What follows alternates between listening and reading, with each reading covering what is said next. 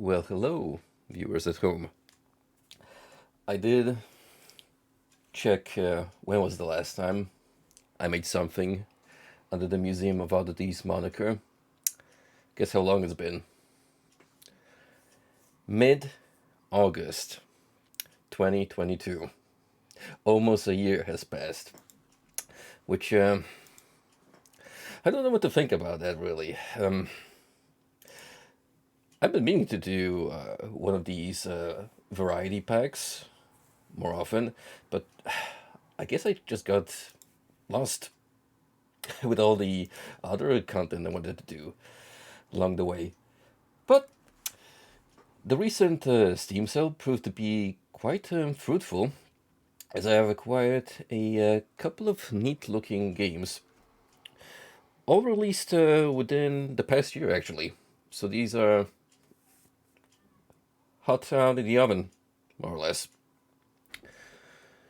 So yeah, let's get through them and see what they have to offer. All right, Frosty, say what you will about Sonic Adventure. I'm gonna make a hot take here and say that's my least favorite Sonic spin-off series. But if anything, animated screen caps from those games make pretty cool backgrounds. Well, look, friend, you are entitled to your opinion, even if it's objectively wrong. I'll leave it at that. Now, anywho, I found this cool picture I used way back when first introducing the Museum of Oddities. I also had some text to go with it, and by text I mean basic Comic Sans title screen. But you know, this works on its own, just like filler until I actually boot up the game. So we're gonna kick it off with Red Tape. From the Steam page. Explore 9 levels of corporate hell as you work to clear a name with the devil and restore balance between heaven and hell. Released 14th of February, current year, by Polaris Studios, published by Dread XP. You might recognize that name from those wonderful people that gave us horror game bundles every year for Halloween. And knowing Frosty, if they put out anything new, he's going to be one of the first to jump in and scrutinize. I don't think Polaris has made anything else, barring this game. Nope. Looking at their name, Steam doesn't give any results. However, given that this is a fairly recent release, maybe they do have other projects on the way. So, from what I understand, there's gonna be some Divine Comedy inspiration here. And to answer the immediate question that pops in your head, does that mean we're gonna see more of Satan's Massive Schlong on screen? To which I say, God, I hope not. There's only so much luck I want to push on Twitch. I might be small fish on the platform, but that doesn't mean they're not watching. No, sir. Also, let me make sure that the background doesn't really overlap with the game screen.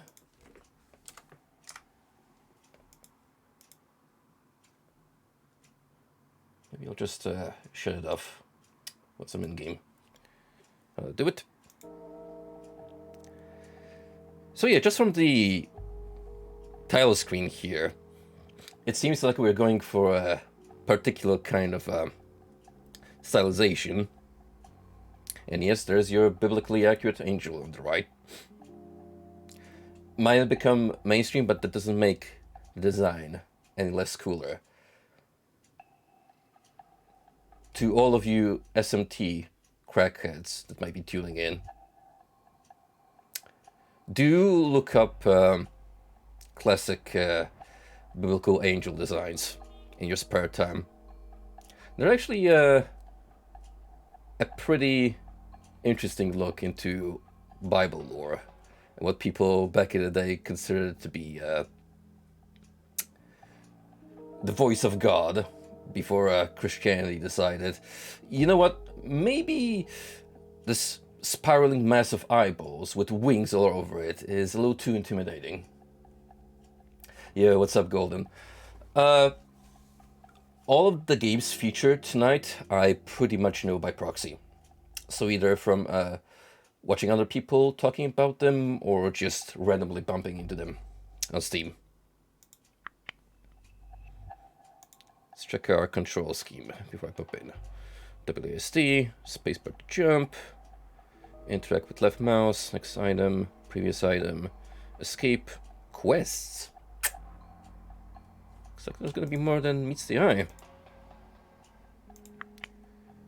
So the game is a little quiet at the moment, so I don't think it'll do any harm if I maximize the volume. She wanted to start a new game. Yes, sir.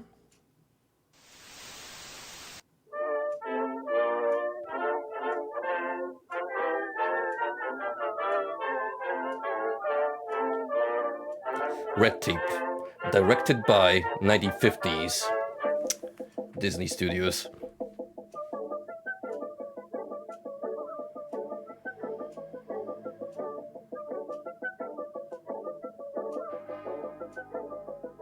Yep. That's exactly what Satan's best look like. Follow your boss's commands. Do not question authority. Be productive. Work as if your life depends on it. Help others. Hey, help me torture this guy. If it's hard, just remember. Doom. Good game series. Maybe they encourage you to play Doom in your spare time. The office. Don't be lazy, obey your masters. Offer your help. Maintain organization. Yeah, basically what I said.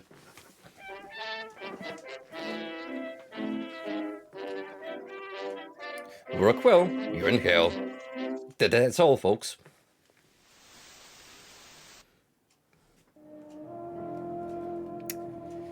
And, yeah, in case the Divine Comedy influence wasn't obvious enough, here's Virgil. Oh, the TV is broken again. Flimsy old thing. Huh? Where am I? What am I doing here? Oh, that would have been answered in the video. Who are you? Well, let me try to fill you in. Hello, my name is Virgil, and you are in hell. What? But I'm an angel. I can't be here. Technically, not anymore. What do you mean? You fell? Can't be. I was in heaven and everything went dark and... Well, he must have got the Game Master really pissed. Not only did you fall, but you marked high priority. But this ain't right. I need to talk to someone. I don't belong here. Oh, you new demons always say that. When you were betraying the Game Master, you didn't think about the consequences, did you?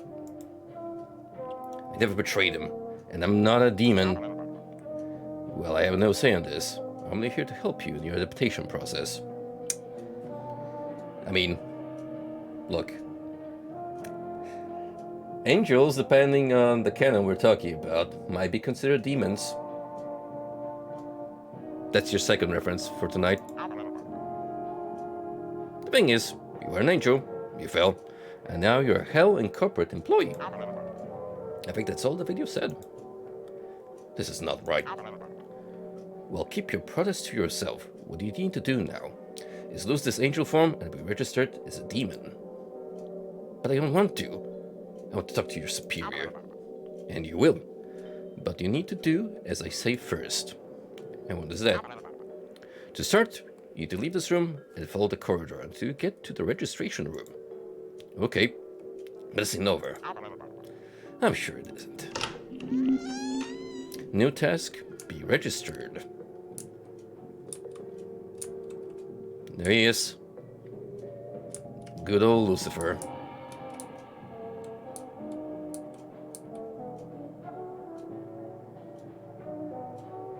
me looking at the Discord leaked chat messages before the FBI. As the FBI closes in the distance. Fraud Volume 1. Work. Don't stall. Just have to talk to Ugarit and Emmer, and they will help you get registered and get a physical form. I'm gonna be real. I'm really loving the ambient elevator music in the background.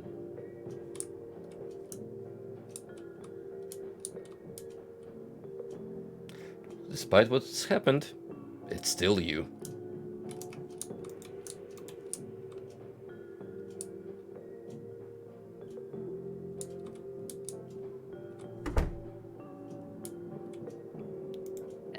Hey, you must be here to get a demon name, right? I guess so. Actually, I want to talk to the boss of this place. You probably want to talk to the director, but you can't do that without a name, can you? Pretty sure I can. No, you can't. Silly thing. Now, be a nice demon and create a name for yourself. Remember, it must be very devilish and scary. What is your name? Please press enter to submit. What kind of chord does this music fall under? Might be just Molsoft. Like, this definitely sounds like stuff you hear at your local superstore, playing the speakers. I mean, come on, there's only one moniker we can be known as in the great, great underworld, and that is Dooney.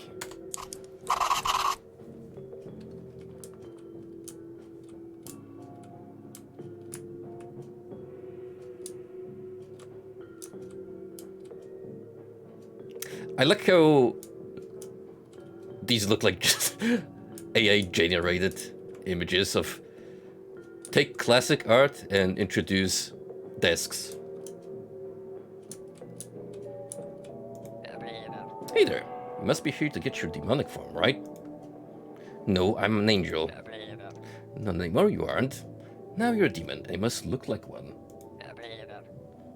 This form of yours is too abstract. My head hurts. But just need to talk to the superior here. First, get this physical form, then you can talk to him. Ooh. Can I, Nope, we can't backtrack and look in the mirror. So we're gonna have to use our imagination until, we're ready to take in. A lot cooler. It's a water cooler. That's it for some reason. Is this really water? Come on, use it. I wanted to make a classic throwback at the very first game I streamed. But I'm not allowed to.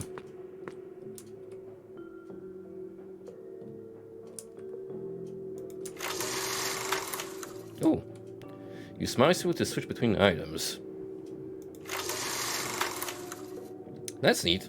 Just a refresher of the key bindings. Explore the map to have a nice day at work. Work well? You are in hell.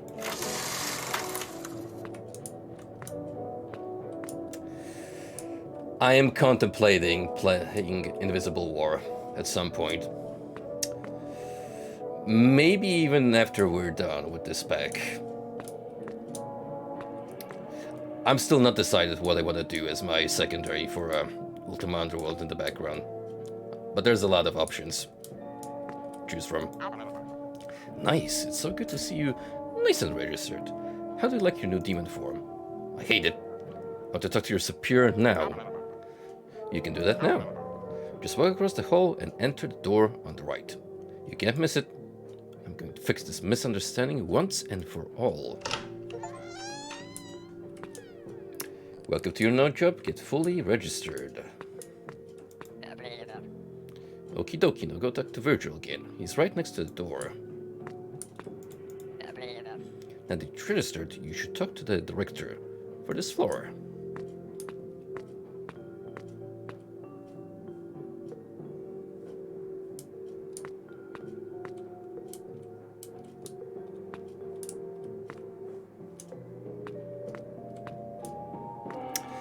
Yep. Truly, this is a certified Microsoft moment. All we're missing are the palm trees and the flamingos. Aristotle. I mean,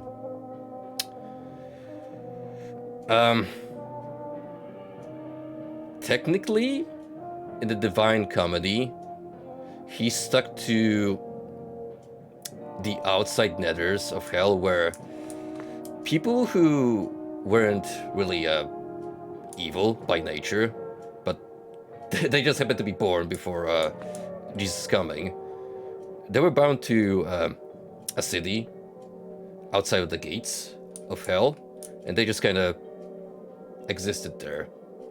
Kind of in a state of limbo, really. Like, it wasn't pain, torture, but just limbo. Hi, how can I help? Hey, I'm new here. I'm an angel. Wow, that's cool, I guess. I bet he hears that every single day. I want to know how I can get out of here. You can't. You're stuck here. We're all stuck here. You don't seem happy about it either. I'm not. I hate it here. Hate this job. I've been here for more than 1,000 years. That's sad. Yeah, I got used to sadness. Okay then, where's the director's office? He's behind you on the left. Thanks.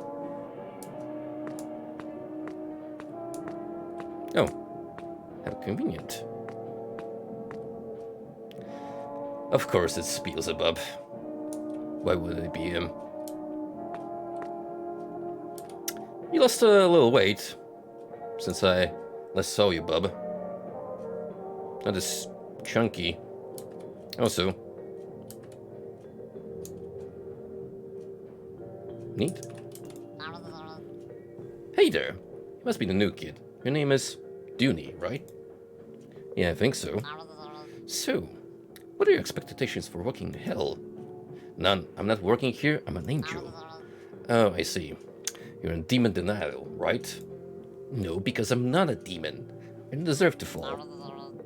Look into my eyes, friend. Which ones? Please specify. Look into my eyes, friend. Do you think anyone here deserves to fall? The demons of hell are hardworking. I bet they work 100 times harder than any angel you know. You think you don't deserve hell? It's hell that doesn't deserve you. But I don't betray anyone. It doesn't matter. You're here now, and there's no way to go but down. Which means that if you play by hell's rules, you might be promoted and get a better position here. But what would a better position do for me? Well, your current position is a low-level employee. If you want to get similar or more power than you had as an angel, you must earn it. You can have a good career here, kid. You only have to work for it. And how can I do that? Well, that's what I was going to tell you. As your first task, it would be good for you to know your way around hell. Explore a little bit. Do this. Go to the sector's floors and talk to the directors. See what kind of help they need. This sector? Yeah, this floor and the next two. Not that you will be able to access the others with the permissions you have now. What do you mean? There's a magic seal in the elevator that keeps you from accessing the floors that your role does not have permission to go to. How convenient. But for now, you won't have to think about it. Just go back and talk to Virgil and to the directors of the second and third floors. Did you get all that? Think so. Okie dokie. When you talk to them and help them, ask them to sign this letter of recommendation. Then bring back to me, alright? Okay. Your future in this company will be bright, kid. Believe me. Look, Beelzebub, I appreciate it and all, but you don't want to know when was the last time and what happened when I asked people to sign my petition. It was messy, really.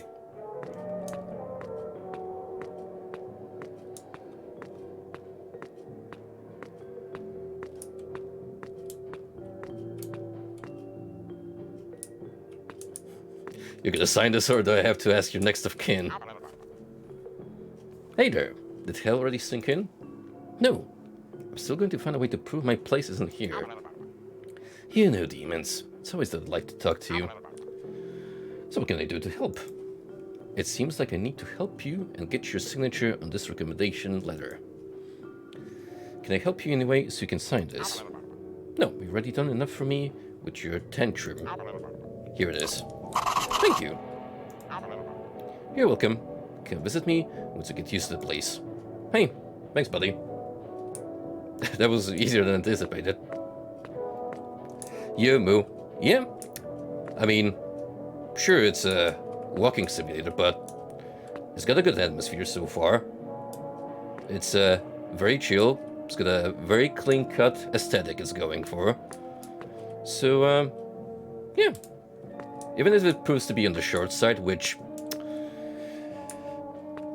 from what I gathered, all of the games featured tonight are pretty quick to go through. Probably depends on how much we want to go completionist-wise. But, yeah, I think we can get through them steadily tonight. If not, there's always a follow-up I can do at any time. Ooh, you now have a name, a form, and something to do. Now go and be a demon. Good luck. This guy actually reminds me of 21 The World. Because LSD Dev, I'm pretty sure he used a very similar idea for NPCs with that specific demon mask in mind. I wonder how he's doing at that new game, the RPG. Every now and then he'll post an update to Twitter, but they're very sporadic. Hey, you look like a real demon. That's so cool. I don't think I want to look like one. Yeah, none of us get what we want.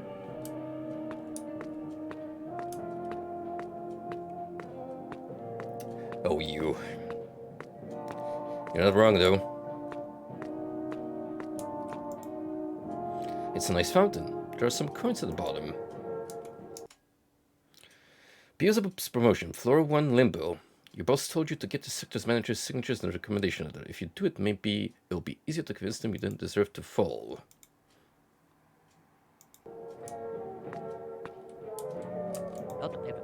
Hi, how can I help? Hey, I'm new here. I'm an angel. Oh, that's cool, I guess. I want to know how I can get out of here. Can't, you're stuck here. We're all stuck here. Oh, okay, so it just goes through the same banter.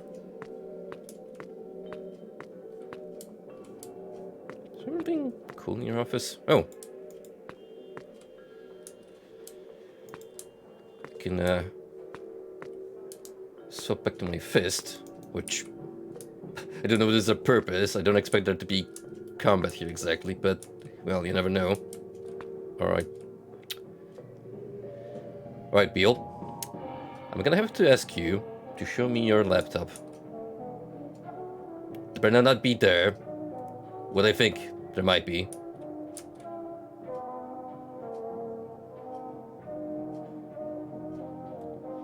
You changed tabs, didn't you? Did you get all those recommendations? Not yet. So go out and get them. You're wasting time.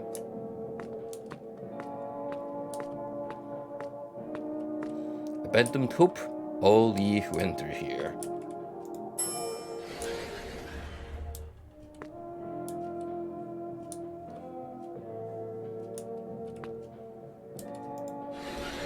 Human resources? The cafeteria? Ooh. Alright. I'm feeling this.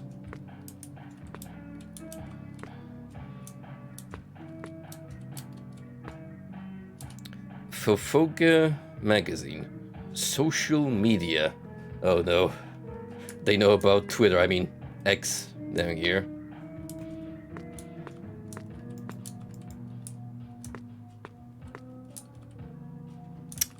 Ooh, hey. Need to find the manager. No, can't really talk to good old Cleo. Who is this man? I got a feeling they took this image from Stutter Shock. It's like a default reaction image. What's the demon gonna do to get some alcohol around here? Sorry, kid. We ain't open yet. Check back some other time.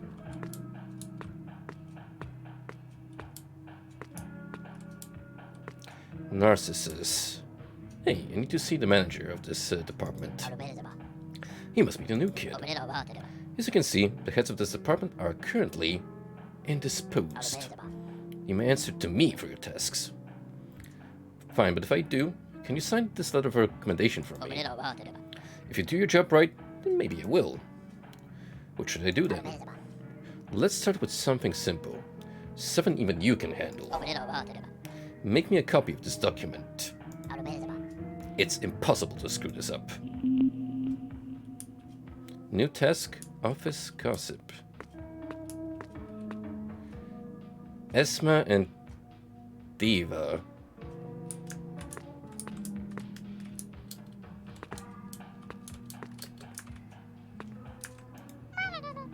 Just shut up already. I hate you so much. Oh, it's very mutual. Hello? Go to hell. We are running in hell, you stupid idiot. They don't even notice me.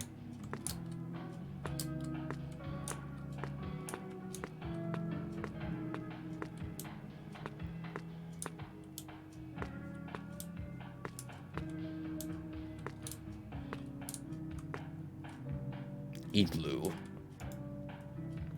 No use talking to them now. This is gonna be Kanye's next persona. He's gonna do like a David Bowie twist.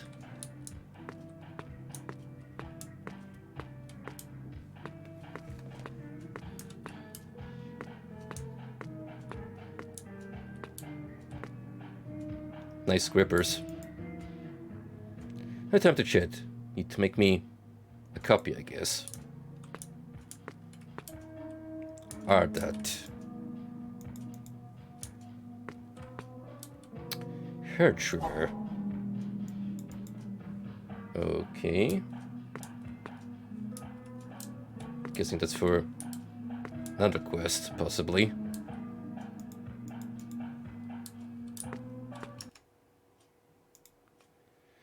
The managers of human resources won't stop arguing. Find out why and help them make peace so they'll sign your letter of recommendation.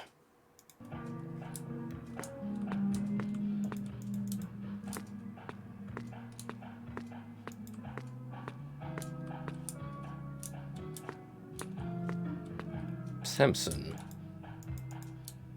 Ah, there we go.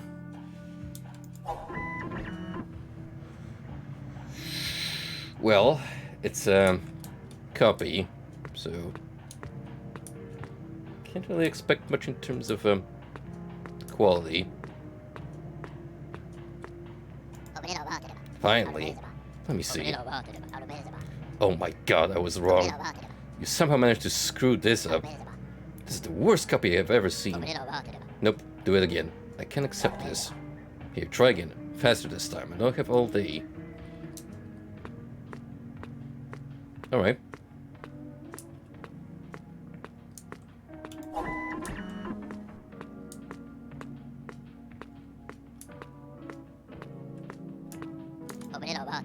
Give me that.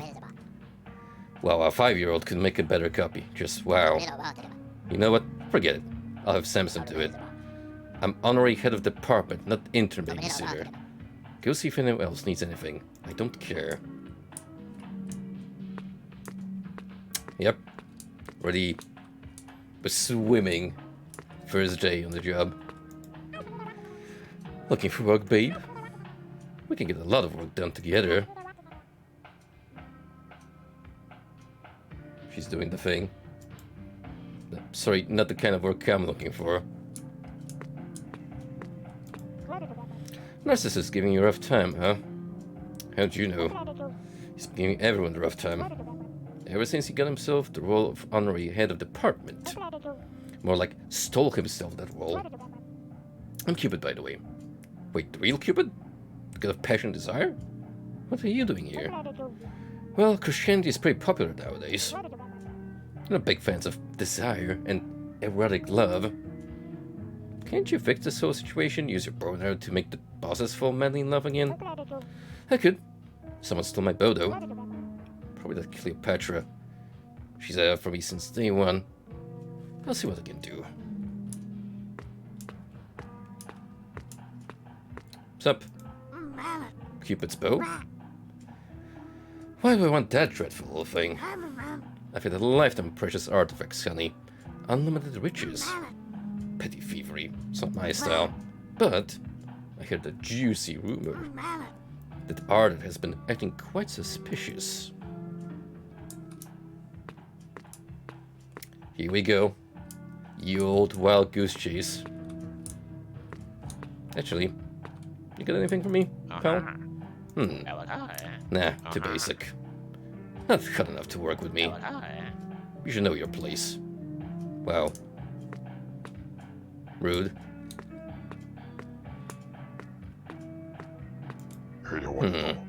Another 300 copies. The gunner from Narcissus. Wouldn't want to redo them again.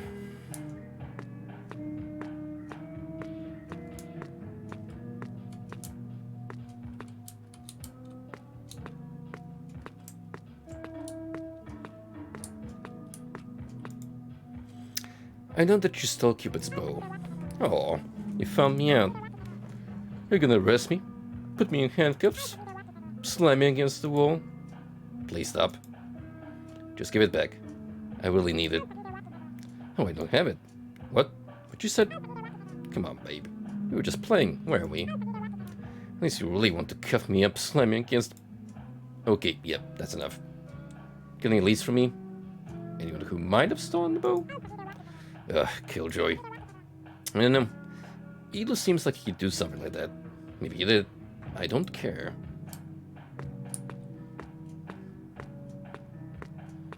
Play me like a damn fiddle. Sucks to be an intern. Please tell me you have Cupid's bow. Who the hell is Cupid? And who the hell are you? Sorry, but someone as great as me. Yeah, okay, just send me to the next person.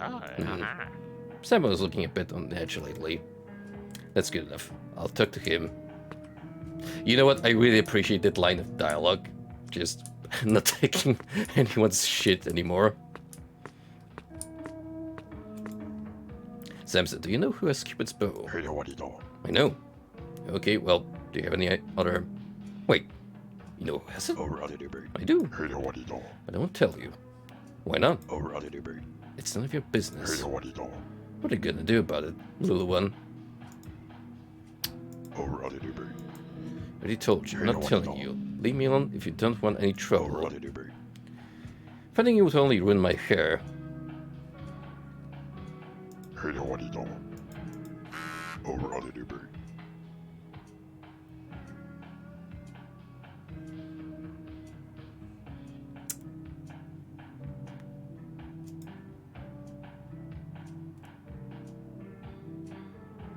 Yeah.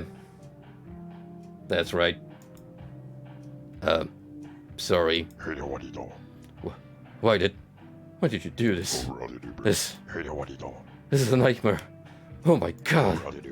Lars is never gonna look at me again. Oh my god, he cares so much about looks and them bald mess. You actually like that guy? I've been in love with him since I got here. I thought you'd know that already. Gossip runs wild on this floor. Yeah, I'm kinda new here. If I may ask, though, what the hell do you even see in that guy anyway? I admire his confidence. He's a man who knows what he wants. He's very smart and incredibly cultured. He's also crazy hot.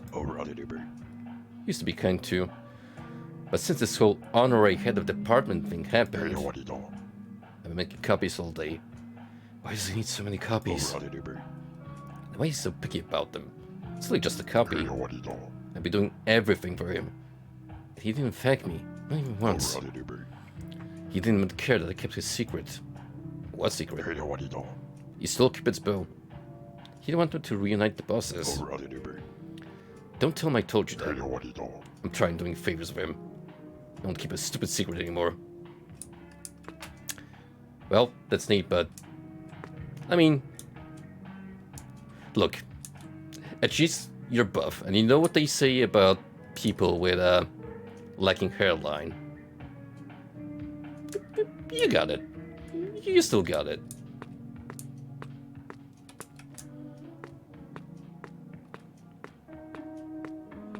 Sup? Oh, it's the internet again. What did you manage to screw up this time? I know you have the bow. Give it up. I have absolutely no idea what you're talking about. I used to have time for ridiculous office gossip, but when a nice lowly employee like you, I have more important things to take care of. Now scram, go find something actually useful to do. Stay away from me. We're gonna have to get Cupid's assistance here. We're really close to finding out who stole your bow. Samson seems to know, but he won't tell me. Figures. He was really engaged in gossip. Or anything, really. Just follows Narcissus around like a lost puppy. Pretty sure there's something going on there. Narcissus' desk is in this room. Maybe there's something to find there. Ah. Good.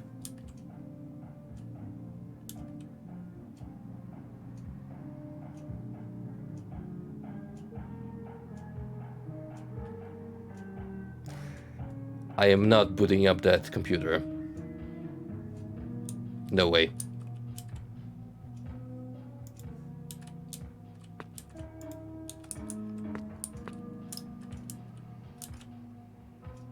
Now this one, however, might prove to be, you know, a little more rewarding.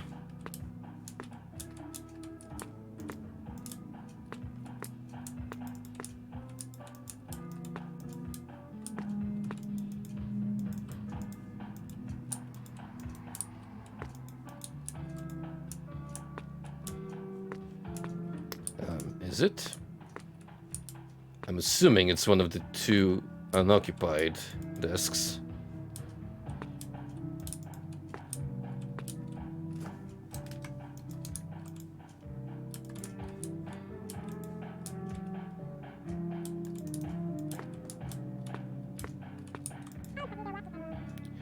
Surprised to see that rebellious side of yours. It's kind of hot.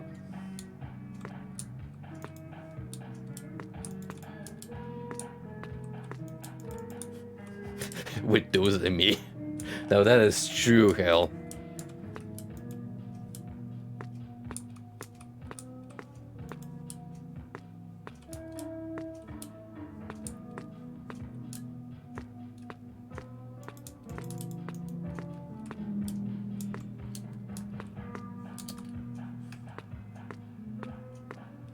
I'm just gonna run through the other discs.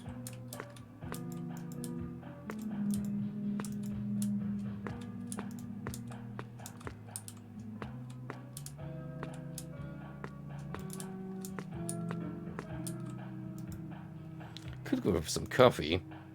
Not right now, though.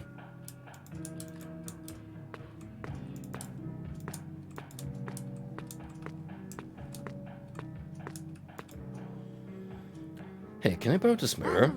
Why do you... Actually, I get it. You look awful, honey. Like, absolutely terrible. I can't even look at you. Here, honey, you can have it. Be sure to bring it back. Well, that's, neat and all, but... What am I gonna do with this mirror? Oh my god, what now? Oh. What do we have here? Who is this handsome devil? Oh, the things I do to you. Do you have the bow?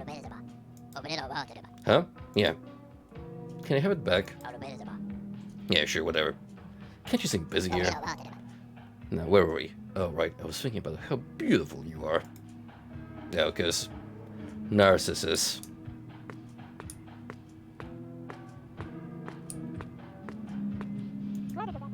My bow! Oh, how I missed you. Did you break up their bickering? Not yet.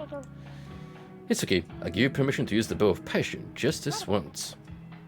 You did help us out a whole lot.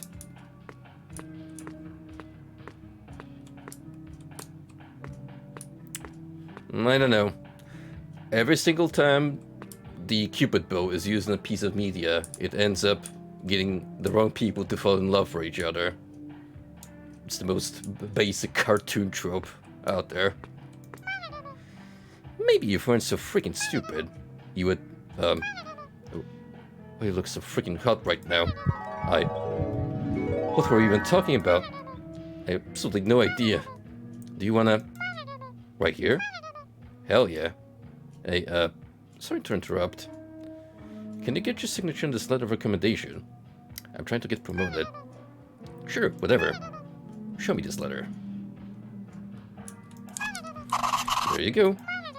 Now just stay away from this office for the next 6 hours or so. We're gonna be busy with some very important work. Also, please get this boat back to Cupid. I don't trust you running around with something like that. I wonder. It's unreal. How hot can a person be? Maybe you're not a person. Maybe you're a god. The god of hotness. Yes, that's it. Oh my god, I hate you so much right now. You give my precious mirror to that freak narcissist. Do you have any idea how much that costs?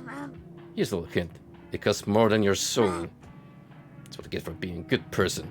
Trying to help others. I should be in the heaven, and all of you should just rot in here forever.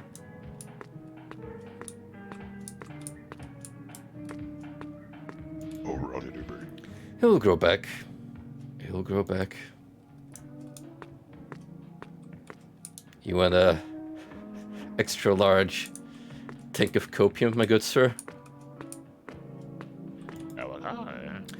Try not to get to my bad side. I'm too good for you.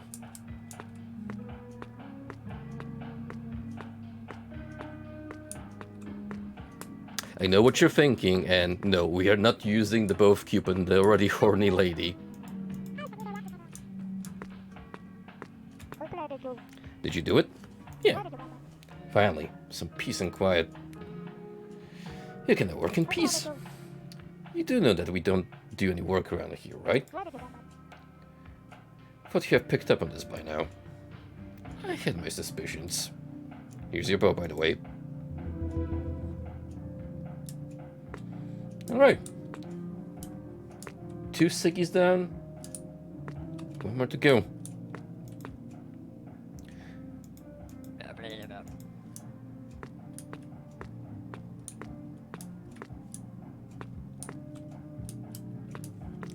So, Roger Waters announced a set of concerts because of his Dark Side of the Moon Redux album, which will be taking place around October. I tried to peep tickets over the weekend, but most of them already sold out. And what's left is so goddamn expensive that, yeah, I'm thinking good of music events till Judas Priest next year. I was hoping to sneak something in current year, but yeah, there's only so much I'm willing to put out.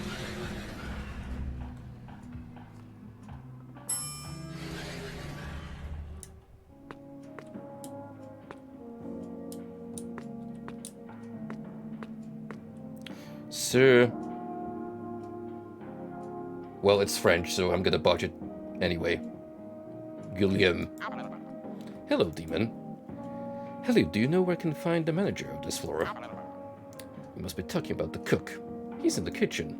Thanks.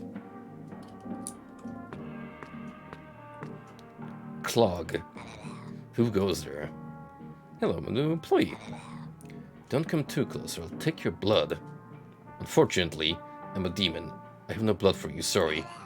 Oh, okay. Do you know where this floor's chief is? Oh, the cook. He's in the kitchen.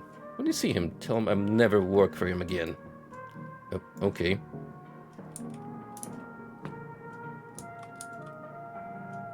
Soda machine. Hell fresh. Delicious. Obol not found. Insert obol for refreshment.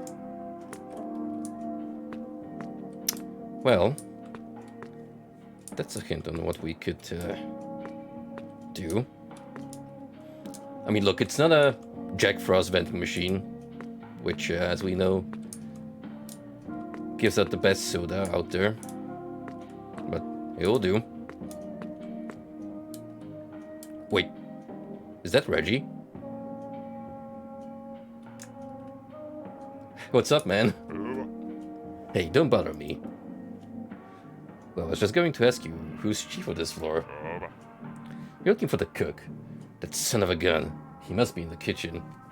Okay, thanks. Whatever. Mr. Hemsworth. Hello, fine demon. How are you doing today? Hey there. I'm doing fine. How about you? My day is not going as well as yours, I'm afraid. Why is that? Me and my sinful colleagues have decided to put an end to the cook's tyranny once and for all. We are on strike. Oh, what did he do to you? He's a despot. He keeps bossing us around and thinks we have no right to speak up. Well, now we'll see.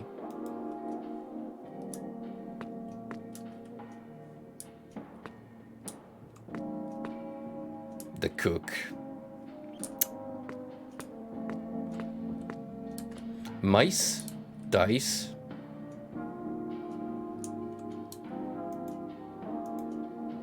They're too cute to eat. Dice? Why are there dice in the freezer? Was half expecting at least one of these to say nice.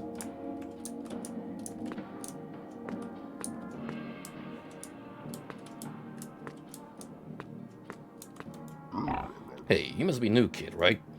Huh. Beelzebub said your name. Dooney, am I right? Listen, kid.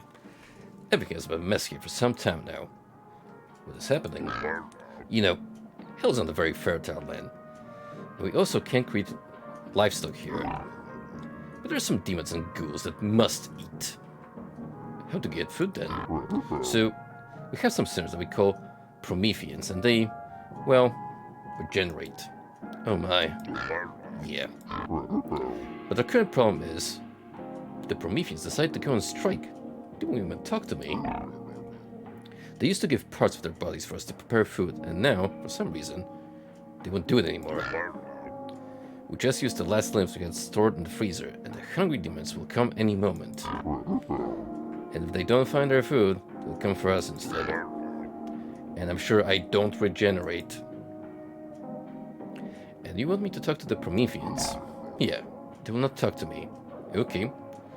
But if I convince them to give their body parts again, you will have to sign this letter of recommendation, okay? I've never seen that before, but I guess it's for new employees. Sure, I'll sign it. Nice. I'll talk them over. Promethean strike. Floor free. Gluttony. The dam that provides meat for Hell's cafeteria is striking. Go see what they want so they can go back to helping the cook.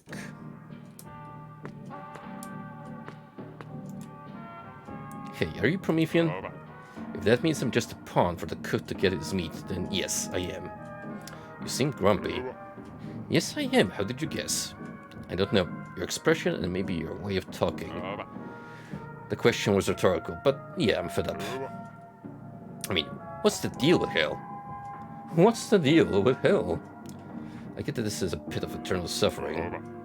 But why do we have to give up parts of our bodies and get nothing back? After some eons, it gets tiring. Is that the reason you and your friends went on strike? Yeah, we were all fed up. I'm so nervous. I want my coffee. I haven't drank it in years. Do you think a cup of coffee will make you get calmer? I don't know.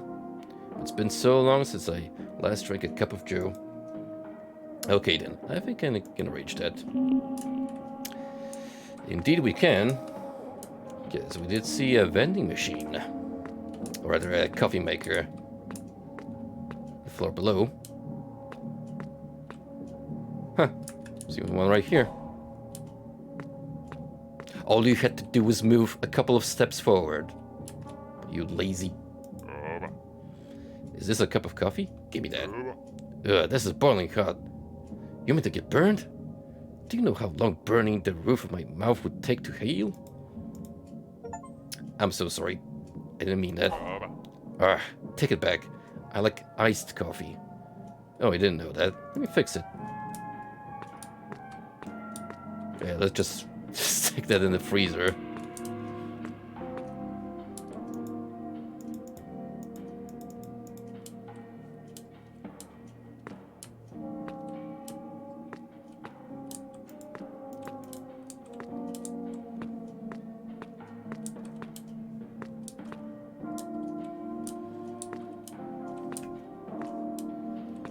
I guess we have to look for ice cubes.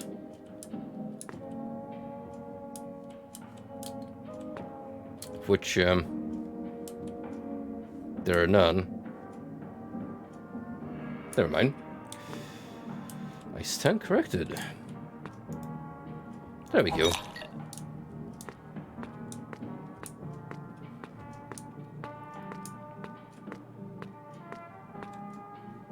This is the most bootleg iced coffee I've seen my whole life.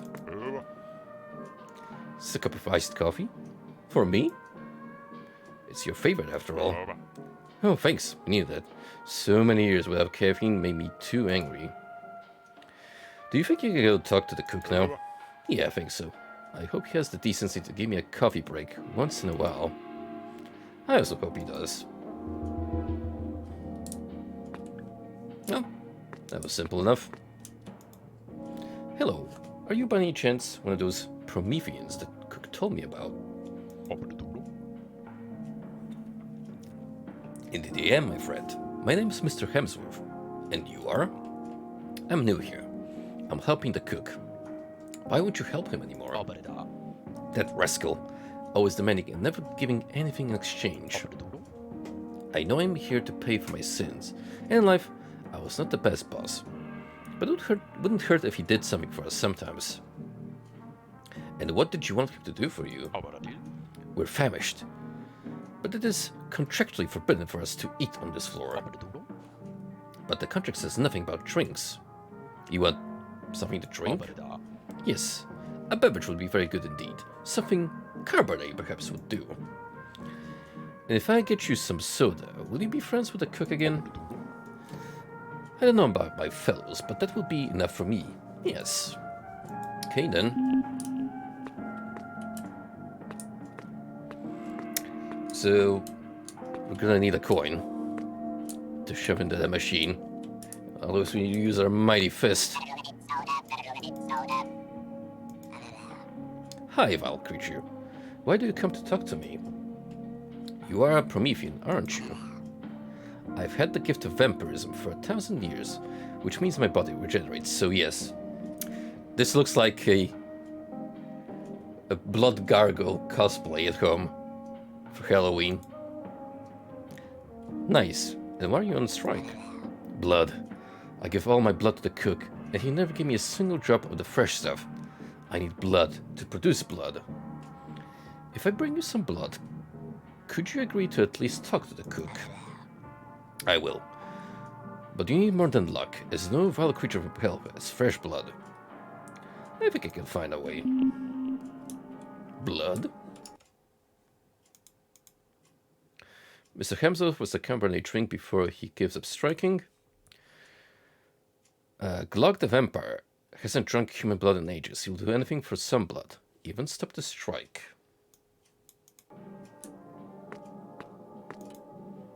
Are you a Promethean?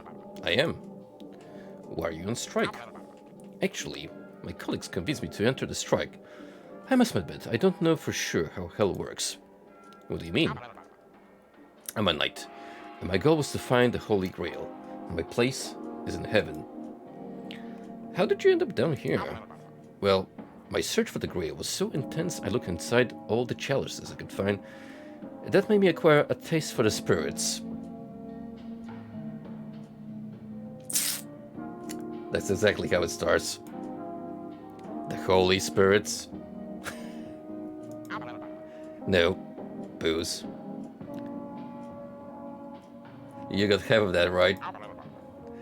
In the end, I found the Grail and was granted regeneration, but I came down here anyway. Oh, I see. And how can I convince you to stop the strike? I'll only stop the strike and my friends tell me it's over. And what if I bring you something to drink? Something to drink? Yeah, I might be able to bring something to you. I can't let this temptation stain my honor. But a little sip wouldn't do any harm. Perfect, we have a deal.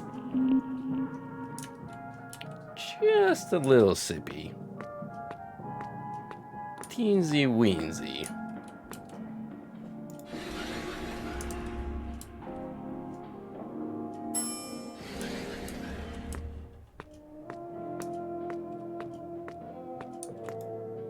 So many coins here. Ooh, I'm going to take one.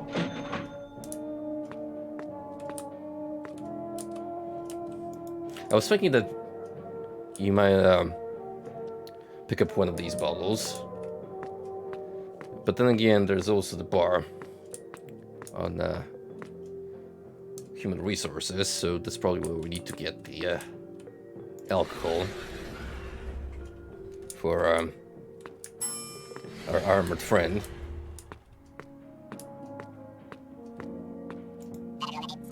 Obol received.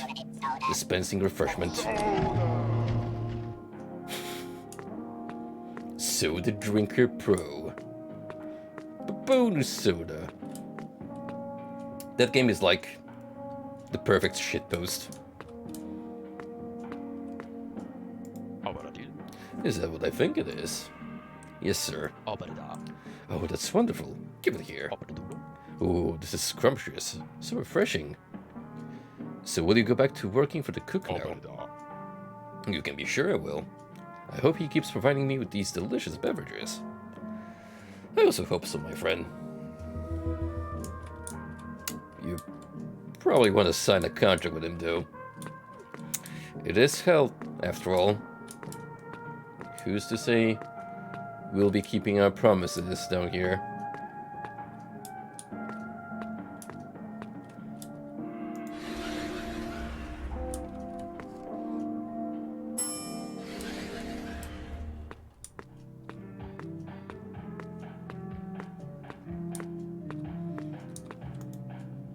Can I get a drink? It's a bad look for the newly hired to be drinking this early. It's not for me. I swear. It's for sale.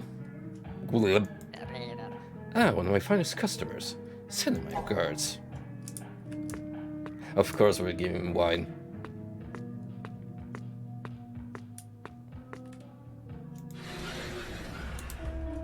That is a strong grip on that bottleneck.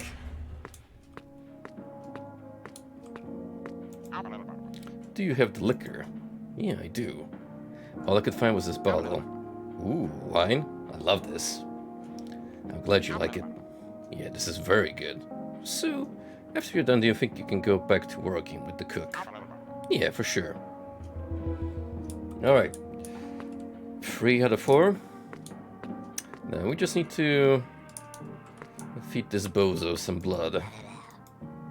Have you found my blood, being darkness? Not yet. So what are you doing here? Now, I can't think off the top of my head who would fit the bill.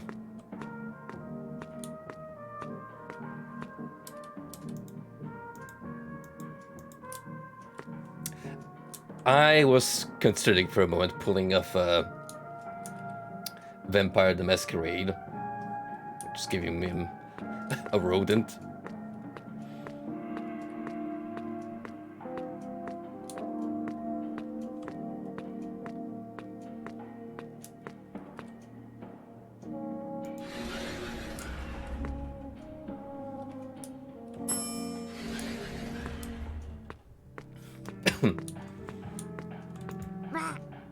You're unbelievable. Just leave me alone.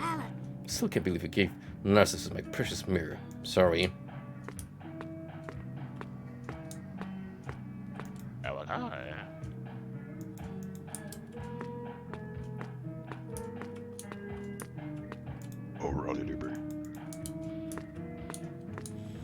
I mean, maybe we gotta go back to Virgil?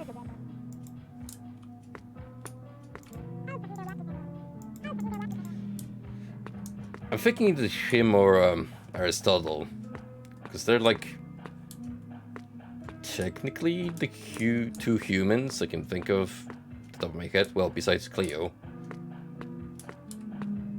so that makes 3.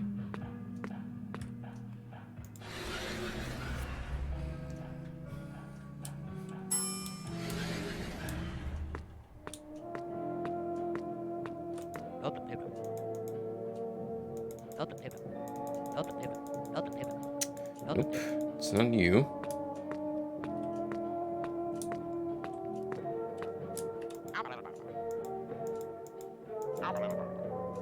Rookie's mistake. You'll get the hang of it soon.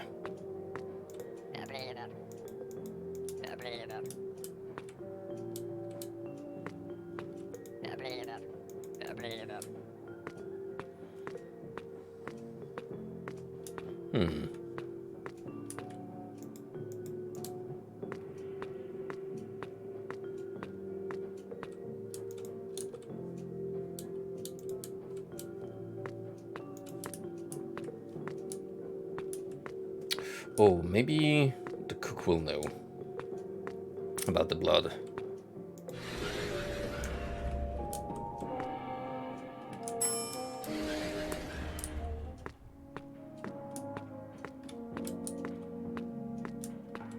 There's nothing else that stands out.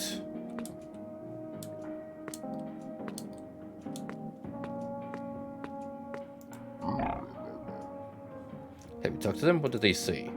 Haven't talked to all of them yet. Be quick, kid. The Kingdoms will be here soon.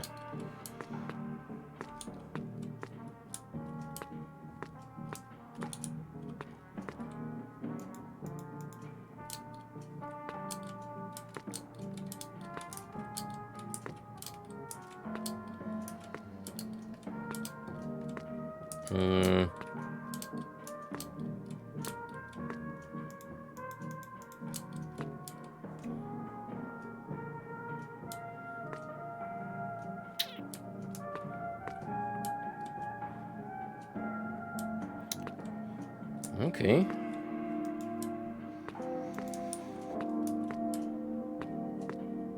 I'm not really sure how to proceed.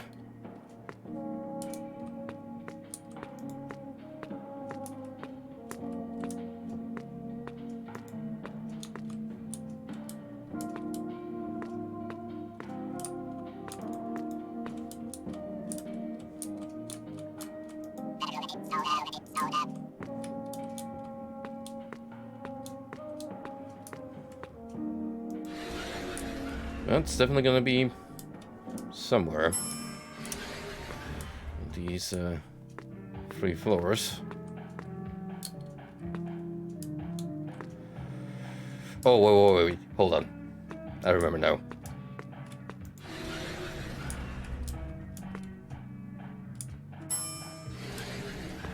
Remember the introductory room?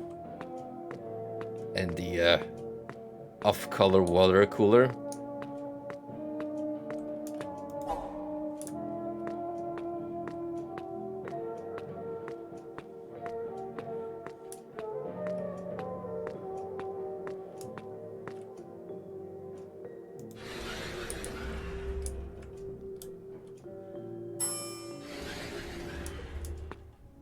Okay, look.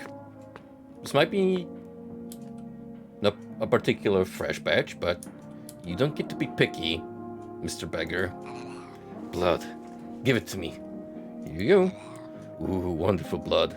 I love blood. Where'd you find it? Apparently, there are gallons of blood on another floor. What? That was blood?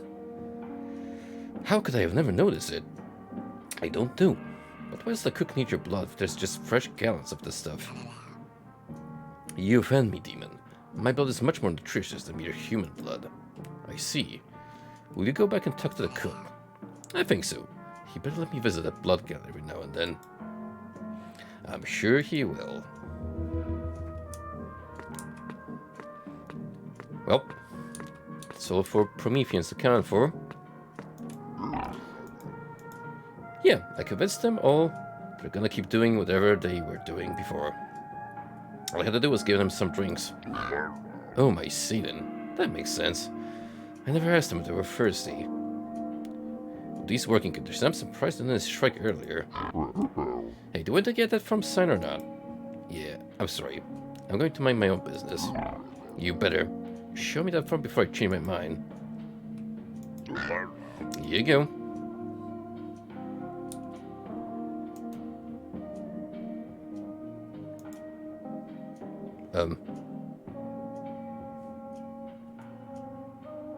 Game? Uh-oh. Did you just freeze on me?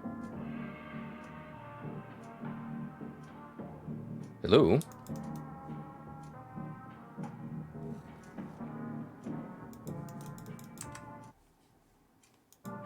I think it did. Yikes. Well, good thing we have autosaves.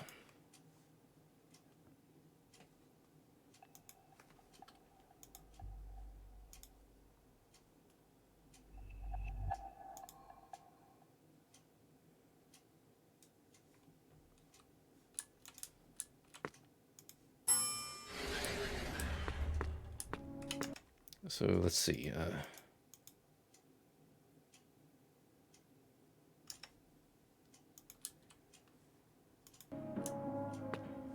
Does that mean I've already done everything for you guys, or?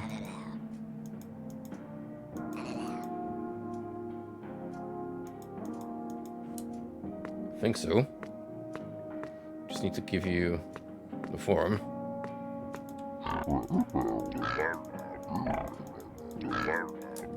Let's try again.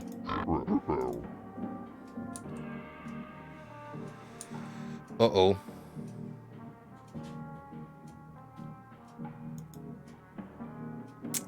Keeps happening.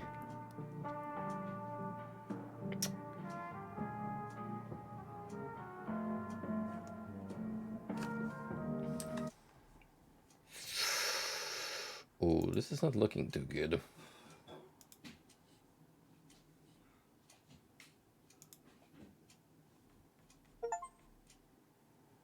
Oh, hold on.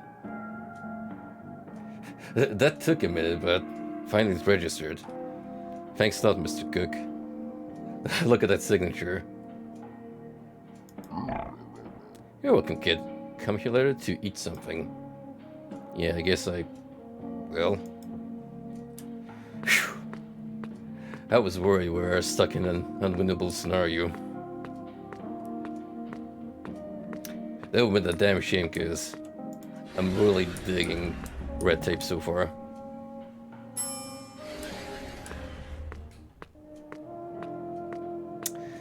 Alright, Beelzy. Job done. Here, Mr. Beelzebub, all the recommendations. That's good to see. I knew you'd fit right in. Yeah, it was easy. Okay, since you earned it, I will promote you to Suffering Officer. Oh, that's very nice. It was your hard work, kid. You can now talk to Behemoth on the 4th floor. He can help you from now on. Thanks, Mr. Beelzebub.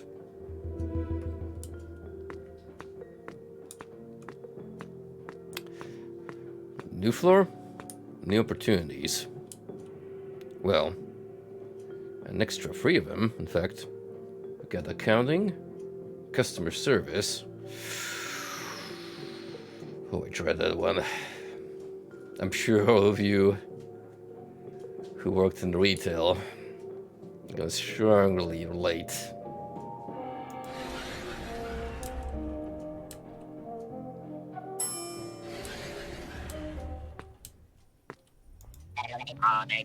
Please insert card.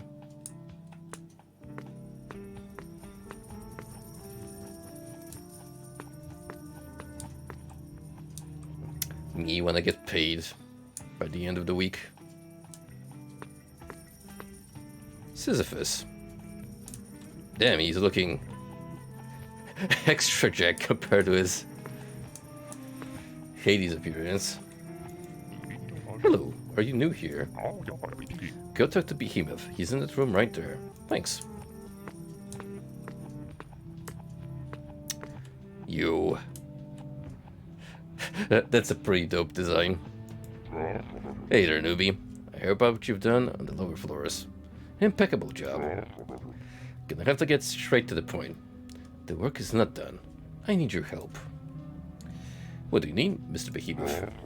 I need these closure forms for the 3 floors of this sector. It's ordinary stuff, but I need them signed today. What do I need to do? You need to get them signed by the managers of each floor from this sector, which is this one, the 5th, and the 6th. I need them signed as soon as possible. The managers may be busy, so help them with whatever they need so they can sign this, okay? I think I can handle it. He wants you to get the sector boss's stamps on some closure forms. Better do it soon.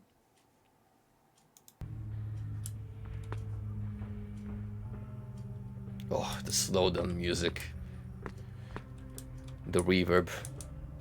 Vapor in its purest form. Hey friend, I see you talked to Behemoth, right? Yeah, he told me to go over to the managers of the floors and ask them to sign these forms. I can do that, but first I have to open this vault, which is harder than I thought. Why? Because I forgot the combination. Even I'm this floor's manager, the ones who are really in charge are the divinatory mages. Without the combination, only they can open this vault. Can't you talk to them? Those guys hate me. They didn't even talk to me. I hate forgetting the combination, but it always happens. I usually remember. This time, it might be different. Sorry, Fred. I won't sign that until I solve this. I could try to convince the mages. You would do that for me? That would be great. Here, take my corporate credit card. You might need to buy something. Try to not spend too much.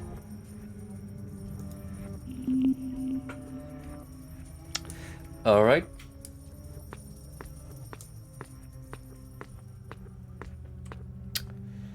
Money in the bank, guys? What are we getting? Send your suggestions over.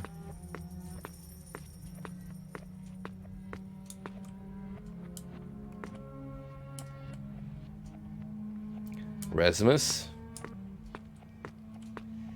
Richarlison.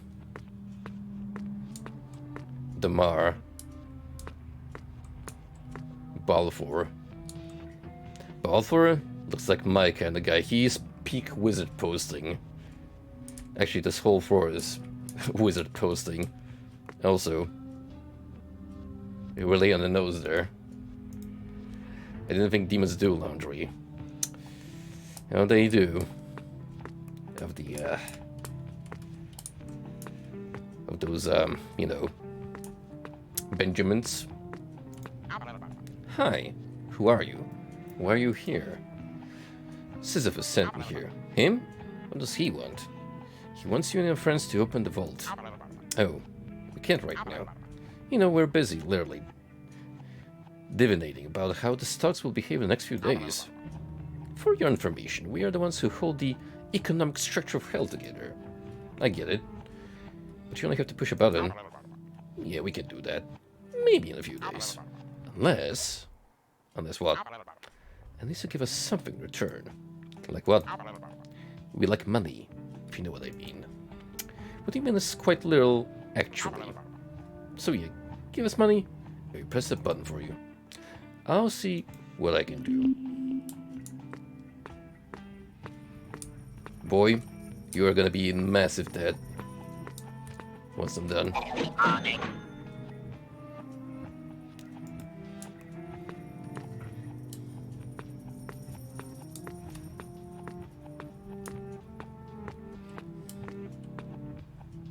You gotta wonder what the inflation rate in hell is like. Just how much one actual bill is worth. Hey, get us out of here. Why? It's money.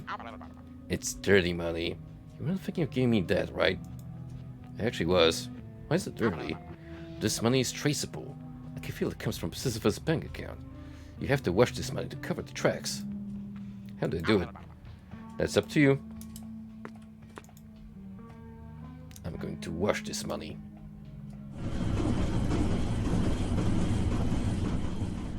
Literally. Ooh, clean money. Nice. Money. Yes. Give it to me. Will you press the button? Yeah, of course. Precious money. Now to do it 3 more times. Do you have money with you? Not yet. So what are you doing here? I'm busy.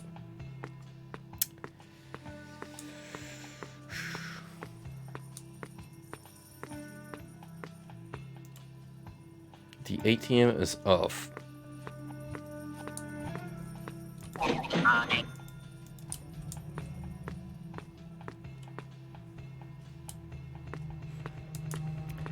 Conveniently, we have 4 of them.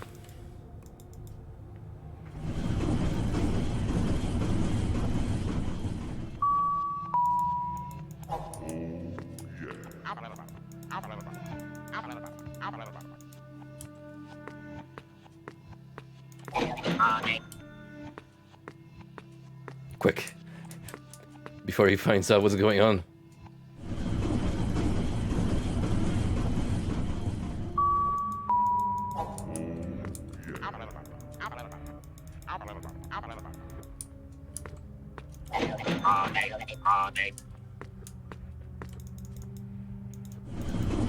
The money laundering speedrun.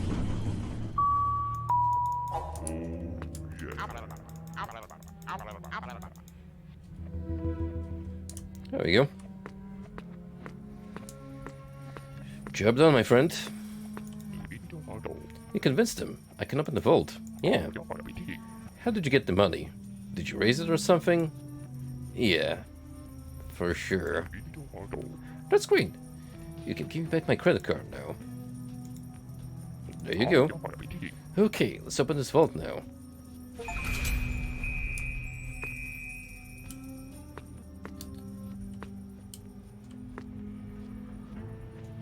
That is kind of unsettling. Hey, stranger, you woke me up. Hey, why is this vault empty? It just is. That's strange. What are you? I'm the safekeeper. I've taken care of this vault since the beginning of time. You did a pretty bad job. I've said before, this vault is empty. You don't know, do you? Know what? So, the truth is, hell is doomed. It always was. This vault was always empty because hell was always broke. But how the hell maintain it for all this time? Here in hell, we thrive on suffering, not money. On earth, a vault is full of money is normal. In hell, an empty vault causes suffering. So hell isn't in danger? It is. From inside these walls, I can feel a lot of vibration coming from different places. Something big is about to happen. And those in charge know it very well. What do you mean? I don't know. I'm still a little drowsy. I want to go back to sleep. Okay, I guess. I'll let you sleep. Thank you. My man really out here, doom posting and then going back to catching shut-eye. The vault is empty? I can't believe it. Yeah, that's unbelievable. You have to take this issue to the higher-ups. You're on the fast track to management. By the way, let me sign that form of yours. Thank you, my friend. Now off to the dreaded customer service.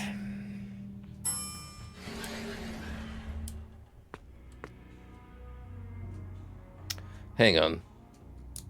Hold up.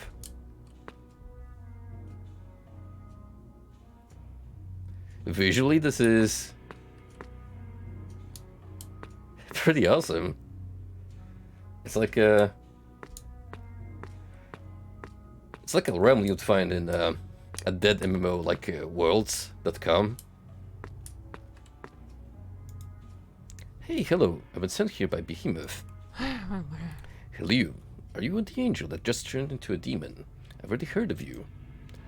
Oh, what a surprise. Anyways, I've been sent by Behemoth to collect your signature on one of these forms. A closure form. That's unusual. Ugh. What happened?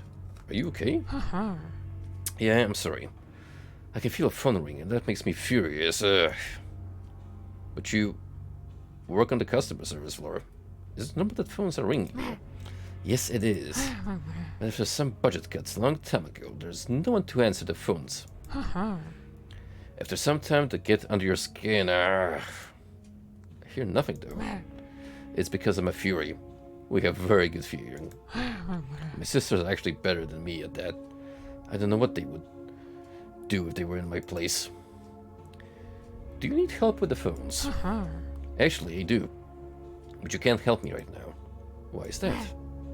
Because if you fall into that pit, you'll spend the rest of eternity in the depths of hell. But how can I help you then? First, you have to go to the respawn office. Right there, and get a respawn license. Respawn? Yes. In hell, all demons that have to work in dangerous conditions have to get a license. That way, if they get killed, or their body is destroyed somehow, they can be reconstructed in a safe place. Well, aren't we lucky gamers that respawn licenses come with our premium packages? This is interesting. It is. And to answer those phones, you'll need that license. Then, I can sign that form of yours when I'm not hearing this unbearable sound again.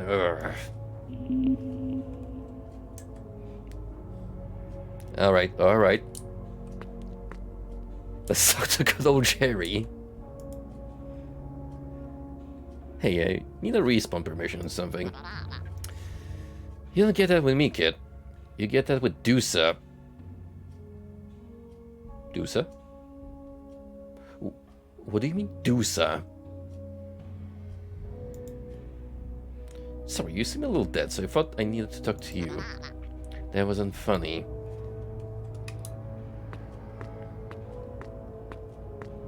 Good lord, this really is a Hades tie-in.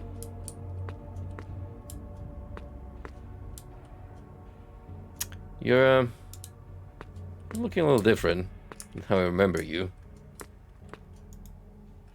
Hello, are you the respawn manager? Yes, it's me, one of Hell's oldest employees. I'm Medusa, but everyone calls me Dusa. Hey there, Dusa. So how do I get a respawn license? Simple. You only need to sign these papers. This giant amount of paper, you mean? It's not that big. It's one of the smallest contracts. The biggest ones can be kilometers long.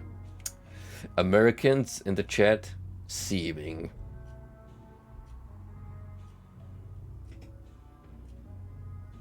Actual system that everyone in the world uses. Okay, why is the document so big though? You know, dying in hell is a mess. It takes a lot of logistics to bring back a dead demon back to life. I know by experience. What do you mean? I only work here because during my first year in hell, I kept turning a lot of people into stone by accident. The process to bring them back was insane. So they created this office and put me, of all people, in charge of it. I see. So I have to read all of this. Nah, nobody reads it. It's only the procedure. Okay then, I'm gonna sign it. I guess this is it. Now you're officially able to respawn. Are you sure? Yes, it's all done. You can go there and die with no worries. Nice. Thanks a lot.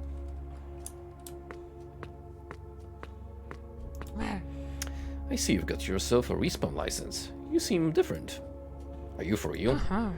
Yes. Those are the effects of signing an extremely and unnecessarily extensive document that has a technically simple objective. Oh yeah, I understood everything you just said. Anyways, you can now talk to Jerry, the bony guy, right there. He'll open the gates for you, so you can start answering those phones. Okay, thank you. I have a respawn license. Okay, let me pass. For sure, my dude. I can feel the respawn essence on you.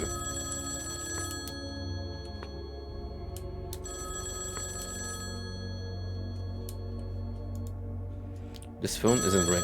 Oh, now it is. Hey there, Hell's customer service. How can I help?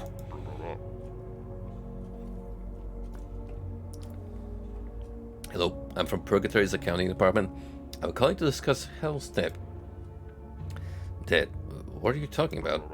The 6 quadrillion gold obols that Purgatory loaned to Hell about? 100,000 years or so ago? Wow, that's a huge number. Yeah, I couldn't find a working phone. I've been calling for some time now. How can we discuss it? Well, I'm really not able to answer that right now. But I can talk to my superior. That won't help. I need an immediate answer to this. It's a very serious matter and... Hello? Hello? They hung up. Or the line was cut.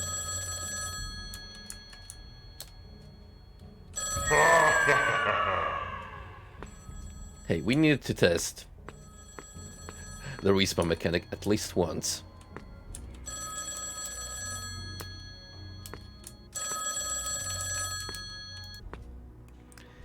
Helen Coppert, customer service. How can I help? Hello, it's Glenn. I'm a journalist at Independent United Press. I'm calling to talk about Hell's deficit. Deficit? Yeah, the fact that Hell is barely accepting sinners anymore. And that nearly all the dead are going to Purgatory's medical center, or Heaven's Eleatorium. I really didn't know any of that. You can't be serious. First, Hell closes nearly all forms of communications. Then we hear inside information of deals being made with oil companies. Now the first answer calls so long as with someone has no idea of what's happening? You can't be serious. I don't know what to say. I'm only working to help Kratis, the customer service director. Cut the lies, kid. Hell's situation doesn't smell good. And if I were you, I'd start talking because... Hello? I was cut again. That's odd.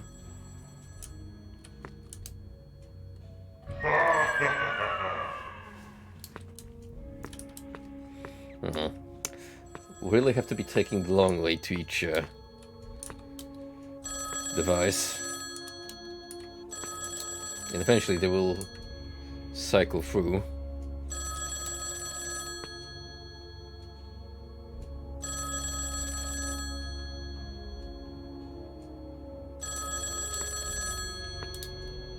So I think...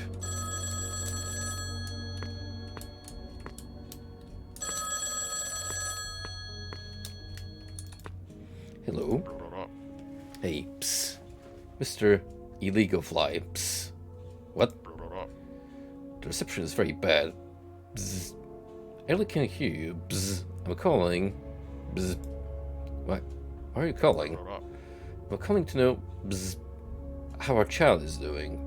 Bzz. Are they getting into much trouble? Who? The one that just fell. Bzz. The feisty one. Bzz. Bzz. Do they remember anything about the beep? Hello? Oh my. The lines are being cut a lot today.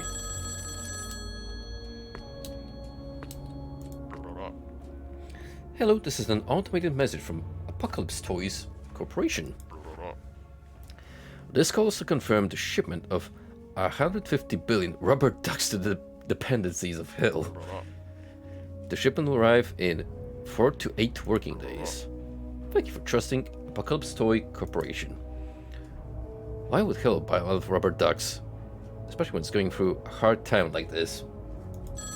That's exactly why they are going for a hard time, because someone keeps stealing Sisyphus's credit card. Hello, hello. Mushy mushy. Hello, who's this? You know who I am. You made the best deal ever with me. Come on, don't you remember? I really don't know who you are. Hey, mister, don't play dumb.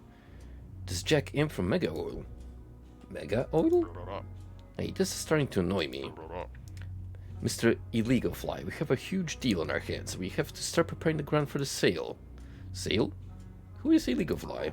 Wait, aren't you Illegal Fly? Oh my. All you demons sound the same. Wait, tell me about that sale. Hello? He hung up on me.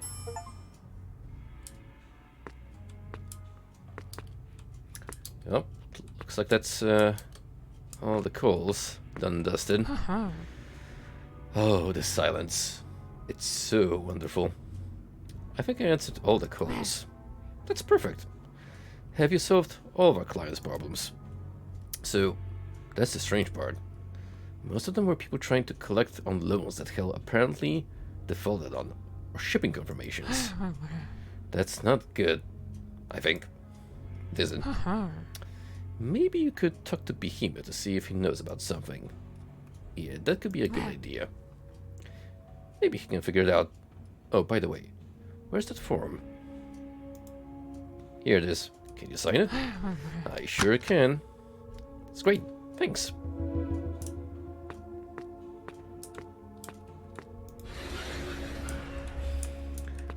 Now on to the last stretch of our quest.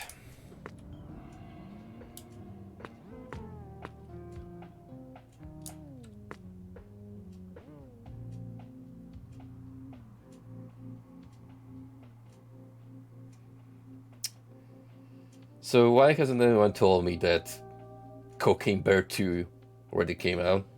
Hello there, friend. What do you need today? I'm looking for the manager of this floor. Oh, you mean the managers? They're in the room next door. Thanks. You're a very dapper-looking fellow, by the way.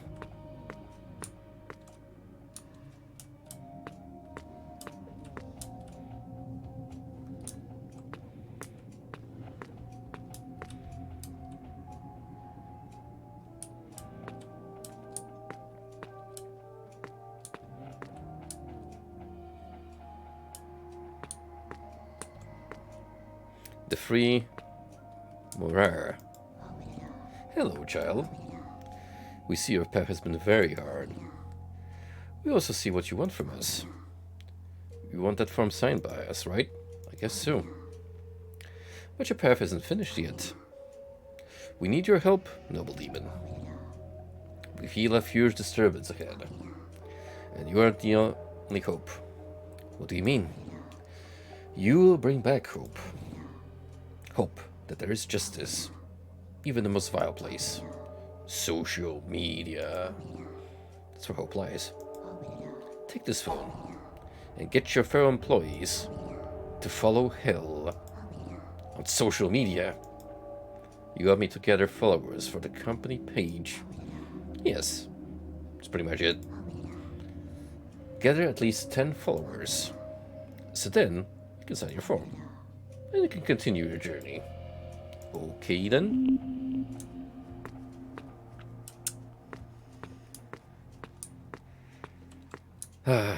Truly, we've given up our soul.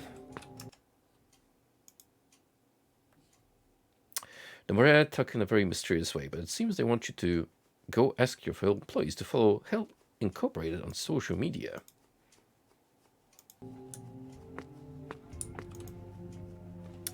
Hello, the Morris asked me to gather followers for the Hell Incorporated social media page.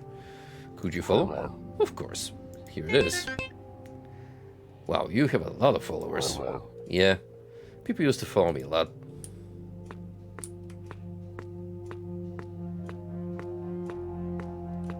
The Minotaur.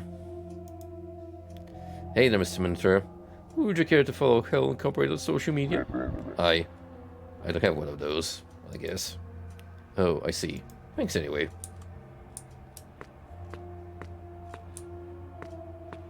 Trust me, it's for the best.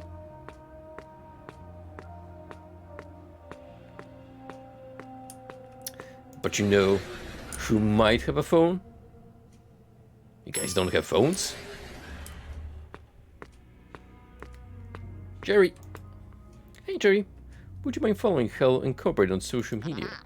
Sure, I love scrolling while I have nothing to do. Thanks. Hey, Curtis. Do you want to follow the company on social media? Sorry, can't. My sister can't see that I have a social media account. They'll ask me why I don't follow them. And why don't you follow them? All they do is send me rants.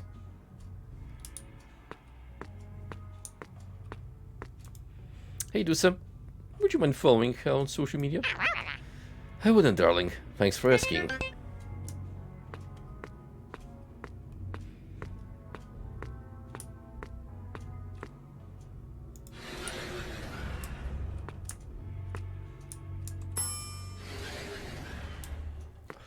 This really is like an objective for a gacha game, just so you can get extra 10 in-game credits.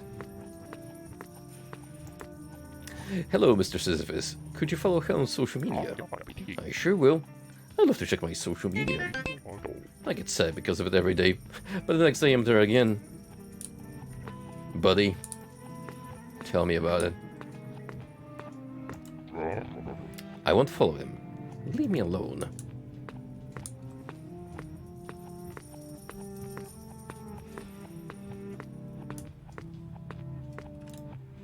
Hey, would you follow Hell Incorporated on social media? No, I won't. Hey, get out. I'm divinating. So I'm guessing none of you. Yep. Fortunately, there's still plenty of folks around here to pester.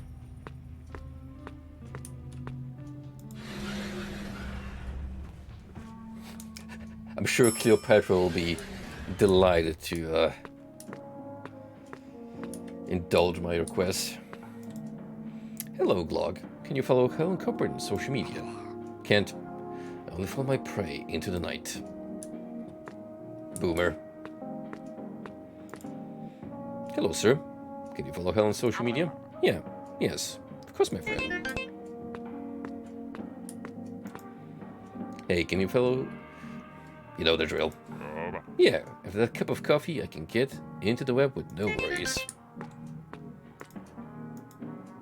Hello, Mr. Kabsworth. Can you follow Hell on social media? I'm too old for that.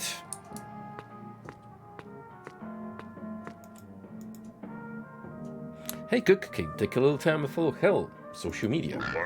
Of course, friend. We're nearly there.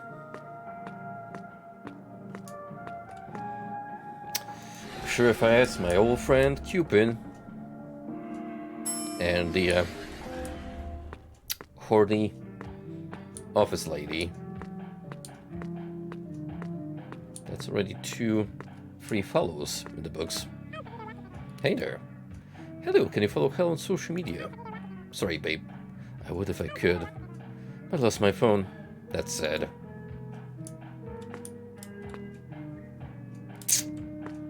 Or is it? Hey, Cupid. Do you want to follow Hell Incorporated on social media? Of course. Count me in. Hey there, Cleopatra. Can you follow Hell Incorporated on social media? The gal, asking for my help after giving away my precious mirror. You're lucky that I take social media very seriously. I'll follow, but only in the condition that you follow me back. Thanks. Hello, can you follow Hell on social media? Can't do that. Can't you see I'm mixing drinks? I can't actually.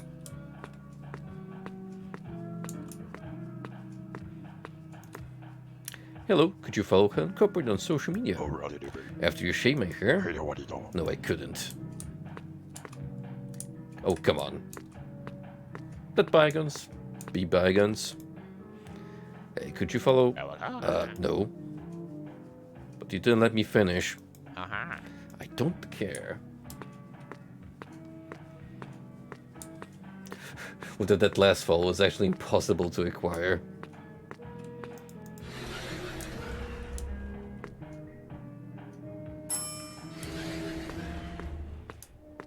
Alright, we got like 1 out of 5 chances to get another person. Hey Virgil, would you care following the company in its new social media profile? For sure. I love helping a company grow strong. Thanks. You reached 1,000 followers. I knew I could count on you, buddy. Virgil, the MVP.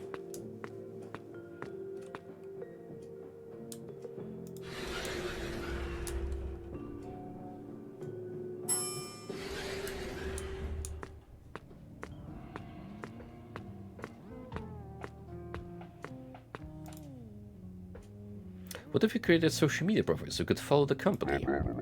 I wouldn't know how to do that. I really can't deal with those technological thingies. Okay. Wait, can you go beyond 1,000? I didn't actually think about that. Let's try it out of curiosity. If that's something that is actually possible. Hey there, Aristotle. Would you follow Helen Copperton on social media? I never used it, but sure, why not? Thanks. Yeah, sure.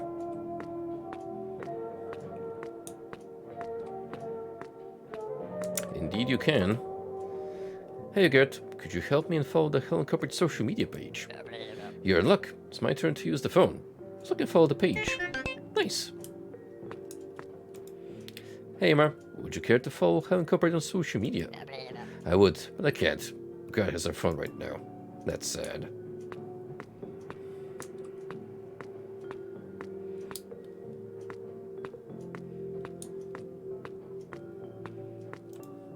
Hello, Beelzebub. Can you follow Helen on social media? I would love to, but I don't follow corporate accounts.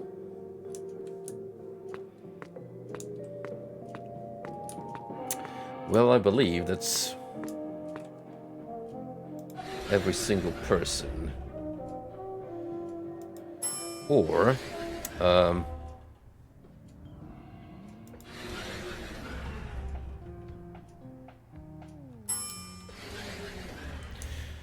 the only reason why I'm double checking is because there might be an achievement if I go max capacity.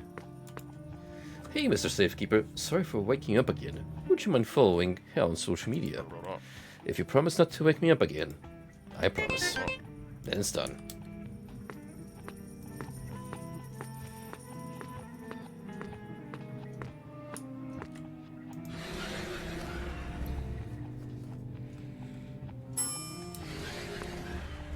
And we need to go to human resources. There's 2 more people I haven't pestered. You can tell we already gotten ourselves quite comfortable with our role as a manager. Hey Narcissus, can you follow Helen Copperton on social media? No. Just follow myself. Get off here. Hey there, can you follow the company on social media? Sure, we'll follow it with our couple's account. Thanks. And indeed, an achievement sprung up, so good thinking on my part.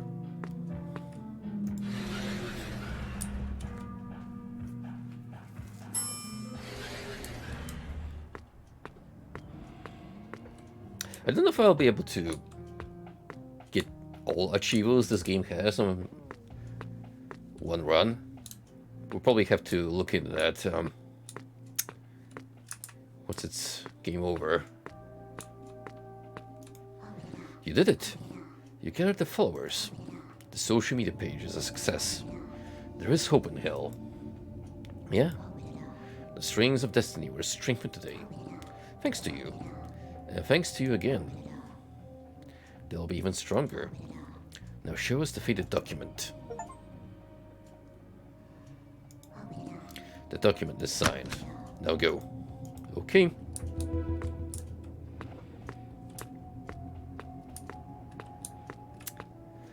Back to Behemoth we go.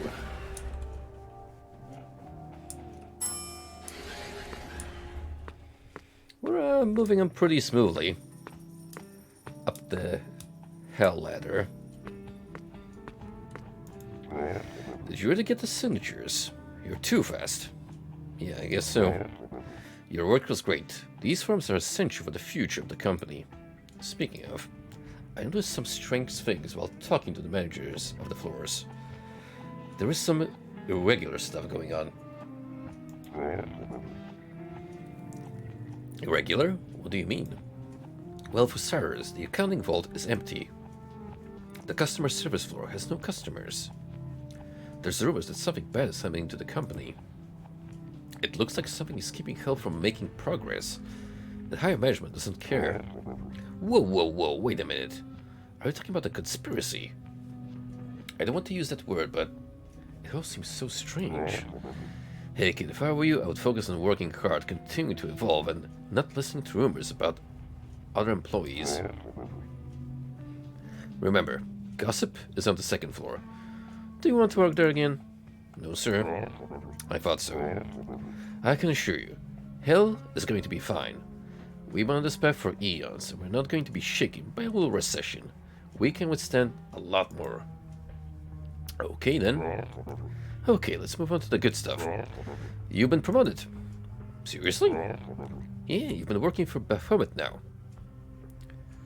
You're working for Baphomet now. He's on the 7th floor waiting for you. That's good, I guess. Cheer up, kid. You deserve it.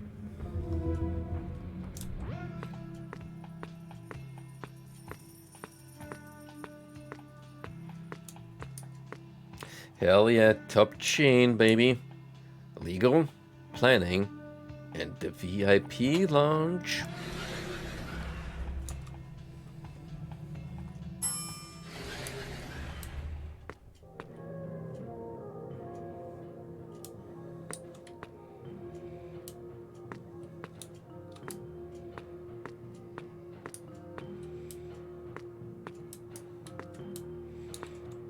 Well, I certainly didn't expect such a sophisticated floor.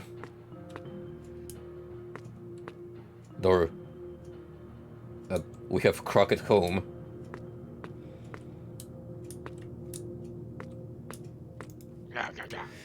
Do you have an appointment? I guess not. Mr. Malakode only sees people who have appointments. Now scram.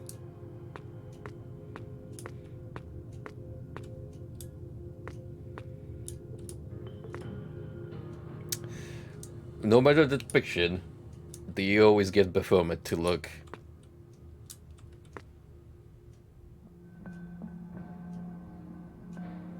What's this? You wanna explain that to me, buddy? Hey there, duty. How are you? How do you know my name? Well, your work precedes you. I've been hearing about you from Beelzebub and Behemoth for some time now. Wow, that's great, I guess. Yeah, are you ready to do a big task for me? I think I am, but I have something to talk to you about first. Go ahead. So I've been hearing some things around the building while I was doing some errands for the directors. I'm a little worried, actually. The vaults are empty. I answered some strange calls, talking about an oil sale, and about Hell owing a lot of money to Purgatory. That's the funniest thing I've heard in a long time. It's not a joke, sir. It's serious. I tried to talk to Behemoth, but seemed to just brush it off. Listen, I understand that you're new here, and you might be feeling overwhelmed. But I assure you, I have everything under control. If Behemoth said to brush it off, then do it. But sir... Hey, why don't you do this? Do a little errand for me, simple stuff, then talk to Malakoda on this floor. Who's that? He's Hell's lawyer. He'll tell you everything is fine. And what is the errand? Deliver these letters to the Princess of Hell on the VIP floor, the last one. Oh, they seem important. What is it? It doesn't matter, okay? Don't open them. Okay? If you want to talk to Malakoda sometime, just say a riddle to his secretary. If you fool the crocodile, they'll open Malakoda's office and you'll be able to talk to him. Okay then. Now go, kid. And don't stress for those dumb matters. Floor 7. Fraud. Something is very wrong with Hell. Baphomet asks you to deliver letters to the higher management demons. Maybe if you do that, you'll find out what is happening.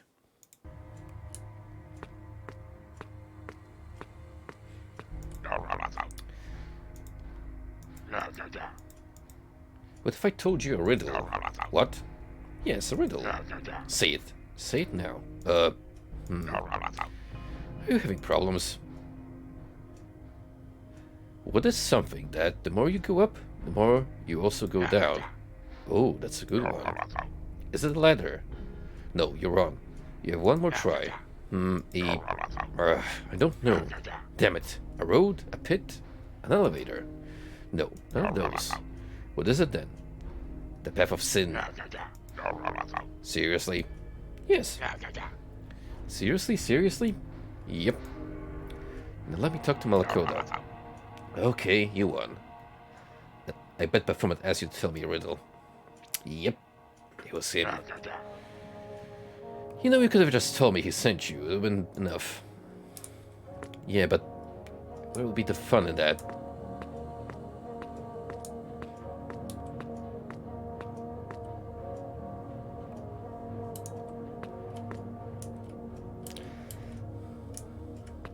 Red tape. A series of actions or complicated tests that seem unnecessary but that the government or organization requires you to do in order to get or do something. Well, glad we got the meaning of the game clearly laid up upon us. And also, the secret book. Whoa, whoa, whoa, whoa, whoa. Guys. It's the cat chamber.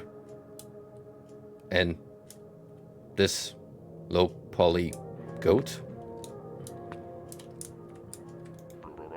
You found me. Who are you? What is this room? It doesn't matter to you right now. It might never matter. What do you mean? It doesn't matter what I mean. All that matters is that you found me. Why are you here? What part of hell is this? Hell? I'm not in hell. This is somewhere else. I guess it's no use talking to you right now. Yeah. Just cherish this moment.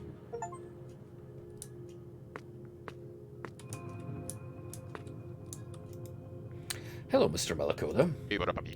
Hey there. You're the recently fallen angel, am I right? Yes, I guess I am. Not too many angels fall nowadays. But let's change subjects. To what do I owe the pleasure? Well, Baphomet told me to talk to you if I was worried. Worried about what? I've been hearing some serious rumors around hell. Like what? More than one person I talked to said that something was very bad. Let's start off again. More than one person I talked to said that something very bad was going to happen to hell. And some of them were clairvoyant. I see. And you worried because you heard some rumors? Actually, yeah. I also talked to the guys at accounting, and Hell's vaults are empty.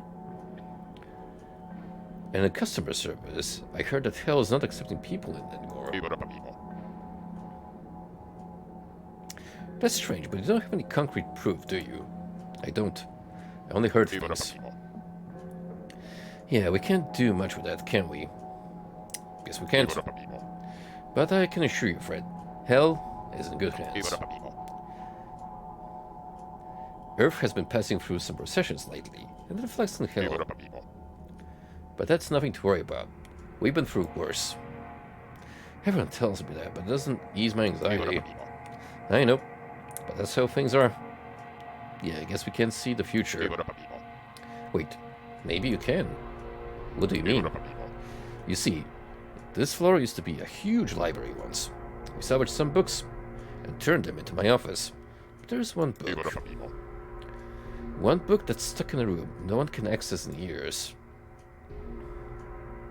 Oh, you mean the room to the right of the elevator? Yeah, that one. There's a book inside it. The Book of Destiny. Everything that has happened, is happening, and has yet to happen is written in there. And why is the room locked? I guess an intern locked it from the inside and something happened to them. Wow. Yeah, but like I said, the room is locked and we don't have another key. But if the tales are correct, there is a portal that leads into that room. portal? Yes, they say somewhere in hell there's a bridge that leads to a portal. Oh, I might have seen something like that. But the bridge is guarded by a terrible beast, so you have to be careful. If that's the same bridge I'm thinking of, the might be a little exaggerated. Anyway, if you can find a way into the portal and into the room, you might get the book. That'll be great. And I will also be able to see what horse will win the race next week. Yeah. Wait, what? I do a little horse betting on the side. Isn't it a little immoral to use a book with everything written inside to know which horse you should bet on? I'm a lawyer. There's nothing immoral to me. Okay then, I'm going to find a book. Great. Clearly, you haven't watched enough Back in the Future.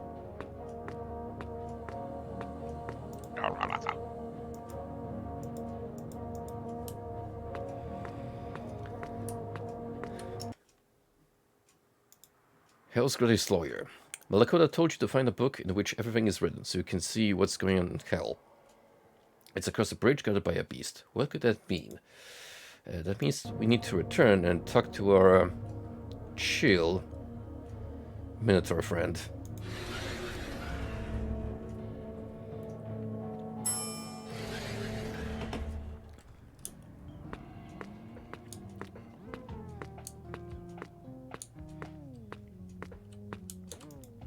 Hey, you need to cross that bridge. I, unfortunately, can't let you pass. But Malakota said I have to get a book that's on the other side of this bridge. It doesn't matter who told you what, my orders are to let no one pass. Why is that? I don't know. That's strange. It is, isn't it? I mean, I had a long time to think about this. About how hell has evolved and changed. When I came to work here, it wasn't a building nor a company. But the bridge was already here, and I had to take care of it. And you never knew why? I guess in the beginning I knew. There were a lot of angry sinners being tortured, and I had to make sure they didn't go to places they shouldn't. But now, hell is a company that demons and sinners work together. This bridge makes no sense. You know what? I would do anything to work anywhere else in this building. There must be so many cool things to see. I think I might be able to help you. You do? That'd be awesome. Yeah, then you let me pass? I mean, I won't be working on the bridge anymore, so it'll be my problem. Okay then, I'm gonna talk to the guys that brought me into the company, and I'll see if there are any open positions. It's perfect. The Minotaur is unhappy with his current job. Maybe you could go to Limbo and ask Virgil if he has an open position somewhere else. Damn, we're really going 2 hours into this one game. Jeez. I think we might be actually lucky if we start something else tonight, but I don't mind. This, like, generally has me hooked.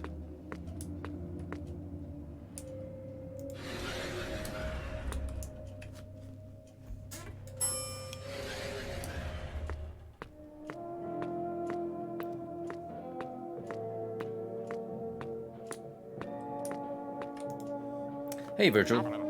Hi, kid. How are you? I heard you're adapting well to being a demon. Sure. I'm not doing anything for Malakota. Ooh, I love that guy. He tells the best jokes. He's very cool, but I'm actually trying to help the Minotaur. Don't know if you know him. Oh, yes, I know him. He guards a bridge on the 6th floor, right? Yeah, so I'm trying to get a new job for him. Are you? Why? He just doesn't like guarding a bridge. It lost all meaning for him. That's sad. I hate to see a fellow employee sad with their work. Yeah, me too. I came to ask if you know of any available spots anywhere in the company. I might actually know one. You see, Aristotle, he's also sad with his position, and we're planning on finally retiring him. He deserves it. So Minotaur could be Limbo's new receptionist? That's right. Take this proposition to him, and it's all done. Oh, that's strangely easy. Yeah, something doesn't go like this.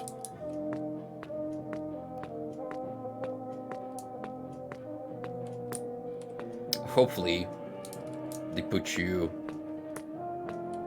in a comfy resort and not just a retirement home for the elderly. Imagine a retirement home in the hell. Oof.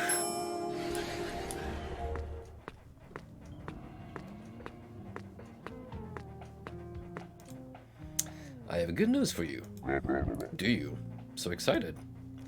Yeah, I talked to Virgil, and there's an open position for a receptionist in Limbo. Ooh, that would be great. I'd love that. So, yeah, here's the proposition for you. That's wonderful. It says I can start working there today. Great. So, will that be passed now? For sure. Thank you, old chum.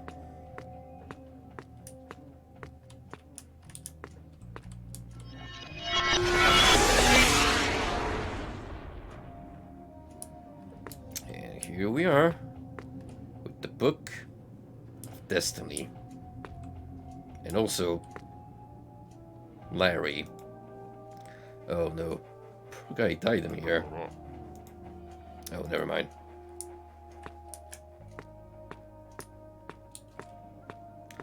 Oh, Larry. Funny guy.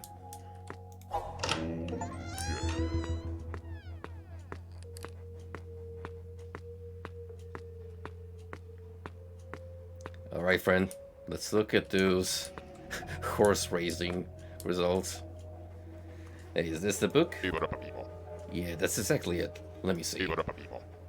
Wow.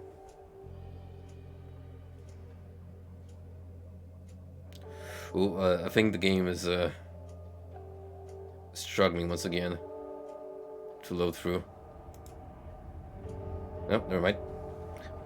What did you see? War. War? What do you mean? The horse.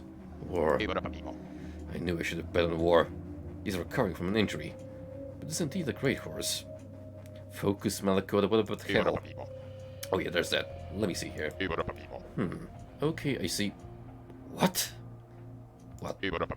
Hell's being sold? What do you mean? It's too late. Hell is in the process of being sold to an oil company. It's already in the final stages of negotiation. What do we do? You have to find a way to talk to the devil as soon as you can. Oh, where can he go?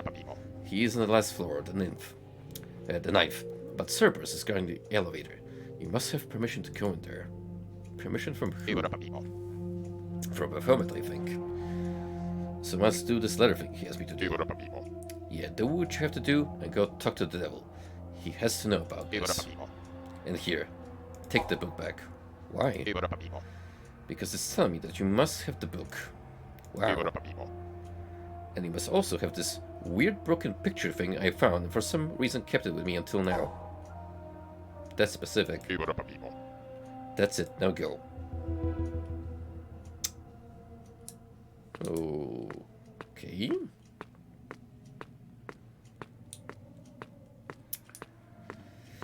Well, that was certainly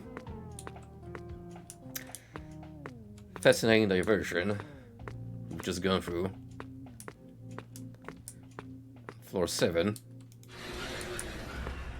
Let's check out what's going on in planning.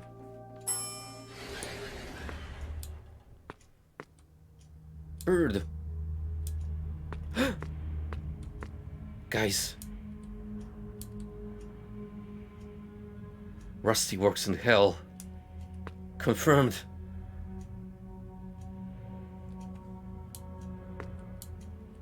He brought friends with him.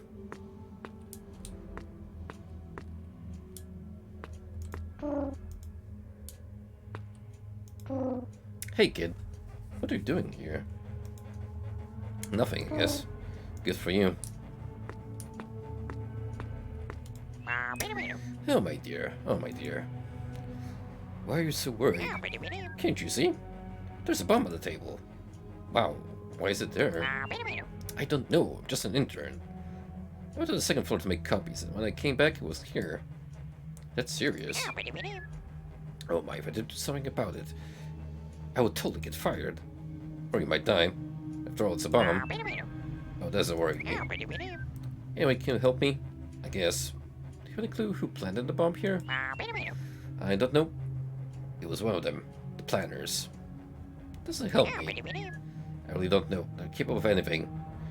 They've been at war for ages. Aye. Planning. Each one of them thinks that their plan is more effective than the others. They become so obsessed they start a war. Well, that's a bit radical. It doesn't matter. If this bomb shows up in my report, I can say goodbye to this job. I will talk to them and try to see which one put the bomb. Thanks a lot, friend.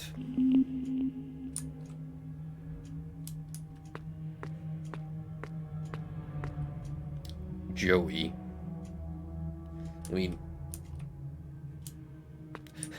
Joey does give off some extra Mr. Energy. Although, I don't know if I can trust Rusty. He's capable of everything.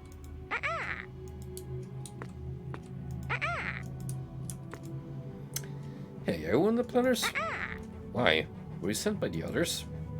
No, I'm here because of that bomb. Oh, that? I have nothing to do with that. Are you sure? Yep. What are you? America or something? No, I'm just worried that this floor might get blown up into pieces. Wouldn't be so bad. They really want to destroy his hell planning system. Why is that?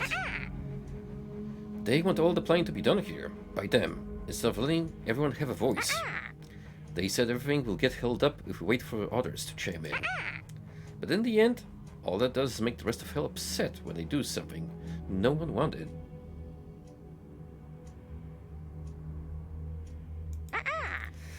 Yeah, what's up, Shishi? I mean, if you look at the game as a whole, where it's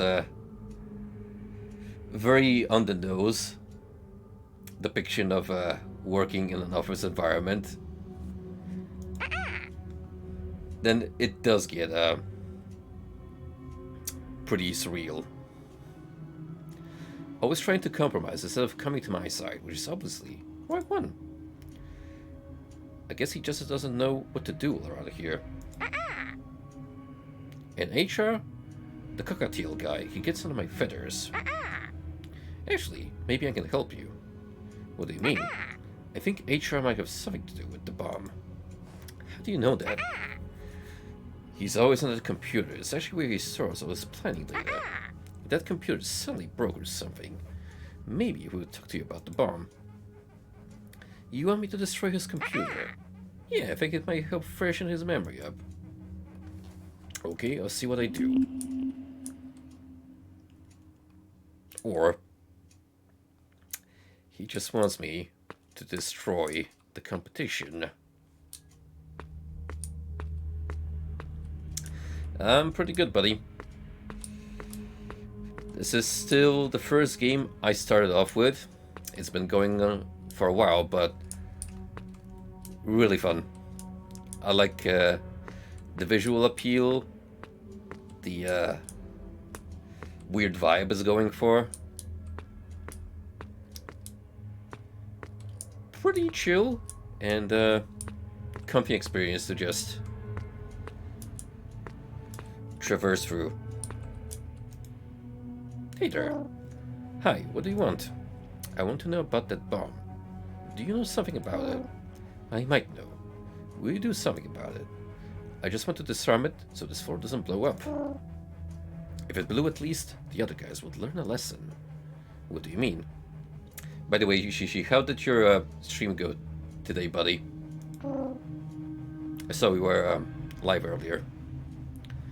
They have the wrong ideas about what planning means. And what do you think that planning means? I think only the ones capable of doing it, which is us, must do it.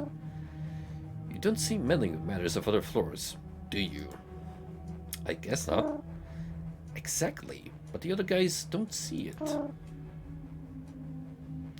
And Joey's the dumbest of them all. He and that Sparrow, David the intern. Actually, I think I heard Joey saying something about a bomb. Have you? Yeah, that crow has something to do with that for sure. And how can I make him confess? Well, I see he and his friends steal a lot of coins and shiny stuff. I'm sure he likes those types of things. Shiny things, yeah. I'll try to find something. That guy will get hypnotized. I wonder if this means we get to pick sides, or just basically wreck all of the planner setups. Dude, 3 times? That's insane. You are really moving up in the world, buddy. Happy for you. Hey there. What's up? Who are you? I'm here because David is worried about that bomb. That guy? He can die worried if you want. Why? He's a clown, always trying to make peace. How will we make peace if I'm working with those dumb guys? The other planners? Yeah. Those guys want to live in the Stone Age? That's their problem. But they want to drag the company with them? Now it's personal. Stone Age? Yeah, they hate the idea of using computers to do all the planning. It's so simple and intuitive. You only have to sit down and press some buttons on the keyboard. Seems easy. It is. But guys like that clown Debbie want to do everything manually. You won't be surprised if she had something to do with that bomb you mentioned. Why is that? It seems like her style. She loves to seem mean and dangerous, but is a coward. What do you mean? That lady is afraid of any kind of threat. If you hit her, maybe she would just let something out about the bomb. Would she? She sure would. If you do it with a weapon, she will be very scared. Noted. Not that I've seen a weapon of any kind. Yet.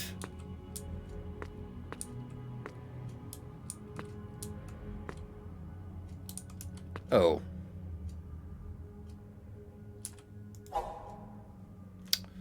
Well. Hello, Debbie. Hey, what about Joey? Give something shiny. I had a golden knife that was very shiny, but I threw it somewhere. I don't remember where. Wait a minute, so this doesn't count as the weapon? I have to use the thread in her? I mean, strange, but I know, right, Frosty? Not only is Rusty working here in the planning management, but he also brought friends.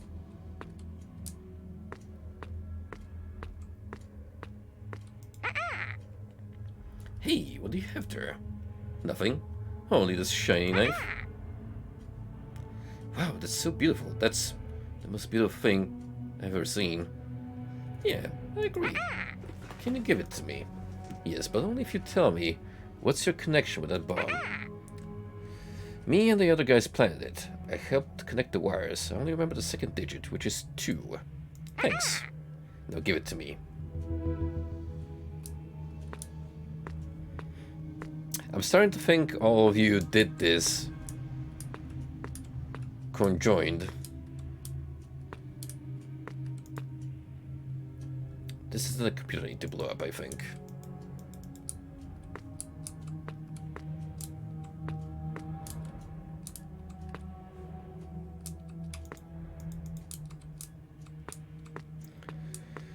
Just need to think of how we go about blowing it up. Have you talked to all of them? Oh, something about a gun. Yeah, they had a gun once, but they were finding and I threw it in a trash can. It must be still there if they didn't find it. Good call.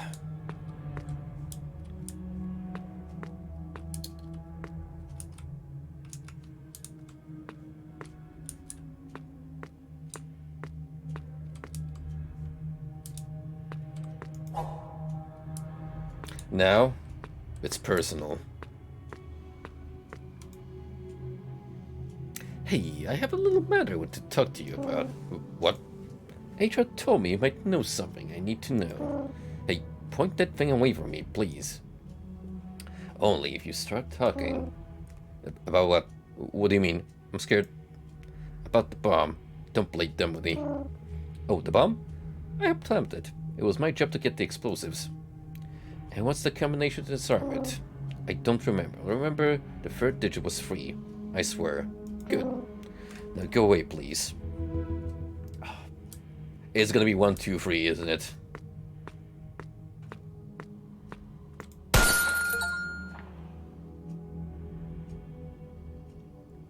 By the way, the achievement was called Rise Against the Machine. Hey, you destroyed my computer. Why'd you do that? So you would tell me about the bomb. You didn't need to use violence, and you helped put the number pad on the bomb. I think the first digit of the code was 1 or something. Cool, thanks.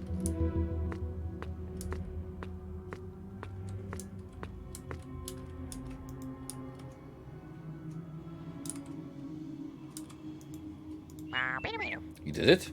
Yeah. Seems that somehow all of them agreed on one thing. Put the bomb here. What do you mean? I think they hate you more than they hate each other. Wow, those... But what matters is that the combination is 1, 2, 3. I forgot I had bird brains and couldn't think of anything complex. I should have tried that combination. Speaks the bird brain. It isn't that obvious. Anyways, let's try it. It worked. Thanks a lot. I said I would help. Here, take this as a token of my appreciation. I found it here and doesn't belong to any of the planners. Oh, that's nice. Ah, we got another piece of picture. Right, so off to the VIP lounge.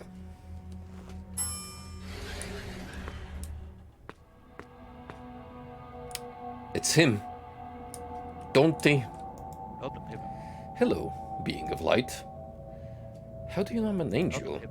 Because I do. I need to speak with the Princess of Hell. I have letters to deliver to them. Unfortunately, I cannot let you in. But Baphomet himself sent me here. I know, divine creature. But he knows very well that I would not let you pass. Why? Because you are still an angel. He wants to train you for some reason. I mean, yes, I'm an angel, but I need to enter the floor. Something's wrong with Hell, and I need to talk to the devil. And over these letters. Your goals are noble, and that's why I cannot let you pass. This floor is reserved for traitors. Only those who do anything for their own interests. They're the dirtiest, wisest, and most terrible of creatures.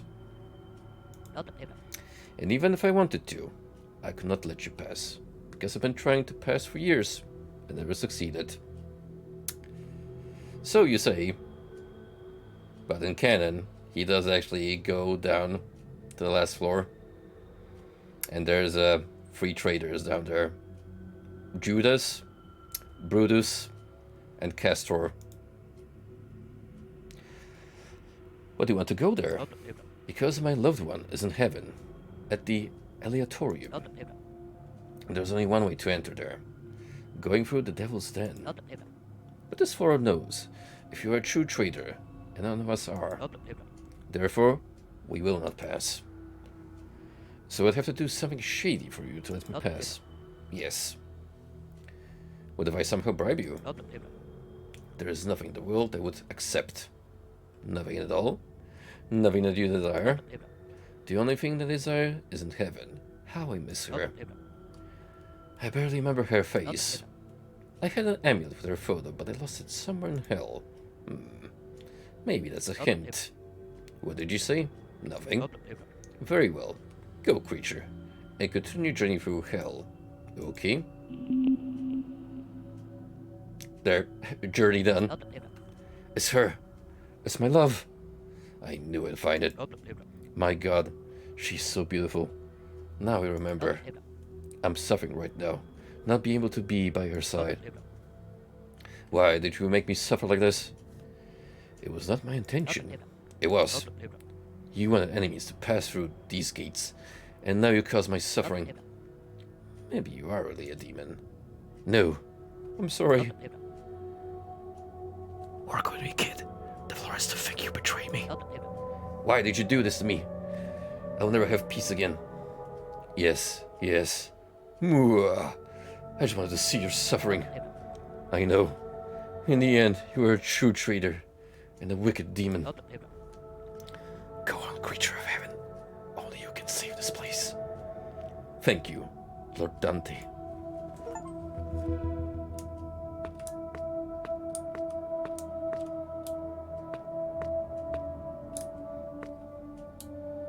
Hey, it's the Castlevania enemy.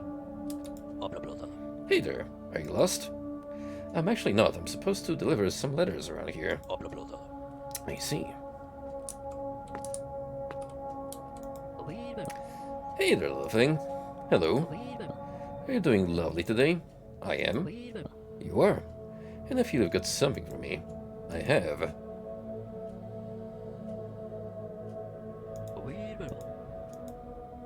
Hi, Mr. Smodius. I have a letter from Baphomet for you. A letter? What could it be? Hand it here, please. Ooh, some great news for a change. Thank you for your services, darling. Do you need coin or something? I guess not. Hey, what is your business? I have a letter from Baphomet. Baphomet? A letter from him would only mean one thing. Let me see. I see, it's close. Okay. What is close? It's none of your concern, my dear courier.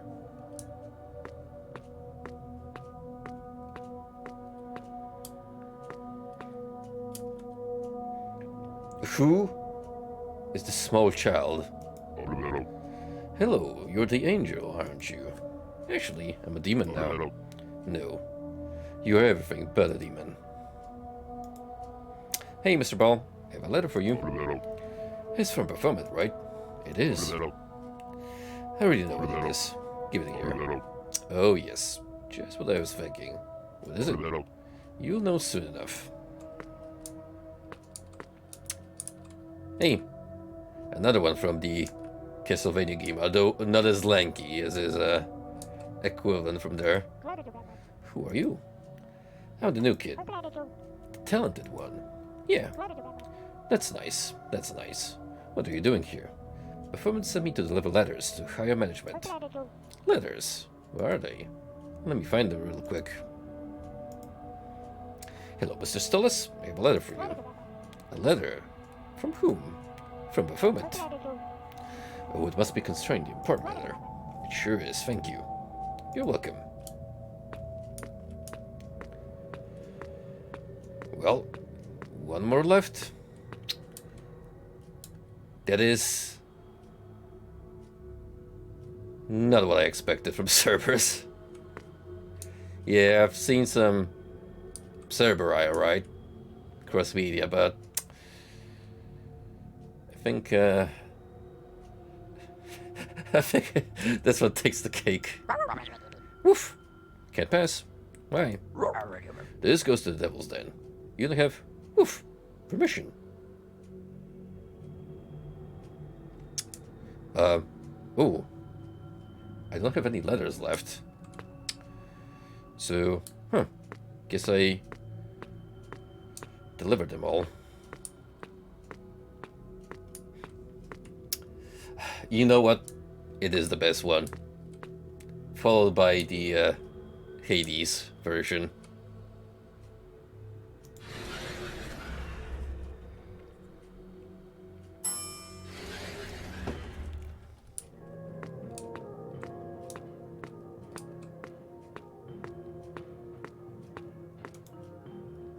I delivered the letters. You did a great job. Kid, I can easily see you making it to the board of directors one day. It's sad I never will. Why do you say that? Because Hell is being sold to a company called Mega. What? How do you know that company? I put the pieces together. Kid, you're making serious accusations right now. That could get you fired, or worse. I don't care. I demand to go talk to Lucifer right now. What? You demand what? I want to talk to Lucifer. I want access to the elevator that goes to the devil's den, and I know you can give me access. So you can do what? Unsell hell? So I can do something about it. What exactly do you think Lucifer will do? He's the king of hell. That doesn't mean anything. You know, Hell was once great. Our names evoked fear in the mortals. Our pits were home to suffering and screams. Now, we are shadow of what we once were. Corporate puppies. You are correct, Shishi, and the best part about Cerberus? You have 3 good boys for the price of 1 to pet. We discussed how we would take over heaven, and how we would torture the damned. Now we only gossip at the water fountain and make photocopies. And Lucifer is part of that decline. He hid in his pit a long time ago, never came out. He can't do anything anymore. The deal is closed. You're part of this. Everyone that had any sense of preservation is. Hell is doomed. We were just helping it have a nobler end. Who else is in this? All the directors. We have all decided to close the deal behind the devil's back. But what about all the employees? Do you think I give a damn about the damn employees? They're running hell. What could be worse? You're a monster. No, I'm a demon. At least I know who I am. What about you, little angel? I don't care. Go talk to Lucifer and see what he has to say to you. He's probably his den, crying in. This won't go well for you. For any of you. You have too much faith. Maybe it really was a mistake you fell.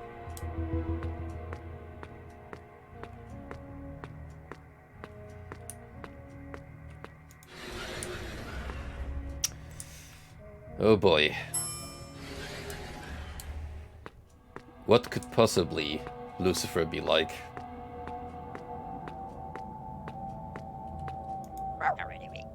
Oof, I can smell you. What? You have permission. I can smell it on you. Yeah, but from it, let me pass. Whoa, you must be really dumb or really important. Oof.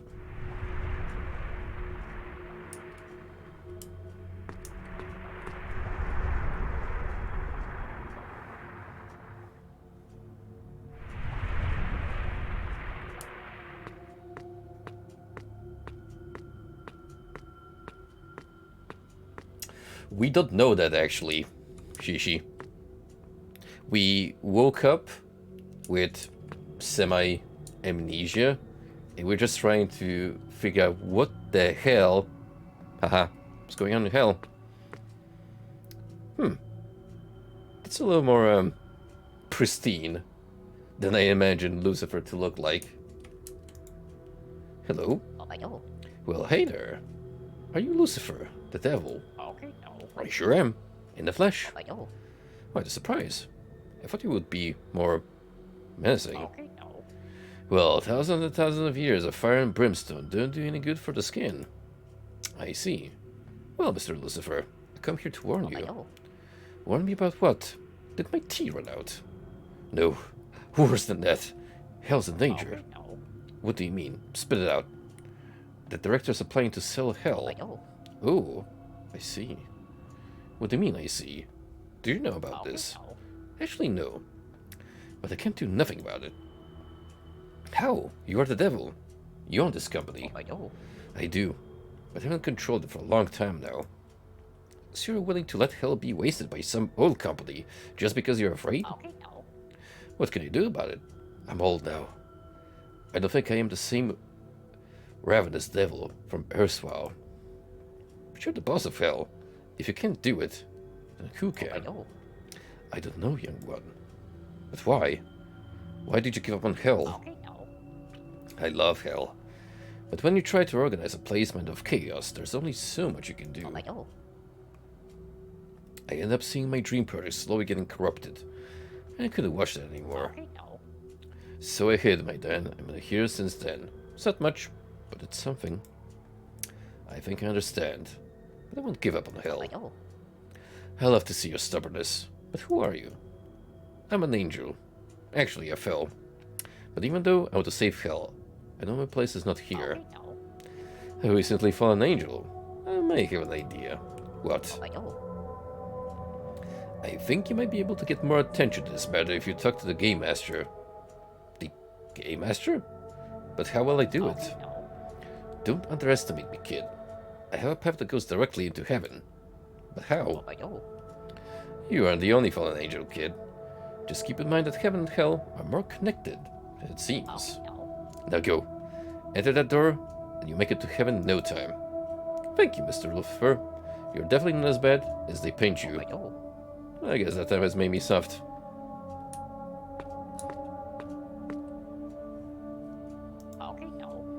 When you see the Game Master, say hello for me. It's been a long time since we last played poker together. Poker night in the inventory. Part 3 lineup.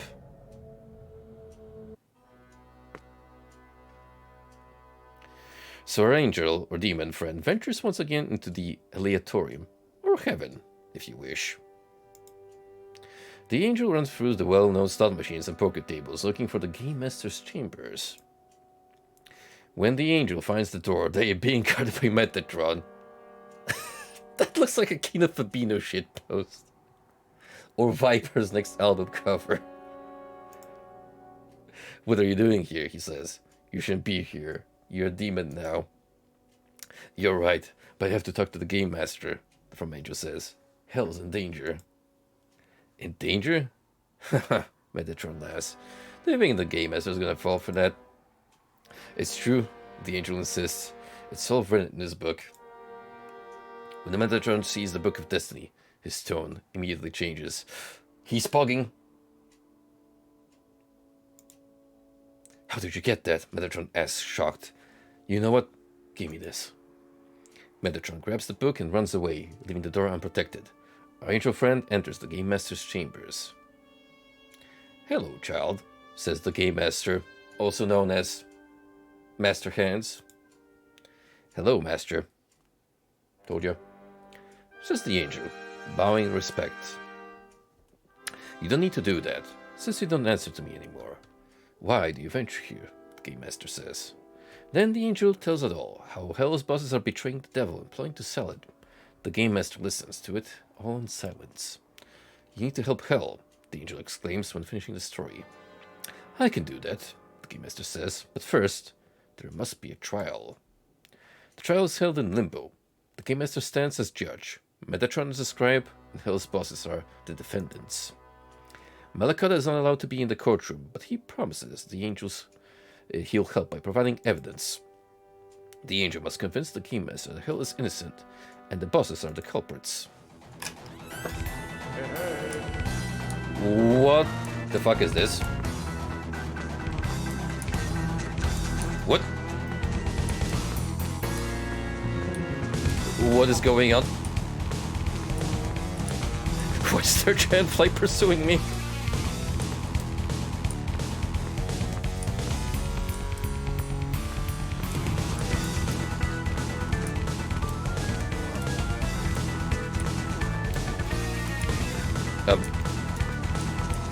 Help?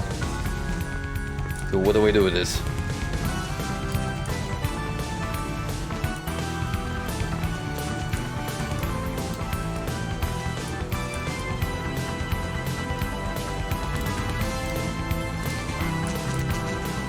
Oh shit, I have to do actual platforming.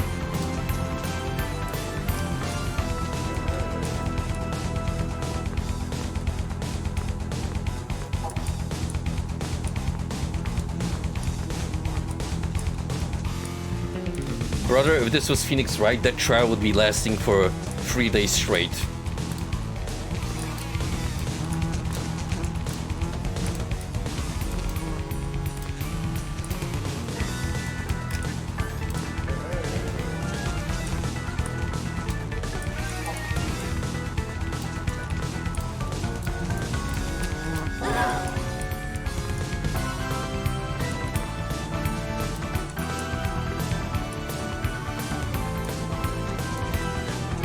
Someone take this fly away for disrupting the court.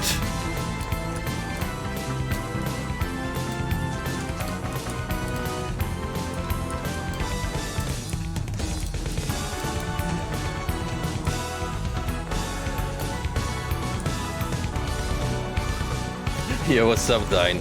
This is too good to be Paradise Killer. Also, we had a Rusty cameo earlier.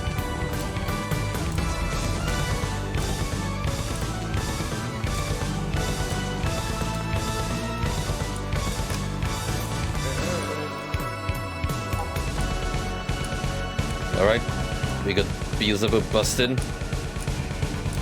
Oh, I see, so they have their own defense systems in play. And the patterns are actually changing now.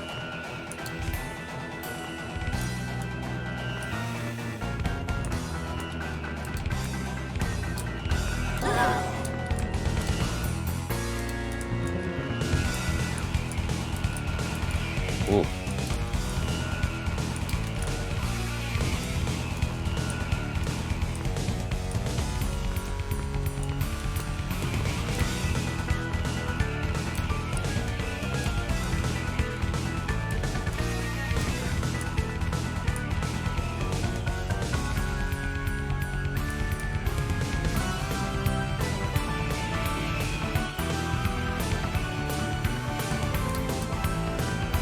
So if I don't understand, this projectile just comes in on me.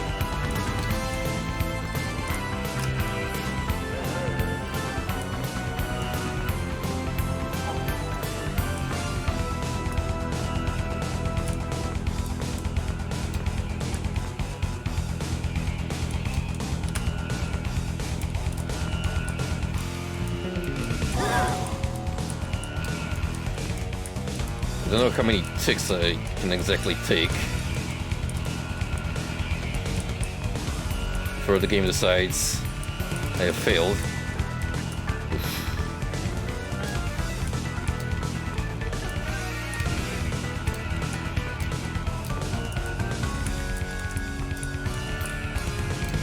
Still, I will absolutely take this as the end game.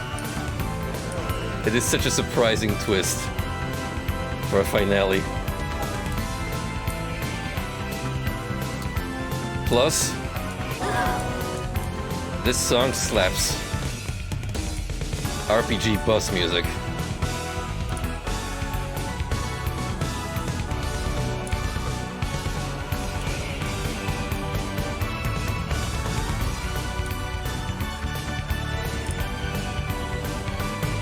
Only problem is, if I get hit, I get my progress reset pretty badly. So I need to find a way to make this more consistent.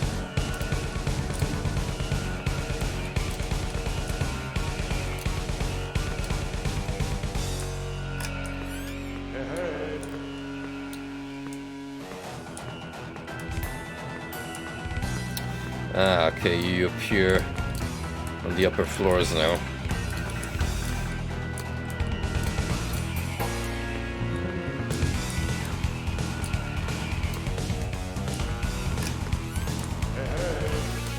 I mean, technically it seems I can just do the same spiel, which is move on from here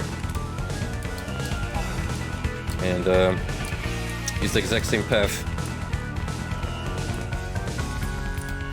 Fortunately, the platforms have not really moved.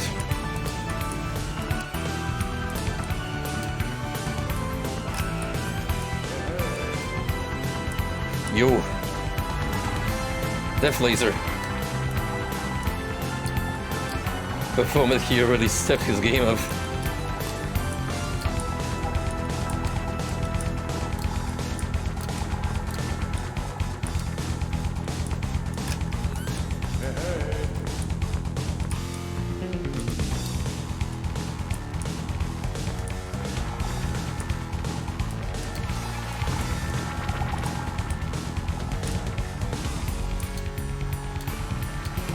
And yep, it keeps slowly tracking you, so as long as you around it, it's all good.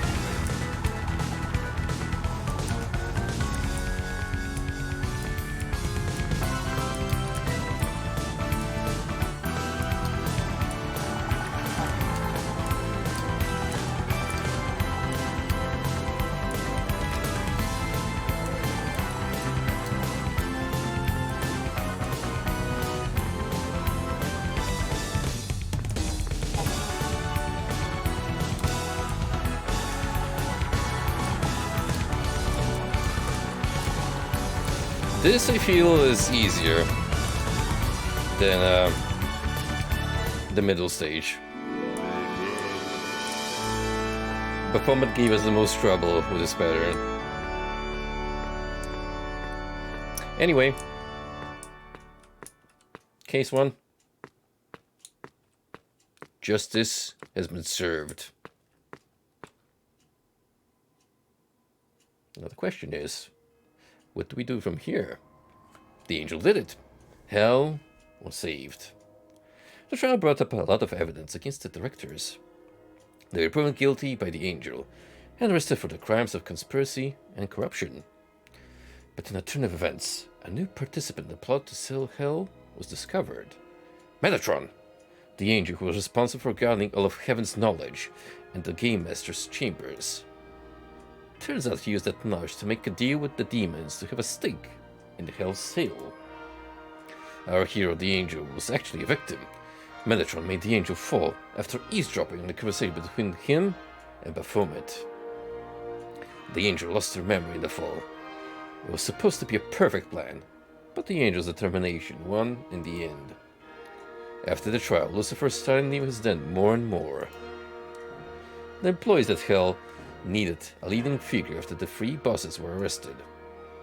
And their hero got to prove their value and became an angel once again.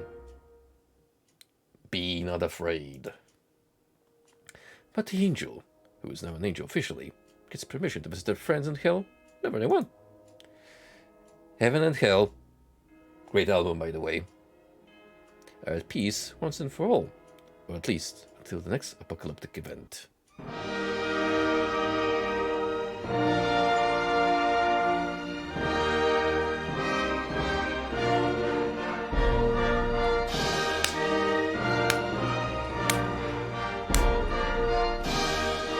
That was awesome.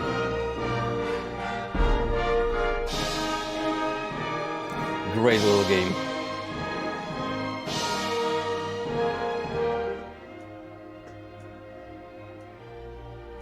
That was so good, I'm gonna let the credits play out because these people need the exposure for putting out such a fun little adventure.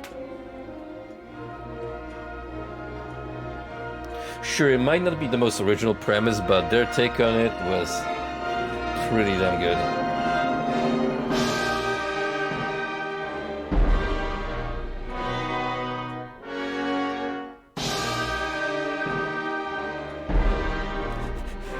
Soundbible.com.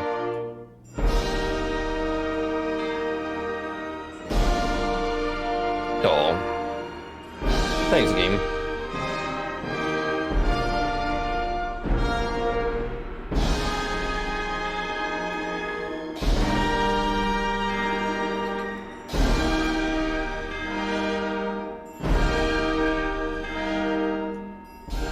And yes, heaven is indeed all slot machines. Better go to Vegas and start practicing now.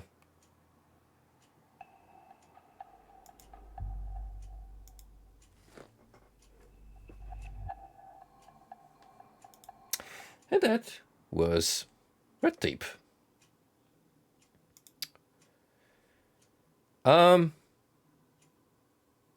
I've actually got almost all of the achievos on that one.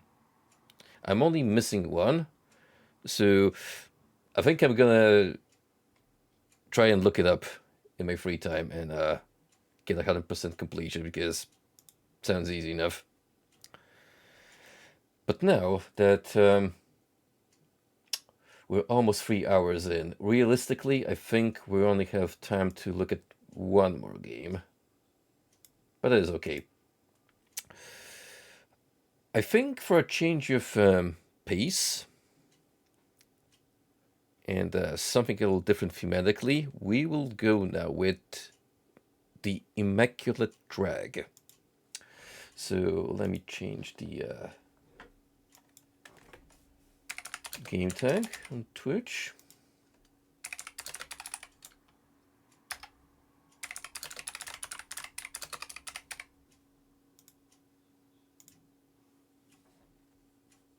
A small game about letting go. Stay up late, smoke cigarettes, talk to strangers, think about what you've lost, someone you used to love, or someone you used to be.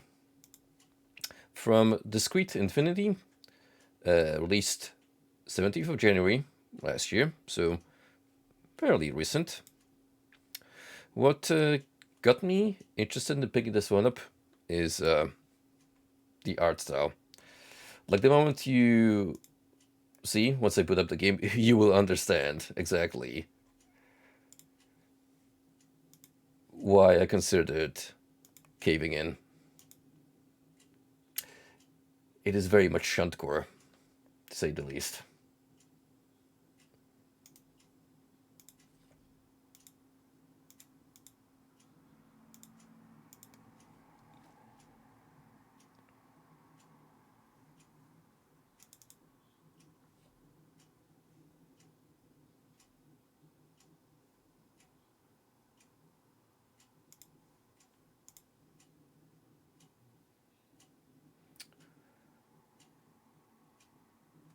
I think it's building up. Takes a minute. All of these, I've only really booted up to make sure that they work. So, yeah, it's all blind playthroughs. I have no clue what we're getting ourselves involved in, which will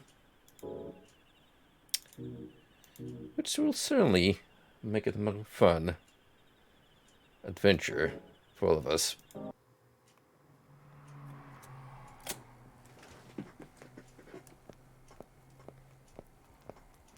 Warning, the following experience is of no consequence. There is nothing to be learned, no relevant perspective to be conveyed, and no opportunity for any authentic expression of agency. There is no deep meaning to it.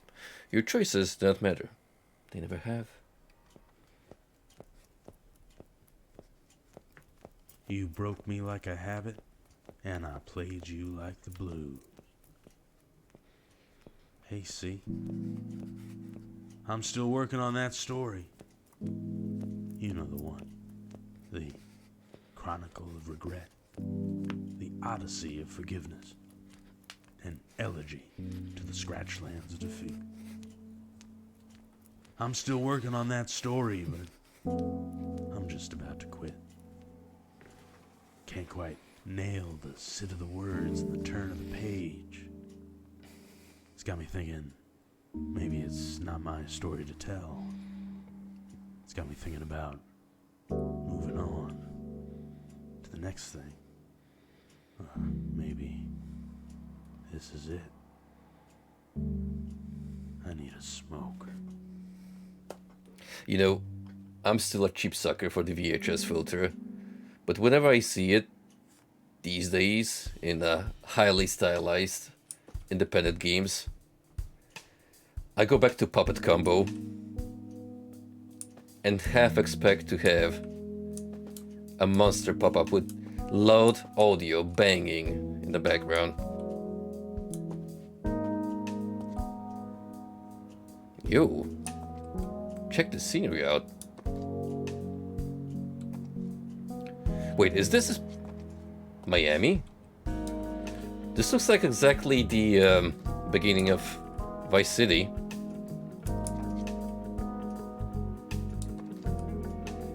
Yeah, the coastline where the hotel is that you stay in. It's all coming together.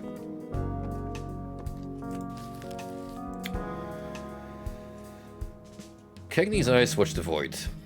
In these moments, when the prow of the Blue Monday aligns just so with the whirling of the spheres, obscuring the gauzy glow from the local suns, that's when he can look out into the great and true darkness and see the gleaming white lights of infinity. He's no supplicant of the sublime, who sees in the distant stars a greater meaning than mortality. Nor is he the smug-sophist of society, to whom those celestial beacons are as lighthouses plotting the domesticating sprawl of civilization.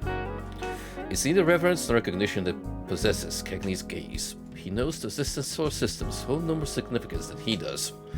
Drifting here, this tin bucket, and the stars themselves are just random fires burning for psychotic eternities, amidst the state black velvet of space-time.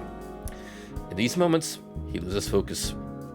He'd never been handsome, but now, with body blown by the winds of change and wrecked by the waves of vice, his visage has taken a viral coarseness. He aches in the deepest crevices of himself. His furrowed skin lies loose, like decaying vellum over the pulsing varicosity of his veins. Oh, it's like I'm reading Frank Herbert again. Oh, the vocabulary. He can feel the recession of his gums from his long, yellowed teeth, the retreat of his hairline from his liver-spotted scalp, the brittleness of his bones, held together only by ever-stiffening cords of sinew. He'd always left death in his path, but now there can be no mistake. Death is coming for Cagney. Through the womb-like haze of his half-asleep, addiction tugs at his ego, dragging back from the precipice of oblivion. His hand rises on its own, slipping into the pocket of his beat-up slacks and returning with a crumpled cigarette pack. Last one. Cagney takes the filter between his lips and pulls it clear of the foil. A flick of the wrist and the hiss of a flint. The empty packet transmutes into a burning lighter. Cagney draws deeply, the amber flaring as he sucks the smoke back into his lungs, then exhales. Blue gray crowns billowing from his nostrils and up into the recycled atmosphere of the cockpit. The nicotine flows through his veins, coursing into his limbs and grinding them into motion. He rises without urgency or grace, lifting his muffin sport coat from the back of the seat and pulling it across his osseous shoulders, fastening its single button across his solar plexus. He's a scarecrow, just a faded suit filled with nothing but dust and bone.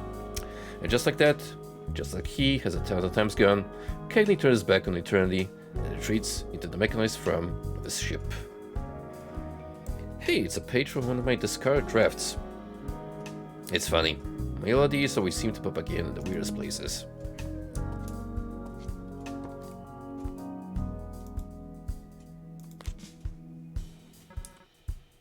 Eight left. Last pack. For real this time.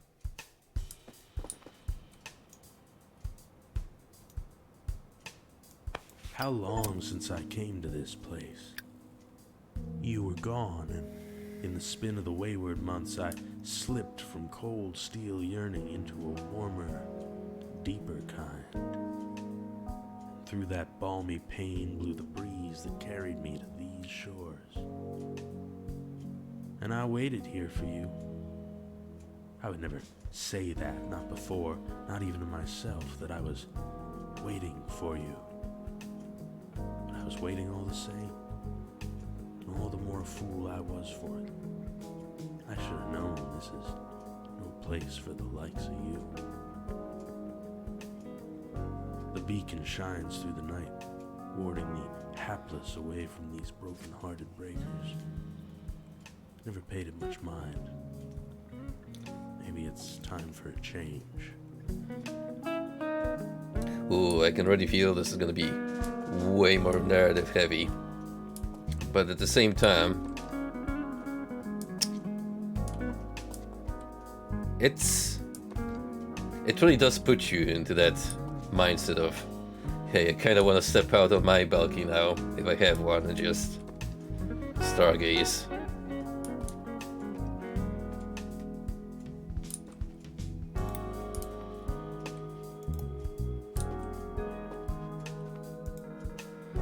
Singleton and I used to play by mail, but it's been a long time since his last move came in. Figures too. Pretty sure we won this one. Or once.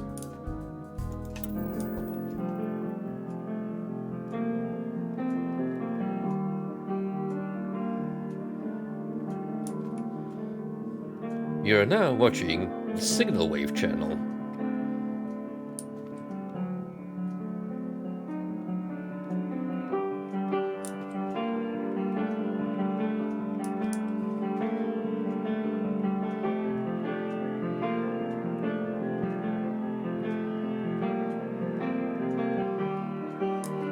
I wonder which royalty-free website we got those clips from.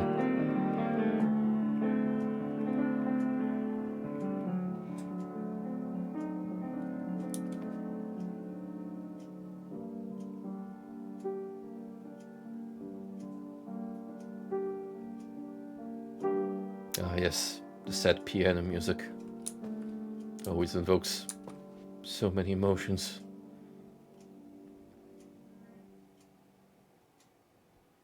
Life's a breeze, and we're all just embers. We flare for an instant, then fall into dust. Big smokes. Breathe deep. Life is short.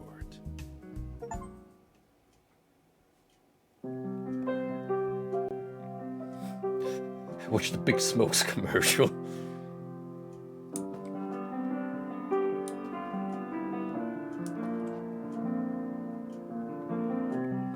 What if I just left the TV on for the next hour or so streaming? Then we technically have a reaction stream, right?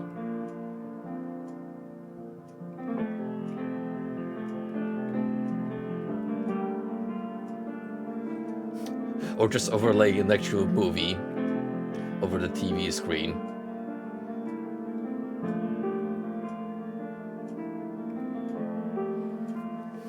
Yeah, that's how we're gonna watch Barbie.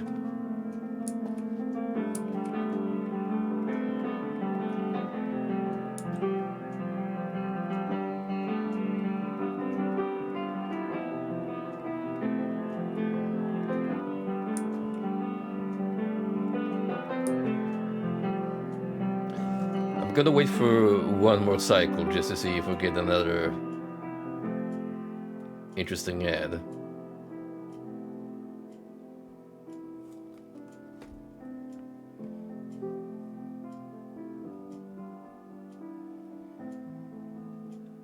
Certainly feels like a montage of family videos that you play at a reunion.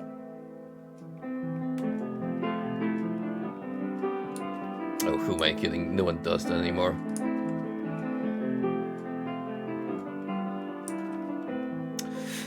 Speaking of which, you know what was kind of wild to me? When I was with my second ex, still at the time, she still actually used to make physical photo albums. Where she'd get like event / family photos put together. Which really threw me off guard because she's from a younger generation. And the last time I actually saw a photo album was at my grandma's place. Many years back, so I did not expect that to still be a thing in current age. Social media have easily taken the physical aspect out of making memorials.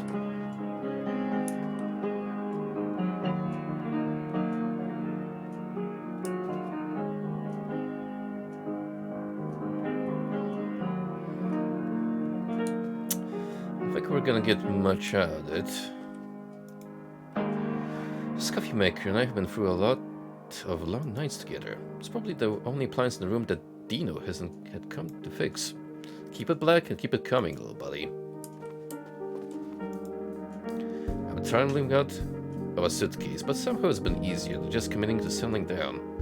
At this point, though, what's the difference? Classic fucking me. Even my baggage is baggage.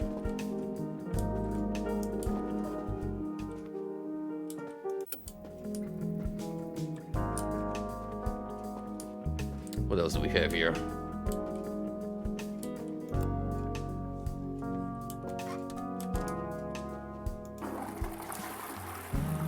You know, it's a quality game when it lets you flush. My reflection. I'm not in it. Yes, it's going to be one of those nights. One of those nights when my model is not fully rendered. Or at all.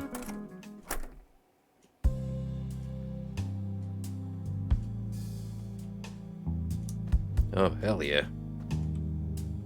Look at these low sofas. They could practically just lie on.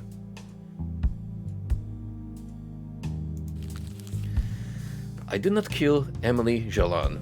She means to me as she does to the rest of the world. A missing person, one of those anomalous figures plucked abruptly from the fabric of awareness and spirited off into some or not obscure wrinkle of the universe. Most of us go through life fully aware of the ephemeral cracks in everything, through which a person may slip. We cannot conceive of such a fate befalling someone near to us. We more easily imagine it as the sort of thing that happens only to other people. Indeed, other people are already so defined by their transitory nature and slip so easily from our memories and from our worlds.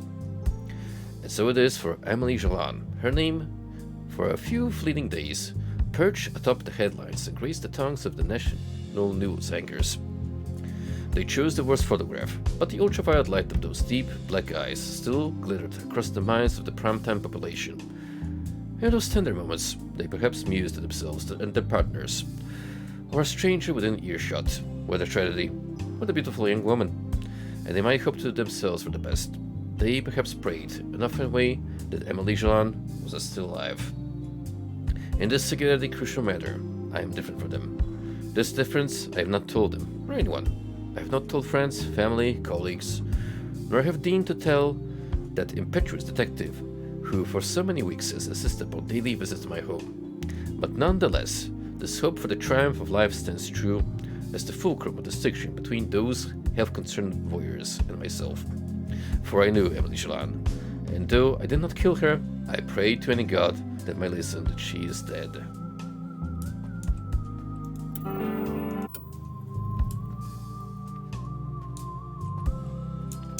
So, buddy. Getting a late start tonight, eh, Max? You're up pretty late yourself. It's par for the course these days. I never sleep anymore.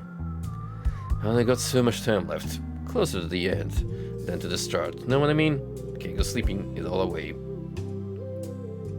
That's a real positive outlook you got there.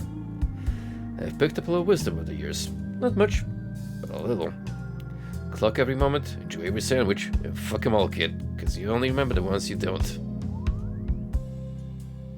Charming. I'm just sounding like a note. You get to be my age, even the simple pleasures come harder. Enough of that, though. What you getting up to tonight? Going for a smoke. Here to join me?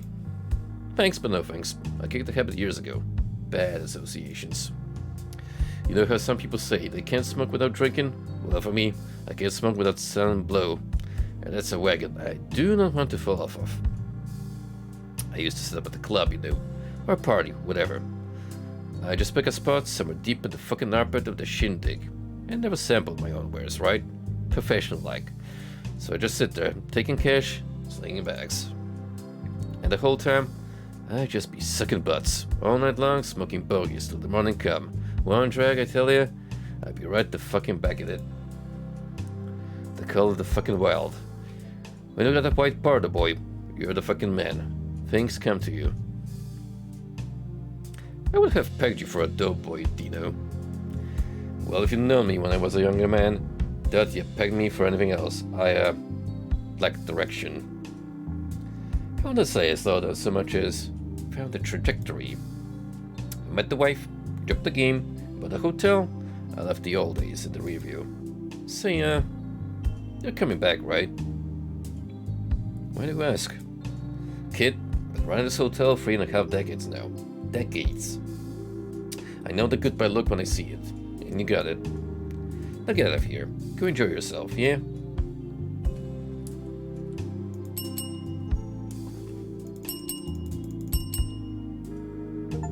What are you doing, Max?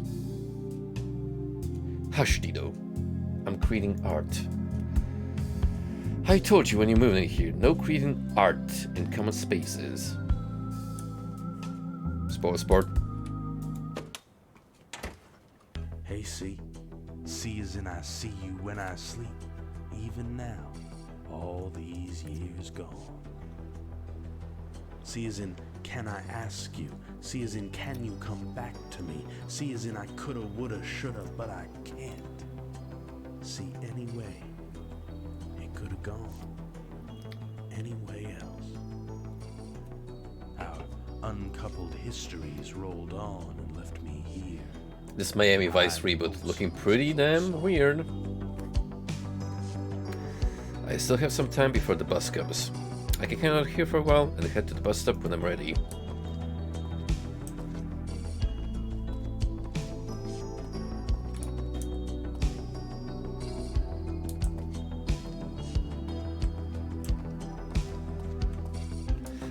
If you can see a difference between walking and actually running, congratulations, because it's very, very subtle.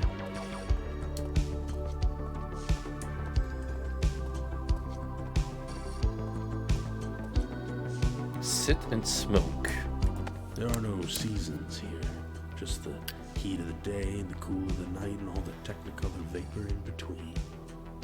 No chill wind or deep freeze, no falling leaves or cherry blossoms, and not that I ever cared much about stopping to smell the proverbial roses, but I remember the day you said to me, "Come walk with me, why don't you?" It was in the curve of springtime, all the green returning to the bones of the trees, and I looked at you and said, "Not today." I remember that day because if it had to come down to one day, maybe it would be that day. The day that you walked away and came back. The day that you felt inside yourself how it felt to be outside of us. A day wasted, just like any other. But it was never just one day. One day slips away in a breath, bleeds into the next the way a dream bleeds into waking. Indistinguishable in flux, then gone in a breeze like smoke.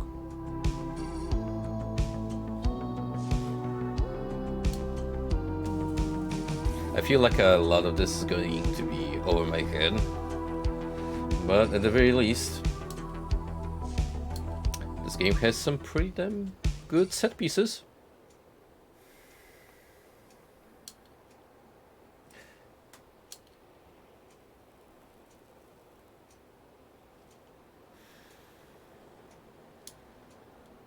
And he huffed, and he puffed.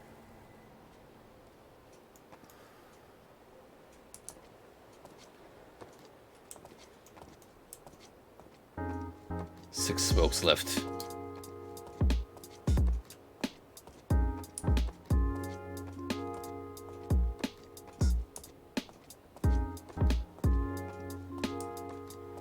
Hey, we got another Nightwalker out here. Let's shut up the stranger.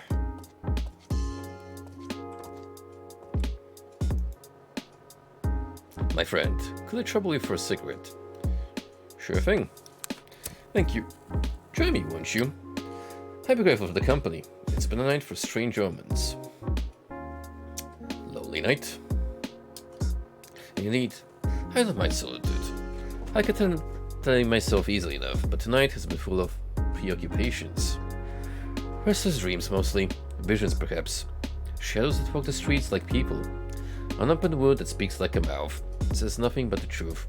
A bird taking flight from a tower of flame. What do you make of that? Was only a dream? The city does have its shadows. Sometimes I feel pretty shady myself. Maybe the truth-speaking wound is a symbol of some deep emotional pain. A tower of flame. Could be the lighthouse. It is striking, isn't it? Floating in the dark out there like a ghost over the water. Would it really be any surprise if it had invaded my sleeping thoughts? Sigmund Freud said that dreams are wish fulfillments. In the realm of sleep, we give ourselves what we desire most. For better or for worse. What do you think? You suppose I prefer the city being inhabited by shadows? Freud is dead. He sure is. And yet here we are, discussing his thoughts. Will you be able to say the same when death comes for you? Have you ever had an idea that two strangers might discuss over cigarettes on a moonlit night, a century from now on?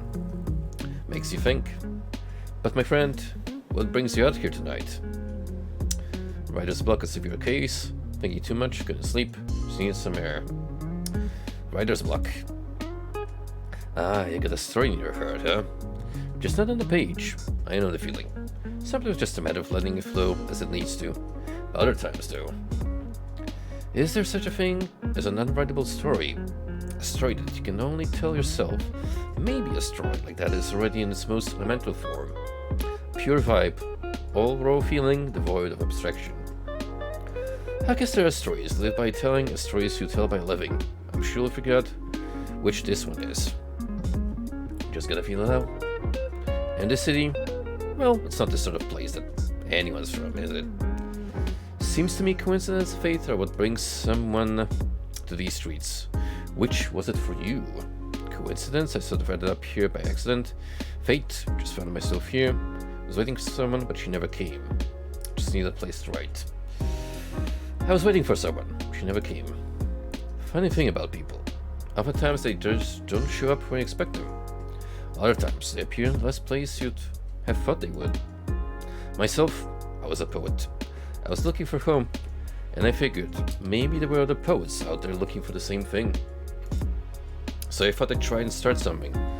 Call it what you want. A company, collective, a movement. A home for the terminally fragmented. And I wanted it to be real, you know. Brick and mortar. Not just a space, but a house. I searched all over. Must have seen 100 cities, 1,000 buildings, but I just couldn't find a place that spoke to me. Or maybe it was that I couldn't find a place that heard me the way I wanted to be heard. Eventually, as one does when something is missing and can be found, I end up here. I guess I'm still looking. There's something noble in that pursuit. Don't give up. The place you're looking for doesn't exist. It was an ideal. Let's go for the more optimistic answer. Maybe so. I guess if you stop searching, you may as well already be dead. But I won't waste any more of your time. Thanks for the smoke, my friend. I hope you find what you're looking for tonight.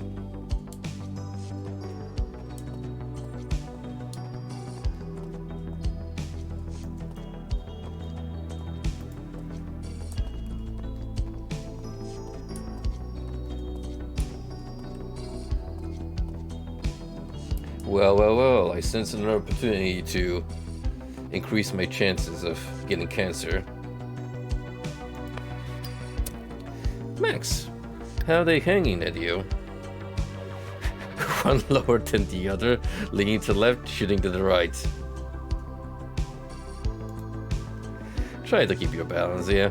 Don't tip yourself over. How's the scene tonight? What are you singing tonight? How are you feeling tonight? I don't know. It's a weird night. You feel it too, yeah? Maybe it's something to do with the moon. They used to say that the moon made dew form on the brain, and the dew drove people crazy. Superstitious, sure, but I just can't shake the idea that maybe the moon pulls on our minds like it pulls on the sea. And maybe on some nights it pulls just right that all the clutter in our heads gets sucked out into the great big ocean of consciousness. And all our deepest thoughts are revealed, glittering in the moonlight like shells on the beach at low tide. Anyway, I thought you were writing tonight. You trying to come in, grab a drink, catch a few tunes? Not tonight. I'm looking to catch a bus out to the beacon. You mean the old lighthouse? Romantic, I guess. In a rustic sort of way. What do you want to go all the way out there for? Thought the light might have some answers. Figured the CA might do some good. Just thought it would be good to get out of the city. Thought the light might have some answers. I'd say that depends on what kind of questions you have. Or if you're really looking for an answer to your questions. Maybe what you ought to do is question your answers, dig? Either way, you're probably right. Couldn't hurt to cast a little light on the subject. What's got you restless tonight? Anyhow. Somebody you used to love. Do you still love this somebody? I don't know. Haven't seen her in years. For all I know, she's a completely different person now. Wise words. I mean, if we're honest, we're all completely different people than we were even 10 seconds ago. Continuity of self is just a story we tell ourselves to make sense of what we are. And what we are is just collections of moments, I guess. Just goes to show we're not really in control in the big scheme of things. Something kind of elaborating that? Doesn't matter control or not, we still end up living with the consequences. Yeah, and then doing 100 on the highway and taking your hands off the wheel sort of way. When I was a teenager, I used to tell people I was afraid of death. I didn't really believe it though. I just thought it sounded badass. But looking back, I think it was true. I was reckless then. Mortality was just an abstract concept. These days, I don't know. I'm not afraid of death, but I'm not too nervous about it either. I guess we gotta go sometime. But hey, while we're here, might as well make a lot of noise, feel me? I'm going out soon. Be a doll, give me a little space to collect myself here. And take care of yourself, Max. Try not to think too hard. Funny that, about the beginning. because this game is exactly making me do that think. In the morning of our love. Better to think of the end and work backwards. Retreat. That's the easy way. I never think of the end either. I knew there would be note behind I here. stick to the in-betweens. Between life and death. Between top shelf and rail. Between matter and ghost. I slip out sideways. My existence is an infinity of intermediacies, an eternity of false starts and falling short. I'm not raw about it.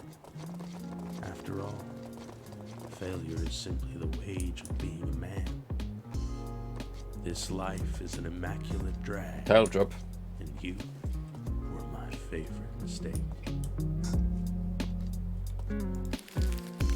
In the daytime, Eliza inhabited a waking life just as any other would. She stepped briskly down sidewalks and through doorways into schools and homes, stores and cafes. There were people there, some who called themselves friends, some who didn't, some who called themselves colleagues, some who didn't. There were some who called themselves lovers, and there were some who may have been family. They were the easiest to fool. Eliza had a good job, and a place to herself. Her face contained a simple, earthbound beauty, with a crooked smile and laughing eyes that could project deep contentment into the first impressions of those around her. She had a knack for creating a space for others to speak without saying anything of consequence herself. In this way, she could navigate the world of words without risking too much, always mindful not to give too much away. For in the nighttime, Eliza was confronted with the bold face of her deepest yearning. As its shadow followed her through the day, so did its darkness fully encompass her in the witching hours, when the hum of society had faded with the glow of the sun. In these moments, the sacred truths of the universe came into acute focus. Eliza would meditate upon the fact that every experience she could remember had no further existence beyond the vaporous image in her neurons. She would muse that the places and people she had known and loved would never again be the people they were in these moments. She would understand that all things are called upon, but once to die, and she would consider the steady march of moments until the moment of her own solitary death.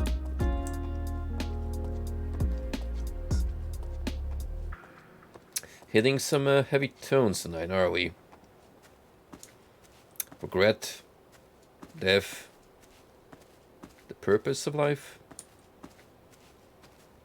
For a time, I searched the city for a place to settle down. Oof. That's not how it works here. Hello? Someone please adjust the TV. Flow together and fold back in on themselves. I would always find myself returning to the shore. I suppose that's the fate of those who move without purpose, to ever exist upon the border between solid and fluid, the mirror between the earth and the sky, the smoke between freedom and death. I suppose that's as far as we can go before we get reset. Yeah, we can't move any further.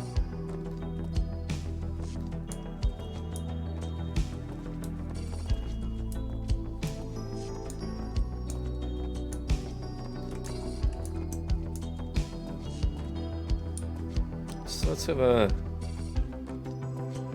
another look around, see if there's any notes, more people to talk to. Otherwise, we shall go and take the bus. Oh, see another person we could pester and or offer a smoke.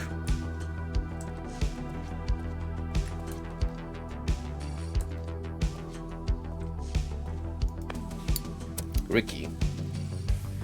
Everything alright? I just want to fucking dance. But apparently that's too much to ask. The bouncer there says they're full to capacity. You could just go to another club. There is no other club. Not for me. This was all I got left. I spent all night searching. Uptown, downtown, midtown. This fucking city. It doesn't make any sense. But I don't care anymore. I just want to fucking dance. I'm sorry, just forget it. You want to talk about it? I don't know. I just feel like I'm never going to make anything. You know what I mean? My mark. My little fucking difference in the world. Something that people associate specifically with me. Something that will outlive me. No point in giving up. It's debatable. I was a special kid, that's what they said. So creative. Such a vivid imagination. Like was some kind of gift. But it's not. Creativity is a curse. It allows your brain till you can't even sit through a class or hold a regular fucking job without being pumped full of speed. It traps you in your mind till you can barely relate to anyone in a healthy way. And eventually, you either melt down or just cut off completely. Through it all, this agonizing compulsion just make something. To cut a piece of yourself...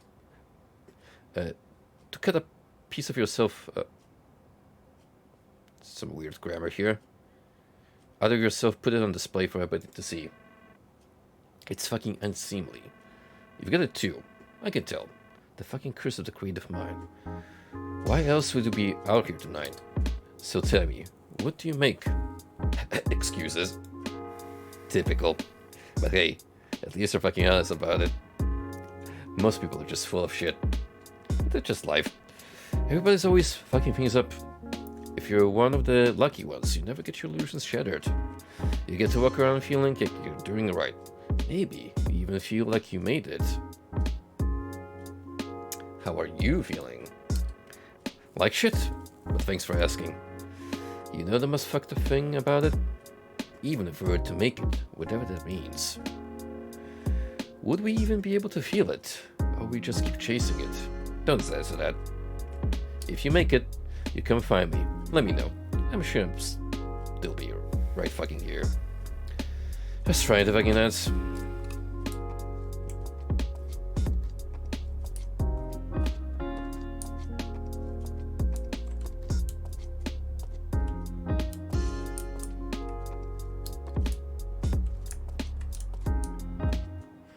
Must be real late in the night for sidewalks to be completely deserted.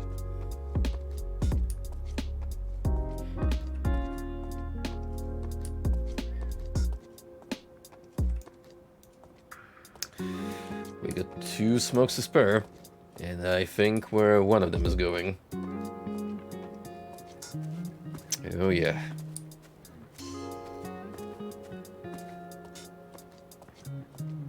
Hello, friend.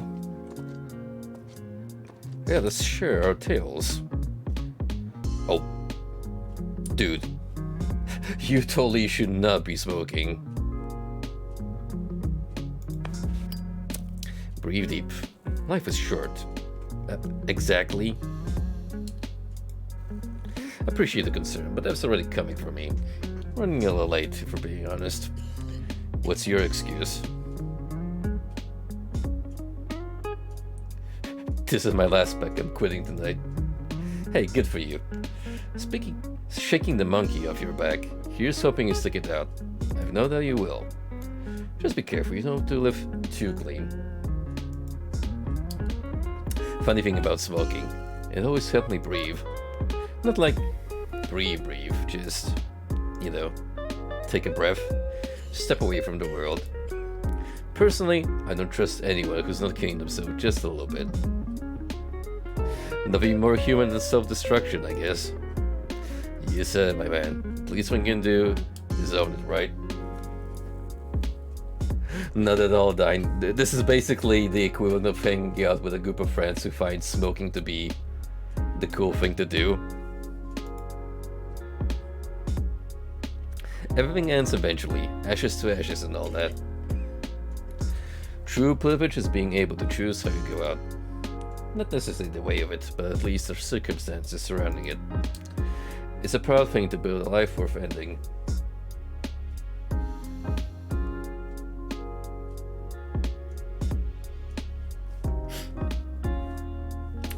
Yeah, I can understand the reasoning. I mean, when you break it down, it's just an excuse as any to continue fueling your addiction. Because at the end of the day, like, the real victory is just coming out of it and being to make your own conscious decision. Hey, I don't need this anymore in my life. Sometimes I feel like I'm already dead. Sounds alright. Peaceful, still. But maybe you're not ready for the peace and quiet yet. It's hard to live.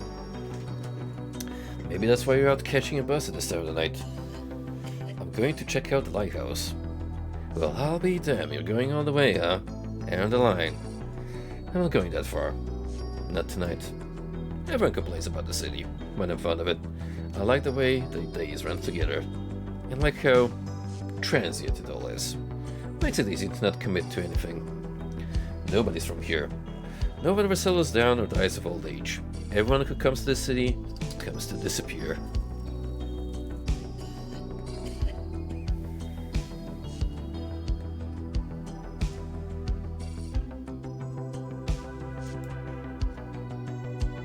In one way or another, they all do. It's kind of sad when you put it that way. What can I say? I'm a sucker for good tragedy. There's a certain thing phasing out, fading away, going the way of smoke and memory. Good to talk to a fellow traveler anyhow. Maybe I'll see you again.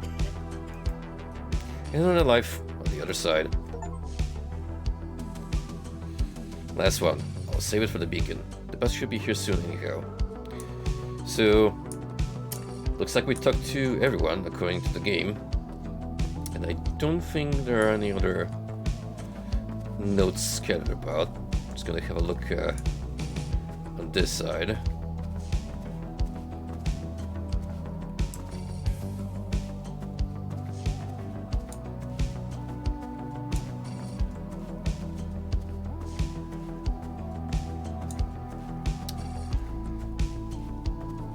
It's the flawed logic of someone who has basically lost the will to fight back and is just perfectly content with living out whatever remains of his life. You can kinda see where he's coming from with the oxygen tank clearly indicating that there's not much life left in him, but kind of a fatalistic viewpoint, isn't it?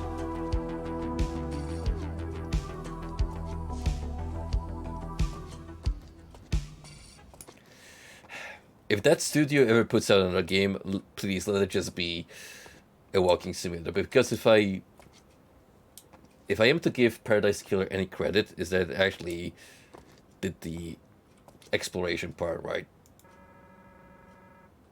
This bus will take me all the way to the beacon. I'm ready to go. I dreamt that all the lovers I ever loved were all the same love, over and over and over again. The same ups and downs, the same starts and storms, the same beginning and the same end, again and again. And then I woke up, remembering her face. And she Ooh, had that's a very one good of argument. those It might faces. actually be She could have supposed to be like a I guess that's the metaphor point. for borrowed time. See, a lover is a mirror and a love a special sort of reflection. A trick of the light and a flattering angle from which to see the whole in ourselves. For a flicker of time, she was you, and I lost myself in you, like fog or nicotine.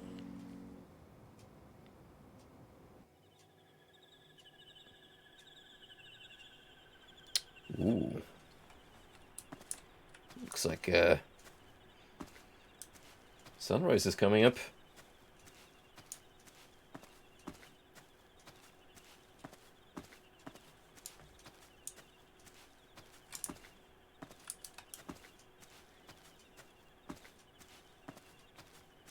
I'm gonna go. I was planning to see if there's anything behind this, but it's not one of those games.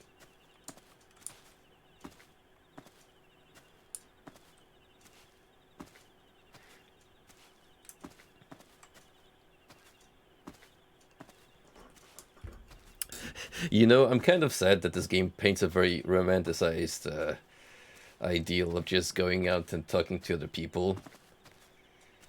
Because, yeah, occasionally you meet some interesting folks on the street, Hey, see, and when you chat them up, they made will up my tell mind. some very interesting stories. this will be the last story. But this I feels a ever little write about you. too convenient, The sadly. last words I utter with you on the brain. The last letter home. I've lived far too long in this empty city of what have yous and if only you had.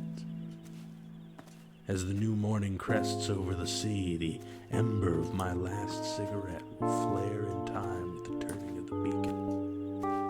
And as the filter begins to burn, I will breathe the last of you deep into me, and then out to join the wind.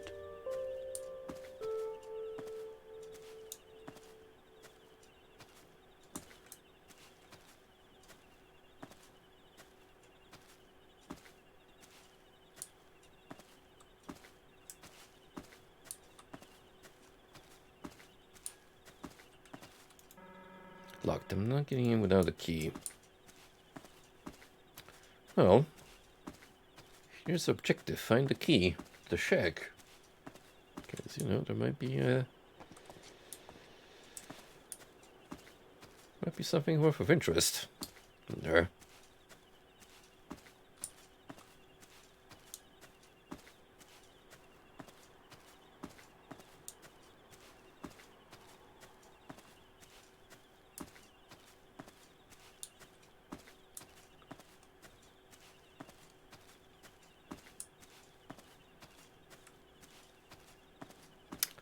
Light Helkman? Okay.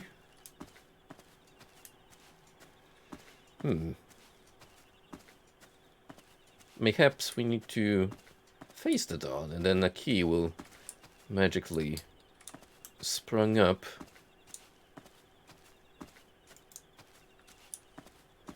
Unless it's tucked away somewhere.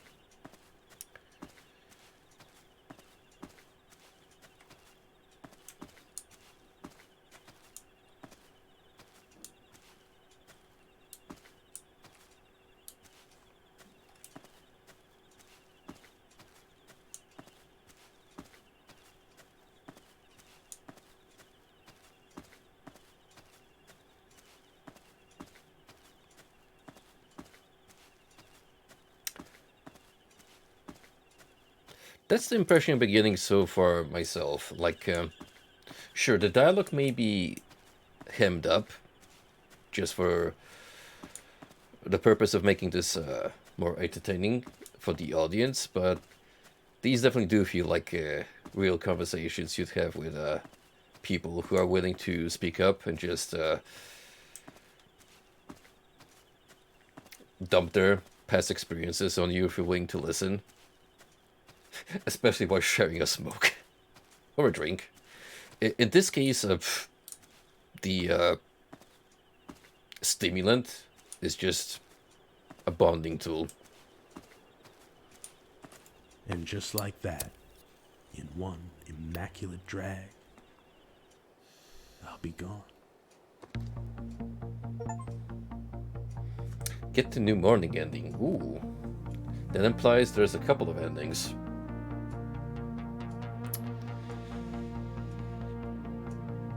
So there's definitely a game on the shorter side. But with different possibilities.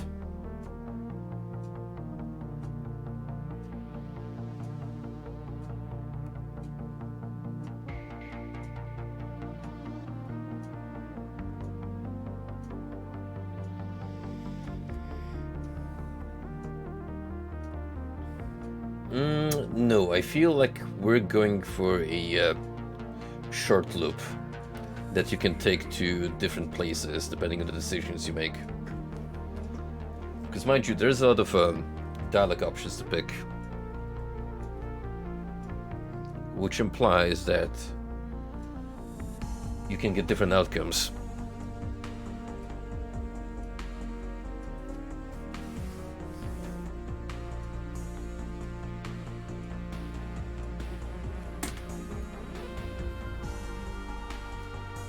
Honestly, for the price tag that I paid for this game, which is chump change, this is pretty decent.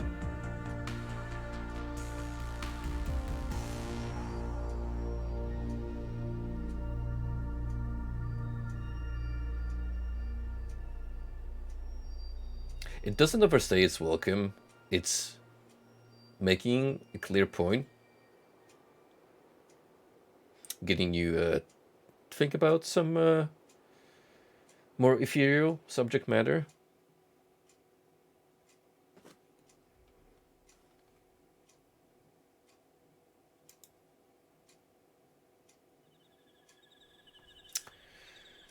Continue.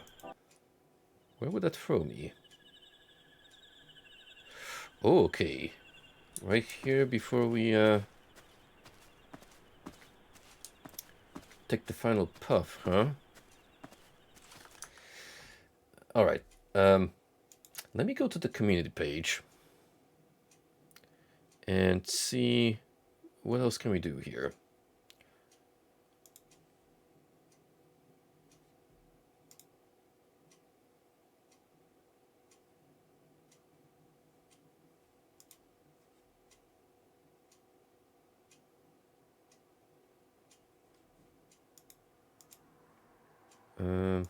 Okay, there's a full achievement walkthrough.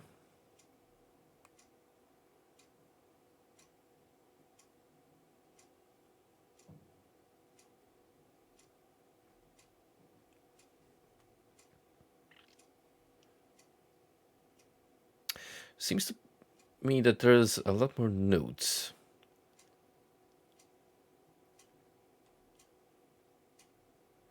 That you can collect.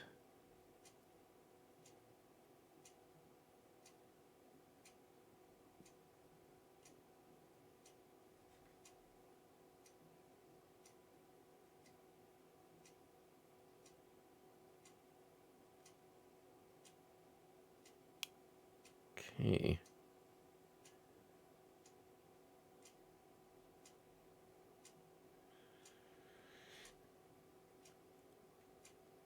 Huh, apparently we got the best outcome here.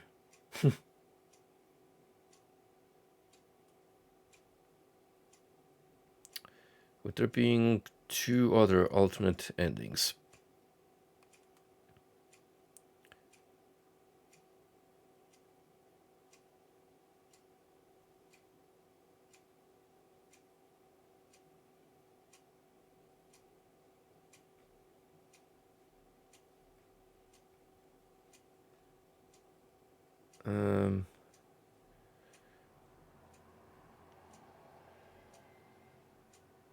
All right.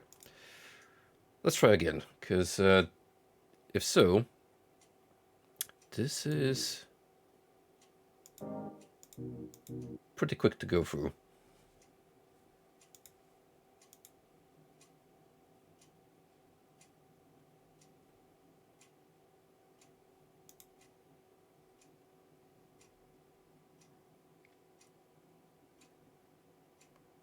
Certainly does leave a little impression on you, doesn't it?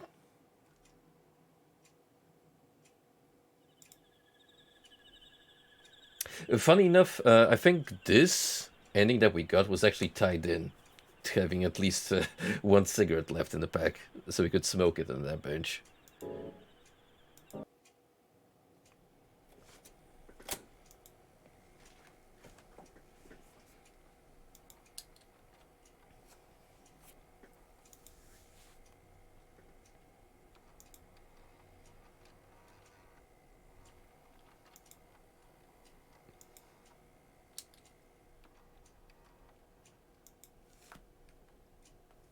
You broke me like a habit, and I played you like the blues. Sadly, we can't skip the intro cutscene, I don't think.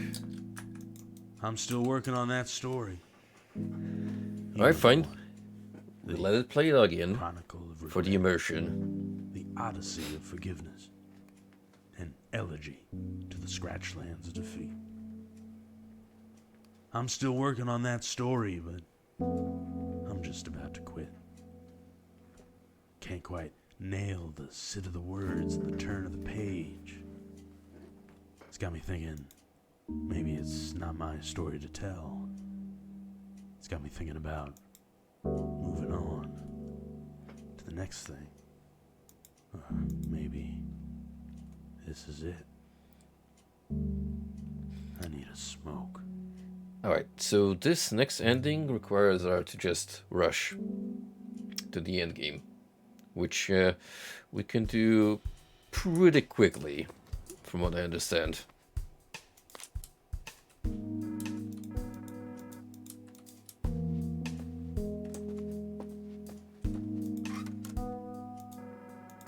In order to go right now, I might as well smoke on the balcony. Alright, so we need to do that. How long since I came to this place? You were gone, and in the spin of the wayward months I slipped from cold steel yearning into a warmer, deeper kind. And through that balmy pain blew the breeze that carried me to these shores.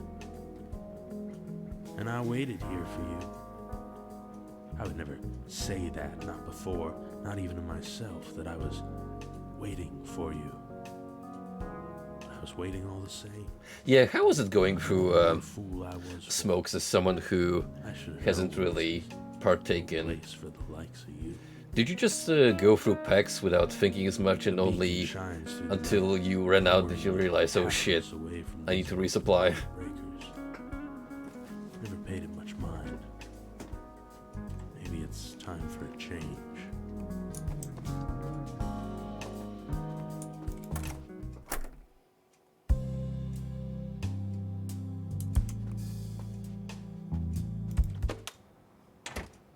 Hey, see as in I see you when I sleep, even now, all these years gone. See as in can I ask you, see as in can you come back to me, see as in I coulda, woulda, shoulda, but I can't. See anyway, it coulda gone, any way else. Right, Our get you. uncoupled history. In the States, do you just guys buy packs, or high and lonesome as a folk. do you roll joints yourself? Because apparently that's the way to go in the UK, from what I've seen, which kind of caught me off guard when I first came here, but it just seems that it's cheaper to buy tobacco separately and the folding paper. I think it's due to cigarette packs having insane taxes.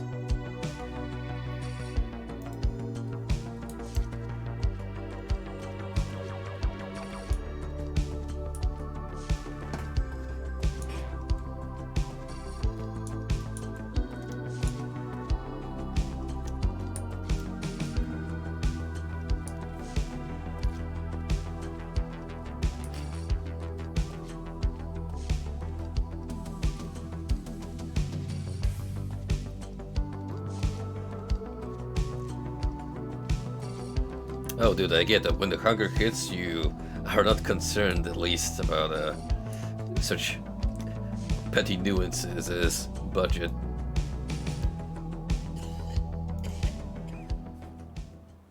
I dreamt that all the lovers I ever loved were all the same.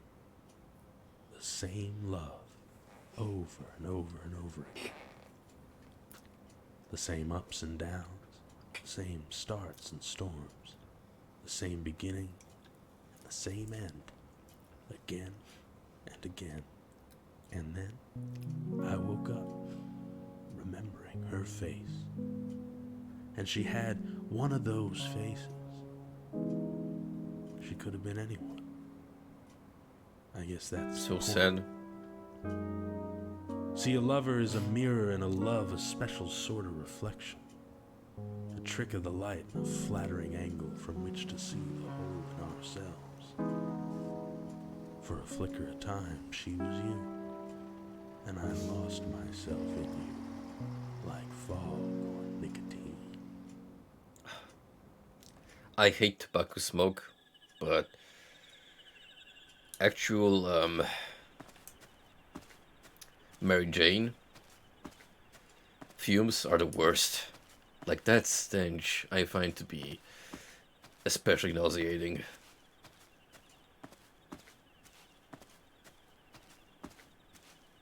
Also notice how it's Hey, see, nighttime I made this it, time around. and sooner than I thought I might. Sometimes it's good to keep your head down, your eyes forward. Stops you thinking twice. Seems the light wasn't so far away after all. It's almost passé to wonder at the meaning of it all, but I can't keep the question from my dusk-drunk mind. What's it all for? All your poetry is just so much breath on the wind, and true love, well, most times it just dies. That's what happened to me.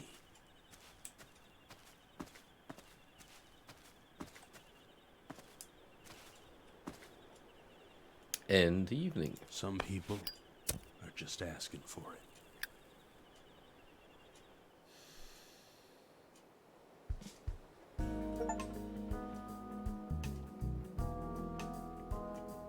Get the asking for it ending, talk to no one. Alright. I haven't even noticed this prompt here. You got 5 whole pages to collect, of which we got 3.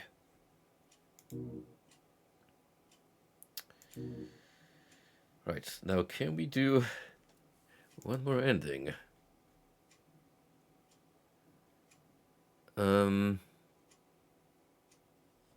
Yeah, probably.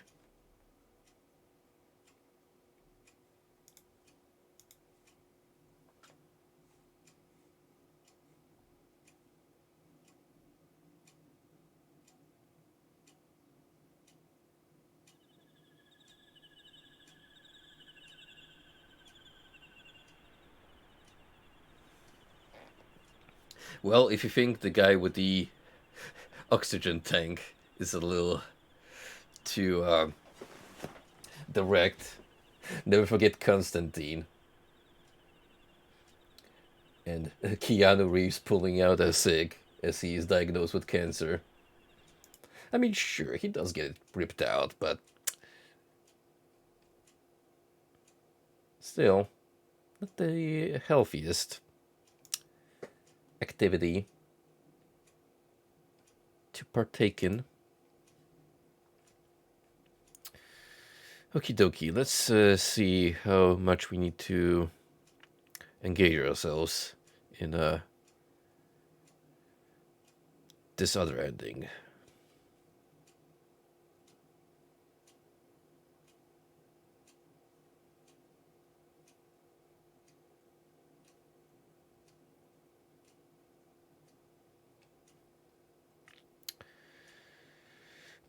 Alright, so this is kind of like the middle ground, where you need to talk to people but answer pessimistically, so without a positive outcome.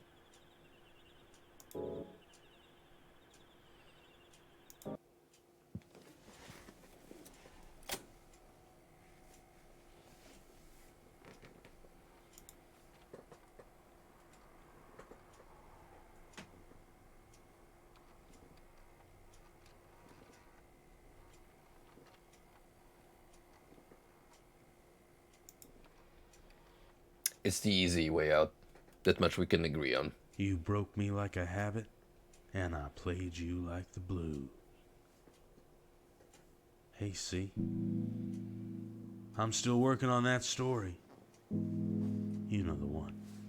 The This time around, let's try to get not only Odyssey of the remaining ending sequence, but also Scratchlands of defeat. see if we can nail down the remaining notes. I'm still working on that story, but I'm just about to quit. Can't quite nail the sit of the words and the turn of the page. It's got me thinking, maybe it's not my story to tell. It's got me thinking about moving on to the next thing. Maybe this is it. Oh yeah, for sure. I I mean, need a smoke. from personal experience, I know one guy who used to be like a serious drug addict and got to prison over it. And his turning point was religion. And yeah, I mean, it's easy to grimace at that thought to be like, oh, so he became a neophyte. And, well, if you come out of one addiction and get very much involved in another activity that takes a good chunk of your life, yeah, you're gonna probably get a little too invested in it sometimes. But from what I chat with the guy, sometimes when I still see him during the Sunday masses, he's doing pretty well for himself. Like, just living a decent life. He's happily married now, so good for the guy. He's like generally a swell person.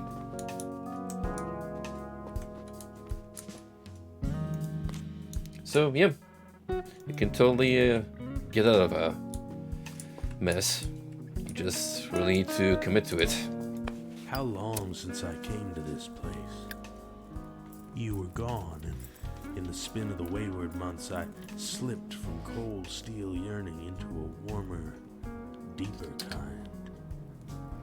Through that balmy pain blew the breeze that carried me to these shores.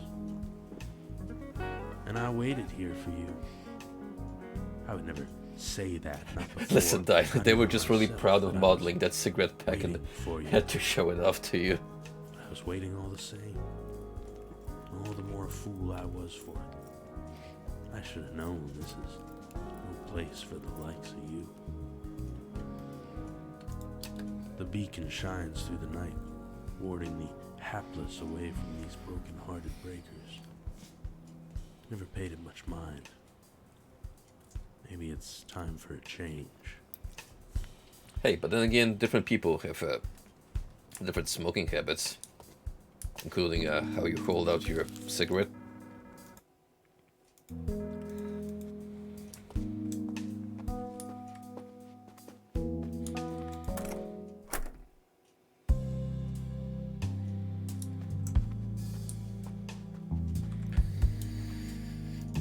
Alright, these two notes are easy.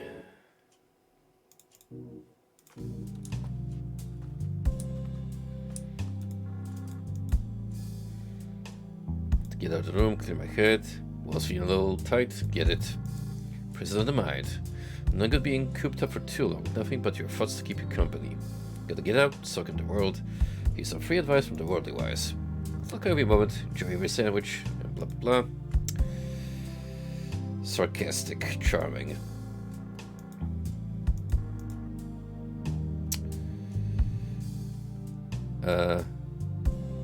Just going for a walk. A walk? What are you, my age? Get the fuck out of here. Get out there, cut loose, go dancing in the limina.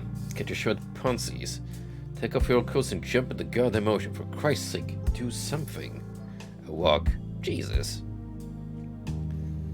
Just going to take it as it comes. You gotta take it by the balls, kid. If you don't, then life's just gonna be something that happens to you. And one day, it's going to stop happening. And that's that. There's no going back, ever. Dino here, putting out some real words of wisdom. So yeah. What if I didn't? Hey, I've got your deposit, right? You do what you like. Now get out of here. Go enjoy yourself. Hey, see? See as in I see you when I sleep. Even now, all these years gone. See as in, can I ask you? See as in, can you come back to me? See as in, I coulda, woulda, shoulda, but I can't. See, anyway, it coulda gone. Any way else. Our uncoupled histories rolled on and left me here, high and lonesome as a folk song. Right. So one note was behind the club.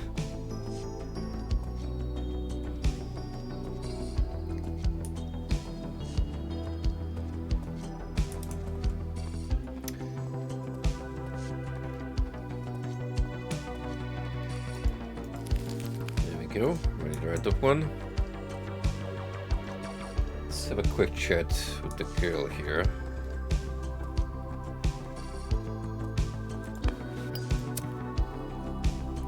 Lean to the left, shooting to the right. Easy there, cowboy. Maybe it's time to lay your guns down. What are you singing tonight? I've been working on the arrangement of a song I heard a long time ago. Nothing too special. Just a pretty ditty about love. Kinda sweet, kinda sad. So a cover band played in some dirty little dive when I was just getting started. I asked them who did the original. Let it go back to the source, you know. Turns out they only heard a cover of the song themselves. Nobody knew the original artist. I forgot the song for a long time, but the other night I had a dream about it. When I woke up I remembered it perfectly. Figured it was a sign. Maybe somebody will hear me sing it tonight, and years from now, they'll do a cover of their own. I like the thought of that. Anyway, you were writing tonight. Trying to come in, grab a drink, catch a few tunes. No thanks, just need a walk. Can't dig a sandwich, just gonna keep moving.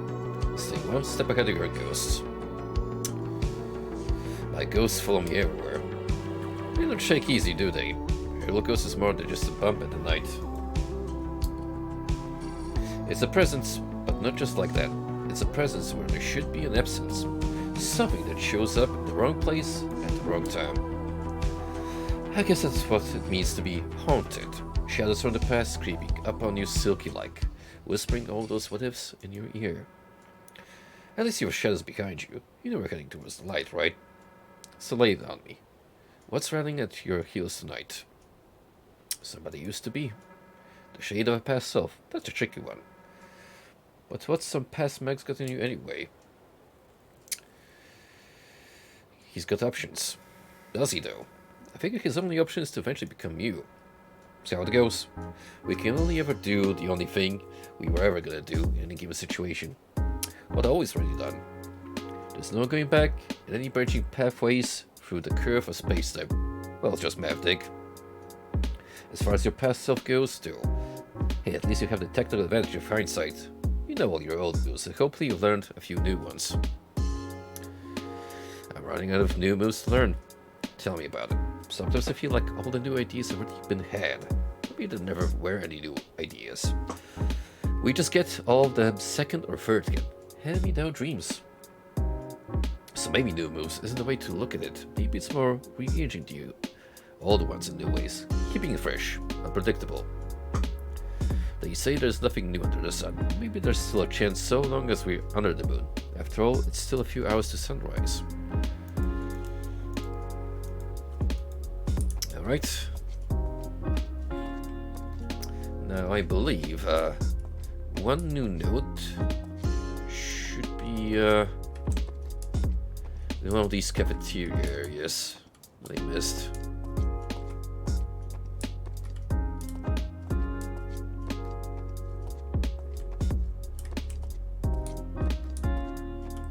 The one will be attached to a palm tree.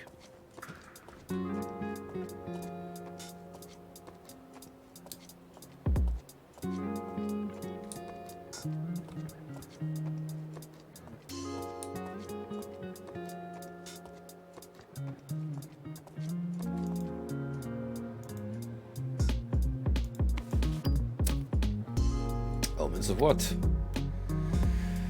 That's just a question, is it? The signs come in peculiar forms. Restless dreams, mostly, visions perhaps. Shadows that walk the streets like people. Already talked about that. It was only a dream. Come on now. There's no such thing as just a dream. Freud is dead. So you think? Thinking too much. Couldn't sleep. Thinking too much. The curse of all humankind. Language insists on talking to itself through the vectors of our minds. What do you suppose all those thoughts are yours? Can't say we're too fond of that notion. I imagine we all have some thoughts we'd rather not own. You think about your lover and the phone rings. Are they calling just to say hello or just to say goodbye? Was it coincidence or casualty? Is there any difference? And the city? Well, it's not sort of the place that anyone's from, is it? Seems to be coincidence and fate. I would bring someone to these streets. Which was it for you? Coincidence? An accident, yeah. The sort of thing you just walk right into. Nobody's fault. Sound like the city me, home of the blameless. Myself, I was a poet. Was looking for a home, and I figured maybe there was other poets out there looking at the same thing.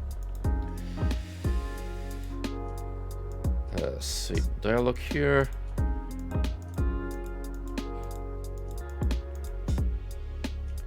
The place you're looking for doesn't exist. It was an ideal. Yeah, you're probably right. Anything I'd settled on would have been just that, settling. No problem, pal. I'll leave you be.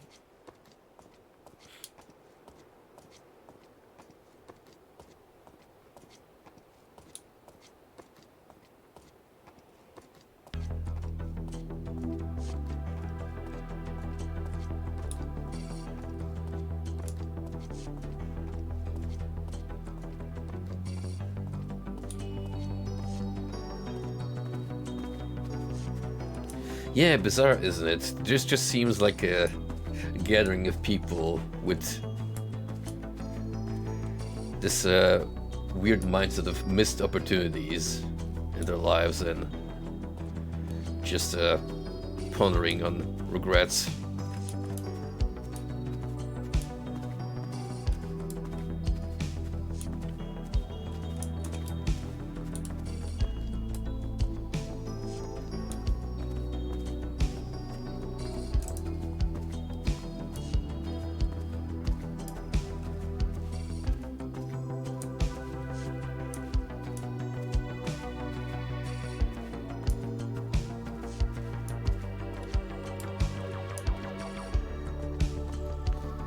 Don't see anything new yet.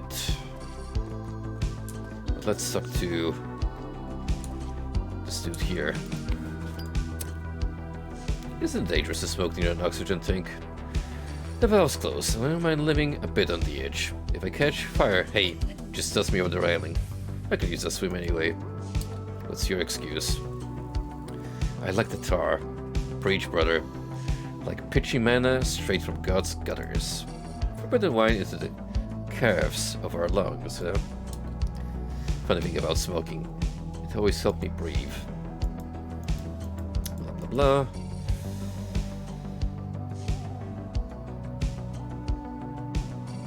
Nothing more human than self-destruction.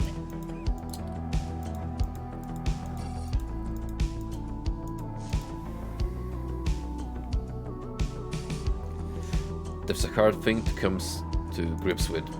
Nah, death is easy. You just sort of slip into it. It's all the nonsense leading up to it that gives you problems. It's hard to live. Just need a change of scenery. Been here a while, huh? Me too. Funny how the time just blows away.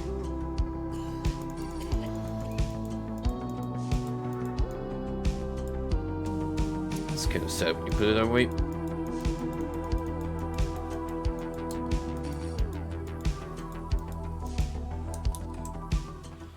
Right, so that leaves I never think about the beginning. Club Girl. It's too hard to see you as I did then, in the morning of our love. Maybe we can find the Better to remaining think of the end two and work drafts. backwards. Retreat. That's the easy way. I never think of the end either. I stick to the in-betweens, between life and death, between top shelf and rail, between matter and ghost. I slip out sideways. My existence is an Oh, there we go. intermediate Mine was on the table right here. eternity of false starts and falling short. I'm not raw about it. After all, failure is simply the wage of being a man. This life is an immaculate drag, and you were my favorite mistake. Asha gunned the engine, pushing the ice skid's transmission to its formidable limit. The hoverbike screeched across the driven snow, and Asha cursed the wind that clawed her unprotected face and drove frigid needles into her eyes. Through the stinging tears, she could see the lights of the Rhino, and she could trace the silhouettes of its massive rear wheels. She was gaining on it. Her fingers were raw and numb from the cold as she pulled the ice skid up beside the Rhino's titanic tire. She let her eyes drift up to where the wheel's rotation crested, easily a dozen yards above her. Somewhere up there, in the guts of that horrible machine, was Sypha. Asha gritted her teeth as she remembered the Zell tormenting her wife. In an instant, she understood what she had to do. She guided the bike just behind the massive wheel and stood up, carefully balancing herself with one foot on the seat. She will only have one chance. She barely felt her body leave the bike. It simply disappeared from under her, and for an agonizing moment, she grasped with her unfeeling fingers. And then she was lifted. She clung to the massive tread as it pulled her upward, toward the bell of the mechanized monster, towards Sypha. Asha closed her eyes and prayed for survival.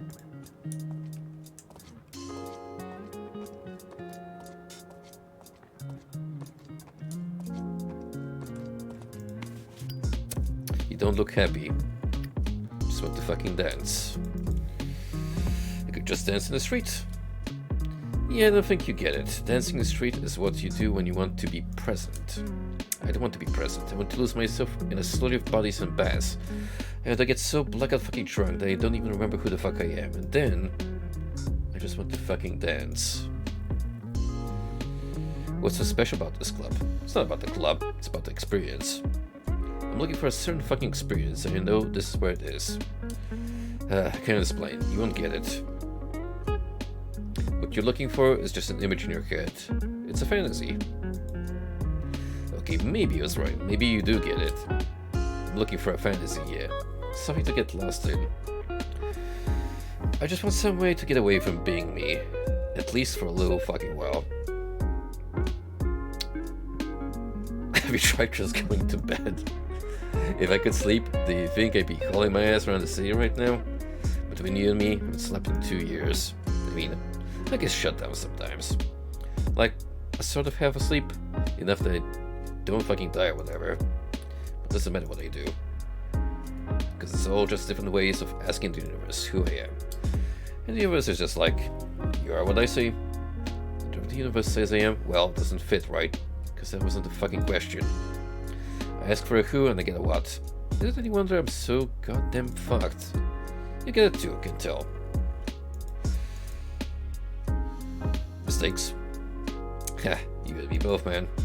They say comedy is when you have a character in a situation that they're woefully unprepared to deal with. That's just life. Everybody's always fucking things up. If you're one of the lucky ones, you never get your illusions shattered. You get to walk around feeling like you're doing right. Maybe you even feel like you made it. I haven't felt like I was doing right in a long time. You probably never will again.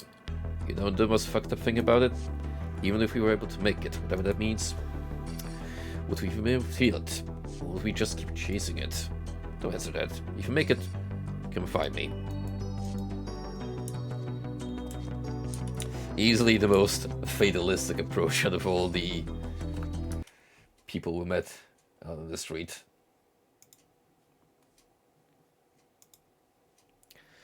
Alright, where's that last note I'm looking for?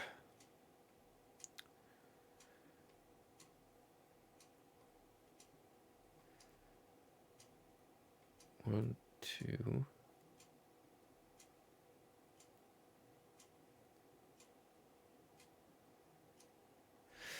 Okay, it's close by the dude at the car bar.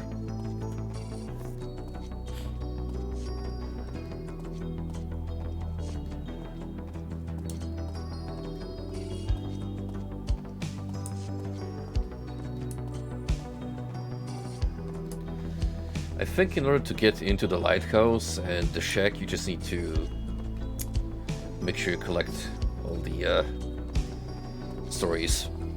There you go. We found an empty room in the library, and Wharton poured 2 mugs of cheap wine. He drained his in a single gulp, and poured another cupful. It was a small eternity before he spoke. There are secrets, he said, beyond the queer hypothesis of the natural philosophies. Secrets that make the musings of Eliphas Levis and Madame Blavatsky seem mundane and banal. I've learned not to doubt the strangers, I responded. You've taught me well. I'll teach you more yet, he cut in. I've taught you to the curiosities of this world, then let me teach you of the worlds beyond this one. Let me teach you the oddities of the celestial spheres and the secrets that lie beneath the bedrock under our feet. His tone was fevered, his voice tight with attention not heard before. I attempted to interject, to bring a spark of levity, but Wharton slammed his hand on the table, stunning me. It to silence. I will show you the writings of the ancient mystics, the musics of Avon, and the dark poetry of the mad Arab. You. Necronomicon reference? I will tell you of the angles of time and the frightful hounds that stand guard within them. He paused to drain and refill his mug of wine once more, and I took the opportunity to speak. My friend, you're clearly distressed, I interjected. What's wrong? He wiped the moisture from his beard and took a deep breath. I will teach you all that I know, he said, but you must promise me something in return. You needn't bargain with me, I assured him. Tell me what you need. The old man looked deep into my eyes, and I could feel his pleading gaze pierce my very soul. When at last he spoke, his voice was low, his words deliberate and measured. We must never return to the place we went today. That circle of stones, those slumbering faces, they hold nothing but ruin, for such as you and I. My mind raced with a million burning questions, and I opened my mouth to speak, but Wharton simply shook his head, downed his wine, and stood, bidding me a hushed good night before vanishing amongst the darkened bookshelves. Now, as I sit amongst my own empty bottles, I feel a deep sympathy for old Wharton. In that moment, his restraint was heroic, for his suffering must have been immense indeed. I've learned firsthand in the years since that frantic conversation that no flood of alcohol can drown out the dark whispers of the cosmic truth.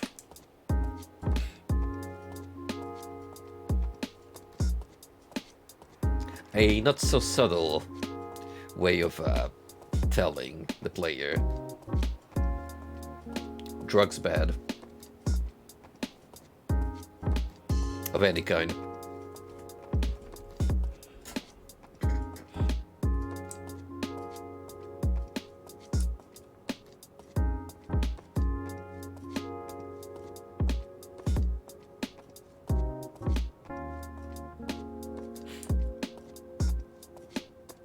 But yeah, I do like what the game is going for. It might be not particularly nuanced, and frankly, I feel like it's pretty difficult to make such a point in a fictional story without running the risk of sounding pretentious. But I think with how short this game is, and the ability to make different decisions, it does not overstay its welcome. And you can get some merit out of it. I dreamt that all the lovers I ever loved were all the same love, over and over and over again. The same ups and downs, the same starts and storms, the same beginning and the same end, again and again. And then I woke up, remembering her face. And she had one of those faces. She could have been anyone. I guess that's the point. See, a lover is a mirror, and a love a special sort of reflection. A trick of the light and a flattering angle from which to see the whole in ourselves. For a flicker of time, she was you, and I lost myself in you, like fog or nicotine.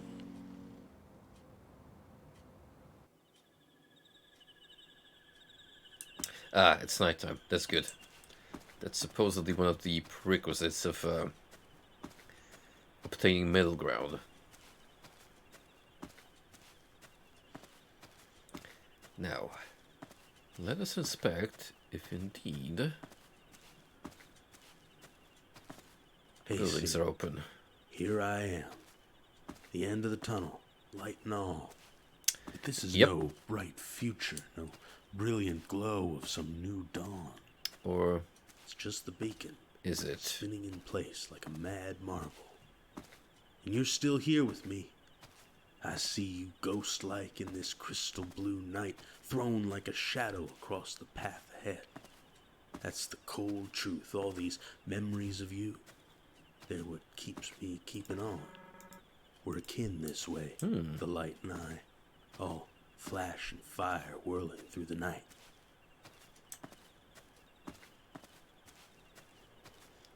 That's peculiar. Did I miss something? along the way.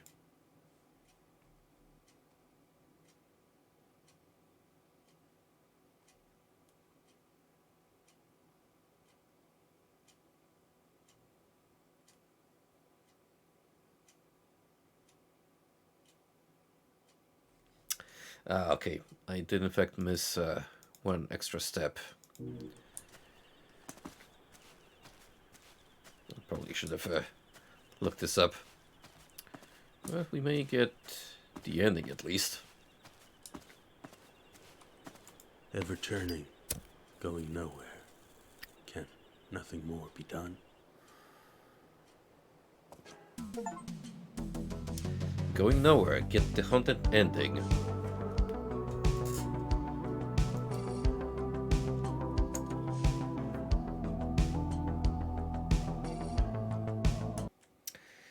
Alright, that's all the endings, so what remains basically is just some potential secrets and achievos you can get while playing through the game, which I might do that on my own. From the looks of it, I'm missing but a few now.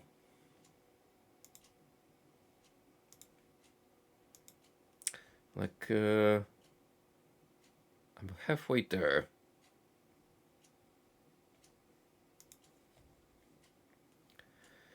Now, obviously, with how far this has gone on, we won't be able to look at I did not buy this ticket tonight. I think I will bundle that with something else. Another Museum of Oddities session. And just throw it in sometime in the future. But yeah, these two that were featured tonight, pretty fun. Don't forget copying them and checking them out because they sure made a cool little side gig amongst those lengthy playthroughs that we've been going through lately. So, thanks for stopping by, guys, and I'll see you sometime later this week, hopefully. Seems that Frosty is at it with Armored Core, so let me send you all to the boy.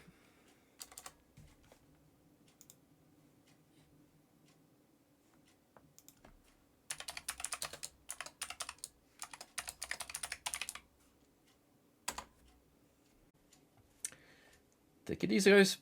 Till next time.